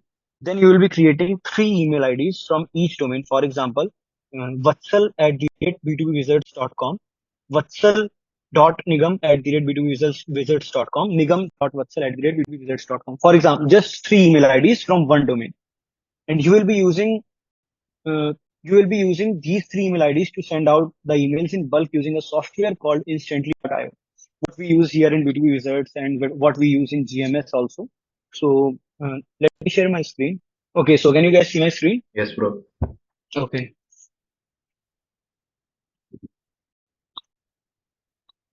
So this is Instantly.ai. This is actually a software that professional cold emailers use. We don't use Gmail accounts, or we don't use Gmass or any other software that allows us to send cold emails using only one email ID.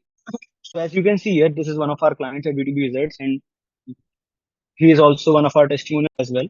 So what we have done here is I have set up like 120 email accounts, and I have just his agency name is Outsourced Demand Gen. So we have created like multiple accounts using Outsourced Demand Gen name, and we will be using, like, we can use two softwares to create email accounts because we these are domain email IDs. So professional email IDs will you will be going to either Google Workspace to buy the email accounts, or you will be using another software called Inframail.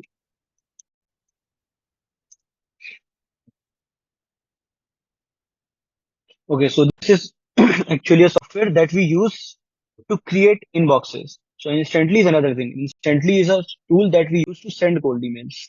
But here we will be creating cold email. Here we will be creating email accounts. The one that I just discussed. These 120 email IDs are created in Inframail. So if you are going to create email accounts in bulk, then you can prefer this software, or you can just buy the Google Workspace. I think one Google Workspace account is 180 rupees or 170 rupees per month. So you can multiply that by the number of accounts. Like if you have 30 or 50, if you plan to send like 30 or 50, then you can use Google Workspace as well. And in fact, Workspace is slightly better than Inframail. So once we are done with accounts, once we are done with creating these accounts using Inframail, you can like get to see plenty of tutorials for Inframail in YouTube. Then you will move to here, and you will just connect all these accounts here using add new button, and then from here you can just connect a Gmail account or a SMTP account as well. So once you are done creating it, the second process, the technical process is almost done. We just have to configure a little bit of settings here. So let me show you settings. Select all, edit. Sender name you don't have to configure. Signature no need, tags no need. So daily campaign limit. So daily campaign limit is a daily sending limit of each mailbox. For example, you are sending out emails to 1000 prospects, then your limit should be around 20 emails per day. So you will be adding 20 emails. So 20 multiplied by 120, that will be around 2400 emails per day. And you should always start with small, and then you can scale up to like 25 or 30 emails per day. But then also you might end up in spam. So you will have to like check and see what works for you. And after that, there is a minimum wait time when used in multiple campaigns. If you are like creating multiple campaigns here, one campaign, for example, if you guys in home improvement niche and you are going to target multiple niches, for example, mm, roofing, solar, and HVAC, then you will be creating 3 different campaigns for roofing, solar, and HVAC. Then you can use this setting to create a wait time between each campaign. So you can keep this settings as default, maybe 2 minutes, 2 or 3 minutes. That would be it. Custom tracking domain, there is no need. Warm up settings. So this is the main settings that we use here. So increase per day, this is actually warm up tool. So what instantly does is once you buy the 15 or 20 or 30, 100 email, even 100 email accounts, you will not start the campaign right away. You have to warm up this email. You have to warm up these accounts. So these accounts can get a good reputation in the eyes of SMTP providers like Google, Microsoft, and other inboxes. So they don't land up in spam. So what warm up does is it sends and gets email on your behalf, and those emails will be just like AI generated template. But what it notifies the providers, SMTP providers, to check that these emails are like they are not cold emails. So this will initiate actually a real conversation. If you like go log in into your account and you can see, then you can check that some emails are going to be sent and some you will be receiving some emails. So that is actually warm up is settings going on. So keep the warm up to, you can get to know more about this tool. They have like multiple tutorials on YouTube. So increase per day should be around 2 to 3, and then daily warm up limit should be around 30. So it will send 30 emails per day in warm up pool. So your email will be warming up for 15 to 16 days at max. Then after those 16 days, you will be starting your email campaign. And reply rate, just keep it as it is. And if you buy like a bigger plan of instantly, then you will get these settings options as well. So just keep open rate to 80 to 100, and keep read emulation on. Perfect, guys. Make your notes and let's do that Q&A very soon. All right. So once you set up this open rate, spam protection, and mark important, you just like keep it anywhere between 80 to 100. And once you are done with these settings, your accounts are ready to warm up. And now you just leave the account for 15 days. You don't have to send any emails. You don't have to create any campaigns. In these 15 days, the technical setup is complete. Now we'll be preparing for the main campaigns. So for main campaigns,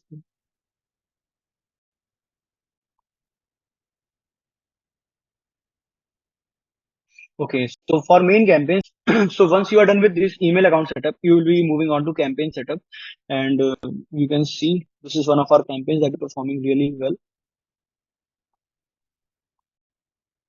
So now the second task will be scraping leads. For scraping leads, there are two ways to scrape leads. First is LinkedIn. If you are using to do some professional outreach to some professionals, for example, mortgage, for example, solar consultants or SaaS companies, some founders of SaaS companies, then you should be always preferring LinkedIn because LinkedIn is a great source to source the appointments. And even we can scrape LinkedIn. I will show you how to scrape LinkedIn as well.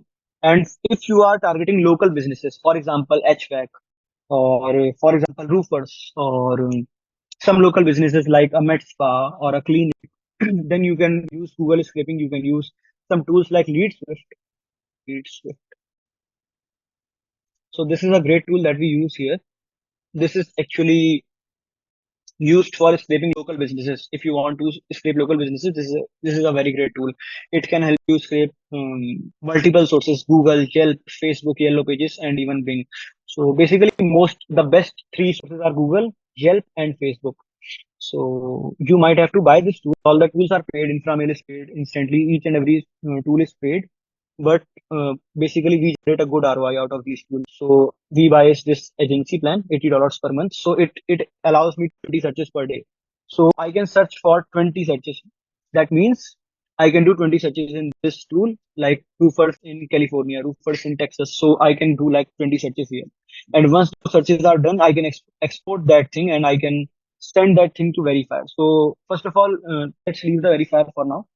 LeadSwift is used for local businesses scraping, and LinkedIn is used for professional scraping. If you are trying to reach out to a professional person, then you should be scraping LinkedIn. So for LinkedIn scraping, we use Sales Navigator. Sales Navigator is the best source by far. And Sales Navigator, if you have to buy Sales Navigator, or you might have to apply for a trial for Sales Navigator.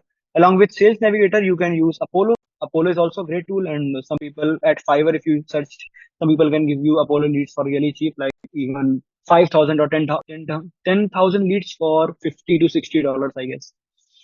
And Sales Navigator is the best source by far. Second is Apollo, and Apollo is used for Apollo is used for this professional scraping as well. So once you are set up with these filters, you can just purchase Sales Navigator, then you will get access to all this filter. Basically, we use owner, partner, and CXO. CXO is basically CEO, COO, CMO. So that's it. You can search for keywords. Can you guys give me example of a niche? Then I can show you some keywords. I can show you some searches. Mortgage broker. Mortgage broker. Okay. So we can check here, and I can remove industry from here. So there are 20 plus thousand people in LinkedIn that have mortgage word mentioned in their bio or mentioned in any of their about us section. So you can scrape these guys, but there is a catch. There are 20,000 results in here, and Sales Navigator only allows you to scrape 25,000 leads in one go. So you can't scrape more than 25,000 leads, even if you like and add this research, add this link URL in scraper or in any tool, it will not scrape more than 2,500 results. So what for this we have to like segment this search or we can segment it by company headcount. We can segment it by geography. We can segment it by their industry if you want. Then, but you have to create like multiple list of 2,500 each. Let me show you how. So this is a tool we use for scraping LinkedIn. So here you can see if I wanted to scrape content marketing agencies and their content, there are 25,000 content marketing agencies. Then we have to create like multiple searches, and we basically sort those lists basically upon their location. So geography is one of the best filter you can use to segment the list. Geography and this one, company headcount. So we have to like create multiple searches of one search to scrape all the leads. If you have like 2,500 leads, then you can just, for example, if I exclude this United States and add just Texas here.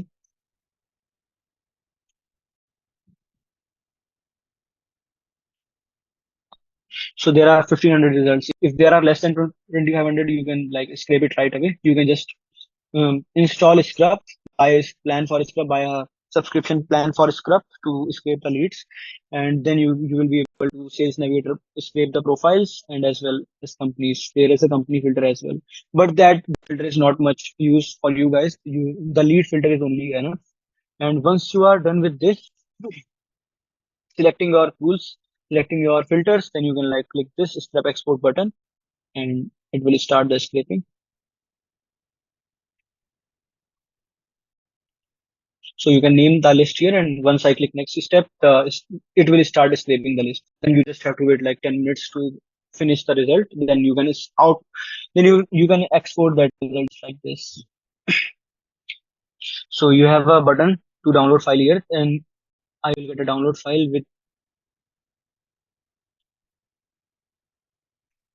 So this is how the file will look like. First name, last name, LinkedIn URL, headline, industry, email. So you will even get emails from Scrub as well. So once you get the emails, you will go back to instantly for creation of your campaign. This thing instantly, go back and name the campaign, whatever. Continue. Add some leads to add some leads here. And but before adding the leads, you must have to like create verify those emails using some tools like mm, Never Bounce. Never Bounce is actually a good tool. And there is one tool named Brand Nav. This is also a good one. Brand Nav. We use Brand Nav because Brand Nav is cheap and it gives best quality. And Never Bounce is better, but Never Bounce is very costly.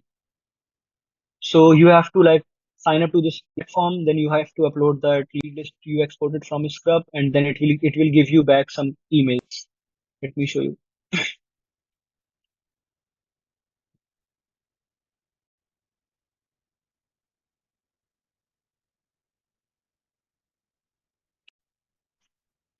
So we upload a list here with all the emails. Then it gives us number of results that are verified.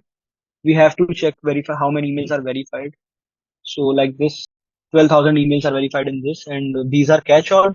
The yellow emails are not preferred to send emails, and the red ones should be completely ignored. Don't even use these yellow ones. We just use the green ones. We can download the CSV, and I can choose only the valid ones. It will give me a CSV for all the valid emails. So there will be no invalid emails here. And once we get the valid emails, we will use instantly to upload those emails.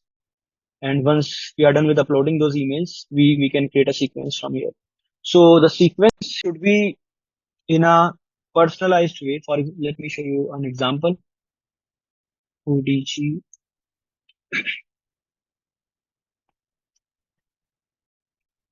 So you can see what kind of subsequences we use here. So if I click preview, so you can see these are all the variables that I get from that list. The first name I already have there as like I showed you. The company name is also I have there. So this email will be showing up just like this to a prospect. So important info, says Stephanie, please check. So the subject line should be less than 5 words or less. It should create at least one personalization, like their company name, their first name, or their employee count, or their like city where they're living. So you can use this. And hi Stephanie, the first name I was searching for travel and equipment resource company. This is actually their company name on LinkedIn, and I found you. So this is something that like they are likely to pin up. This is she will think that I came there. I just reached out to her after searching her on LinkedIn. So curious if you might be interested in getting high quality content syndication leads from. So actually these are type of leads our client provides from your target prospect that download your content without paying a dime upfront. A straight away value proposition to a client. And best part, this is like reversing their guarantee and reversing their risk and reducing their risk as well. Best part, you only get leads that match our exact targeting parameters and no monthly return. It's a simple pay per lead model where you pay after getting leads for a whole month. I put together a 3-minute video on how we help a software company generate leads that match their exact targeting parameters. So this is a call to action. Call to action is used. We must include a call to action here. We can use like multiple things in call to action. For example, we can ask them to watch a Loom video we created for them. We can ask them for their phone number. We can offer them some lead magnet. If you are owner of a SaaS company and you want to get signups via cold emails, then you can offer them a free trial. You can offer them a extended trial of your software via cold emails. Then if someone says yes, send it to me, then you can send that link. What we do here is mostly for leads and companies. I give a script to Bhavesh, and Bhavesh records the Loom video that acts as a lead magnet for us, and then we send the lead magnet to whoever who replies here. Bachchan ऐसा करो ना कि इन लोगों को landing page अपना थोड़ा बहुत funnel दिखा दो कि ओके मेरा proposal कैसा ब्रो, दिख। ये तो फिनिश हो। हाँ हाँ ठीक है ठीक है। अभी तो स्टेप्स नहीं फिनिश हुए ना ये वाले। ठीक है ठीक है ठीक है। So basically, there are 3 to 4 steps that we will be adding here. These are all follow-ups, and I can set the days when I want this message to send. So once someone has received this message, after one day, this follow-up will be going to send. And to preview this, Stephanie had recorded a quick 3-minute video and sharing how you get 100 plus executive leads. Is this the best place to send? So we'll be following up with these leads like 4 to 5 times before like removing them from our pipeline. So once we are done with creating sequences, for sequences, I think Bhavesh also has multiple YouTube videos on how to create sequences. Your main aim for the sequence should be don't create any sequence using AI. Use your own mind. Use some personalization that you get from Apollo or you get from Sales Navigator or even you get from their um, scraping, local business scraping. For example, you can get their city name from local business scraping. So you can use that as well. Use natural language, use natural sounding language. You don't use a professional language. Don't use language of chat gpt. Chat gpt is sometimes too professional. So use your language, keep it natural, and also add a cta. A cta is must if you want to get replies, if you want to get good reply rates and good response and good interested replies. So if you can see here in analytics, we have 5.2% reply rate. It is much better than the industry standard. If you are managing to get 1% reply rate, you should be doing everything okay. And after that, you just have to tweak your campaigns. We were also not getting 5% reply rate. We started this campaign like 1 month ago, and then we have to like do some edits on the copies, leads. Then we are getting like good reply rates here, and our client is booking good appointments on this. So once we are done with sequences, we move to schedule. The schedule is basically a simple schedule when you want to send the email. 7 a.m. to 4 p.m. or 7 a.m. to 1 p.m. is what we do. And you can set the time zone if you are targeting countries in UK, then you can like change the time zone from here. But start the emails from 7 a.m. and keep it till like 11 to 1 p.m. That's it.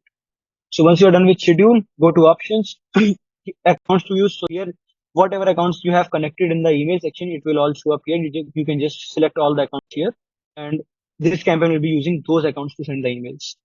Keep the open tracking off. You don't want to track opens. If you are going to enable this option, the emails are going to land up in spam. Delivery optimization should be enabled. Daily limit should be around that I told. Like if you are using 100 emails, then multiply it by 20 and just write the number here. In advanced settings, there is not much to discuss. In just time gap, just copy my settings. For max new leads, you can like if you have less number of leads, you can like edit this number to a lower number. But keep copy these settings: 5 minute minimum time and 5 minute random time. So yeah, that's it for settings. That's it with instantly. So this is how our funnel looks like. So what we do is when we create a cold email campaign, we also create a landing page. This is how our landing page looks like, and it converts like crazy. This is the Loom video that our client recorded, and this is like a direct call to action to book the call. And people are going here, people are clicking this URL, and people are booking a call from here. So you have the URL here. It should be mentioned in notes as well, the fact notes as well. So you can check the URL from this. You can copy the structure of this web page. It is not like a really high quality web page, but it is what that converts prospects to clients. So yeah, that's it. You can use you can use this template to create kind of landing page for you guys. You can use WordPress to create landing page better. If you have Go High Level, then you can use this landing page in Go High Level. You can create this because this one is created in Go High Level as well. So I think that's it. I'm done with scraping. I'm done with campaign setup and copywriting as well. So do you guys have any doubts?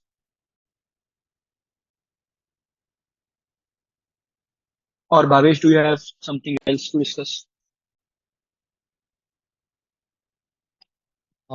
ठीक है. I guess that's all. Guys, do you have any questions to Vatsal? If you have any question related to cold emails, you ask him because he's the master at it. आप लोगों को समझ आ गया like whatever he explained. Like ये process है. This is the process for GMAs and जितने भी हमारे email marketing के clients हैं, जो हमारी B2B wizards marketing agency है, that I started with Vatsal, and we scaled it to like 10 to $15,000 every single month. So like you can ask him. I have one I question. have one. I have one. I have one. I have one.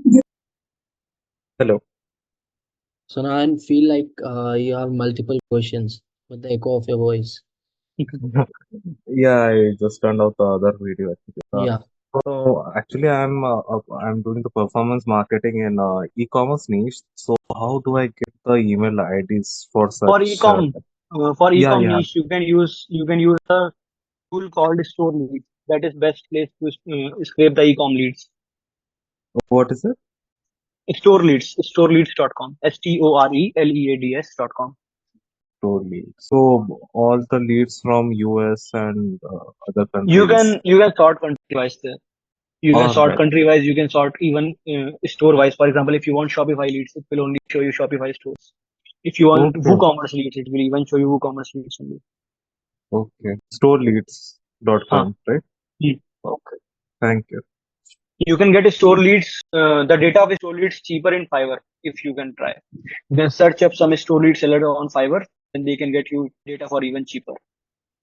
Okay. Okay. Okay. Thanks. Thanks. Hi, Vatsal. I just had a question. Hi, bro. So I own a personal branding agency and I want to target online coaches. So where can I target them? Best place LinkedIn. For online coaches, LinkedIn is LinkedIn. best place. Yes. And All right. LinkedIn has And the highest quality of data. all right. Also for the real estate niche. For real estate, even you can use LinkedIn or Apollo. All right. And what do you think, like, what will be the total investment for all these tools and all the emails? I can count by tool wise. If you buy instantly, it's $37 per month for the smaller plan, and you can start with that. And for infra mail, it's 99 per month. But if you are not using more than like 100 email accounts, then don't use infra mail. Then don't use infra mail. Use Google Workspace. It's just 170 rupees for one account. So if you are using like 30, then it's 30 multiplied by 170. All right. All right. Let's talk something around that or some other questions that you guys have. हाय भावेश, क्या हाल चाल है? Yeah, Tariq, everything's good. What about you? I am fine. Bhavesh, मेरा LinkedIn के related question है। मैंने कुछ दिन पहले पोस्ट भी की थी कि लिंक्डइन के जो अकाउंट्स हैं जो लॉग आउट हो जाते हैं तो Hmm. ओटीपी वगैरह नहीं आती उनकी, ये क्या इशू आएगा? Vatsal, what do you think about this? Most likely permanent ban, and you might have to re-verify the accounts. तभी OTP नहीं आती, or you might have to तो buy new accounts. तो मैंने तकरीबन ऑलमोस्ट 5 या 6 अकाउंट्स अपने दोस्तों से लिए हैं, तो उनकी आइडेंटिटी वगैरह भी है और वो काफ़ी ओल्ड भी हैं। तो हम्म। मैंने रीच आउट किए हैं, तो वो इतने ज़्यादा रीच आउट नहीं होती कि मैंने इन मैसेजेस किए हैं, उनकी भी लिमिट ख़त्म हो कितने इन जाती है। मैसेजेस पर डे कर रहे हो? कितने in males per day in कर रहे हो आप? इनमेल मैंने 100 किए थे, तो आगे तो इनसफिशिएंट ब्रो आ रहा है। 100 के इसीलिए तो बैन हो जाएंगे अकाउंट्स, फिर चलेंगे नहीं। स्टार्ट करो लोअर नंबर से, slowly warm up the accounts, and 100 तो कभी करना नहीं चाहिए। हम लोग को भी अगर बड़ी नंबर पे करना है, स्केल करना है आउटरीच को, then we buy hmm, multiple LinkedIn accounts. We don't use 100 use to send 100 emails from just one LinkedIn account. अगर ऐसे करोगे तो आपके सारे बैन होकर चले जाएंगे। 100 बहुत बड़ा नंबर है। We do like 35 emails max, वो भी वार्म अप अकाउंट है, उसमें 35 ईमेल्स करते हैं, 35 to 40। तो अब मैं 5 जो अकाउंट्स हैं इनको किस तरह लेकर चलूं कि in that case warm up के बाद मुझे अच्छे नंबर से मैं इनको रीच आउट कर सकूं 5 अकाउंट क्लाइंट्स से को। Then you can do 30 emails at max, do at least 25 to 30 for first month, then उसके बाद 35 से 40 नंबर के बीच में शिफ्ट हो जाना।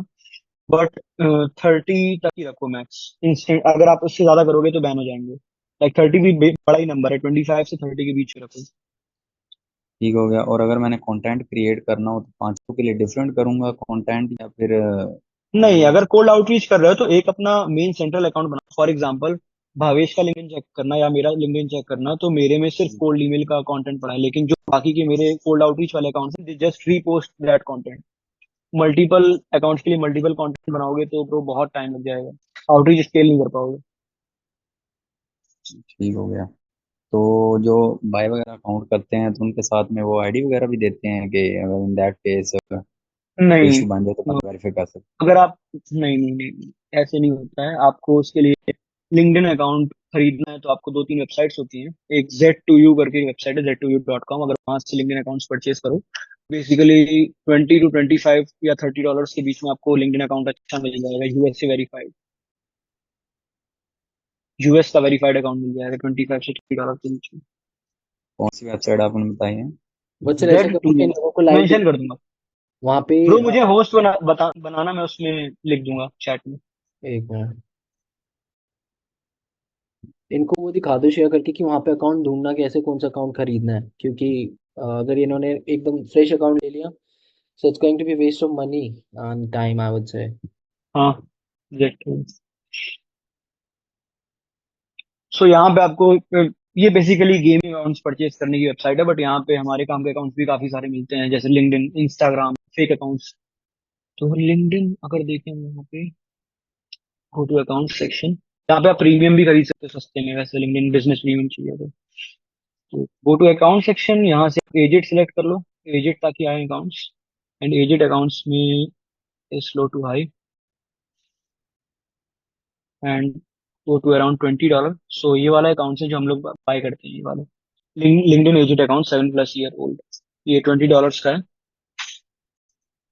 एंड $25 चाहिए। अगर आपको सिर्फ फीमेल ओनली अकाउंट चाहिए है, एक चीज चेक करना कि जो भी लिंक्डइन अकाउंट खरीदो उसमें कंट्री मेंशन होगा। फॉर एग्जांपल इसमें यूएस के सारे अकाउंट्स हैं, एंड इसमें कई बार होते हैं कि यूएस ओनली साफ साफ लिखा होता है, तो वहां का आपको वहीं का प्रॉक्सी यूज करना है। तो प्रॉक्सी वाली वेबसाइट भी मेंशन कर देना कि प्रॉक्सी किधर से खरीदनी वो है। लिस्ट सेंड कर दूंगा ना मैं उसमें। What sir, I'll suggest you now it's time for you to start hosting Zoom calls inside this community.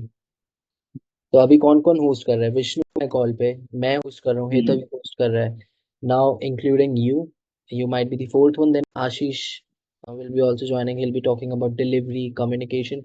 So in total, like we all five will be doing 5 calls every single week about multiple different things. So guys, do you think that's a good idea? Yeah, yeah. Definitely, Yes, yes. yes. For sure, for sure. मतलब इससे क्या, सबके पास एक different field of specialisation है। जैसे विष्णु है, Vishnu is all about AI, ठीक है। Vatsal email, Ashish client communication, clients को ऑनबोर्ड कैसे करना है, डिलीवर कैसे करना है, हितव पर्सनल ब्रांडिंग, इंस्टाग्राम पे रील्स फॉलोअर्स कैसे लेके आने, and me personally little bit about sales side of skills की क्लाइंट को कैसे कन्वर्ट करना है, ठीक है। But ठीक है guys, that's a good idea. I'll try to see like if we can get Ashish and Vatsal inside the community. And मुझे बताओ guys, you have questions? Go ahead. We have like a few 20 more minutes. है Bhavesh, hello. Yeah. Bhavesh, एक question था। जैसे अभी मेरी एक prospect से बात हो रही थी, एक्चुअली मैंने उसको मेरा ऑफर पिच करा, देन ही सेड कि उनके पास ऑलरेडी इन हाउस टीम है।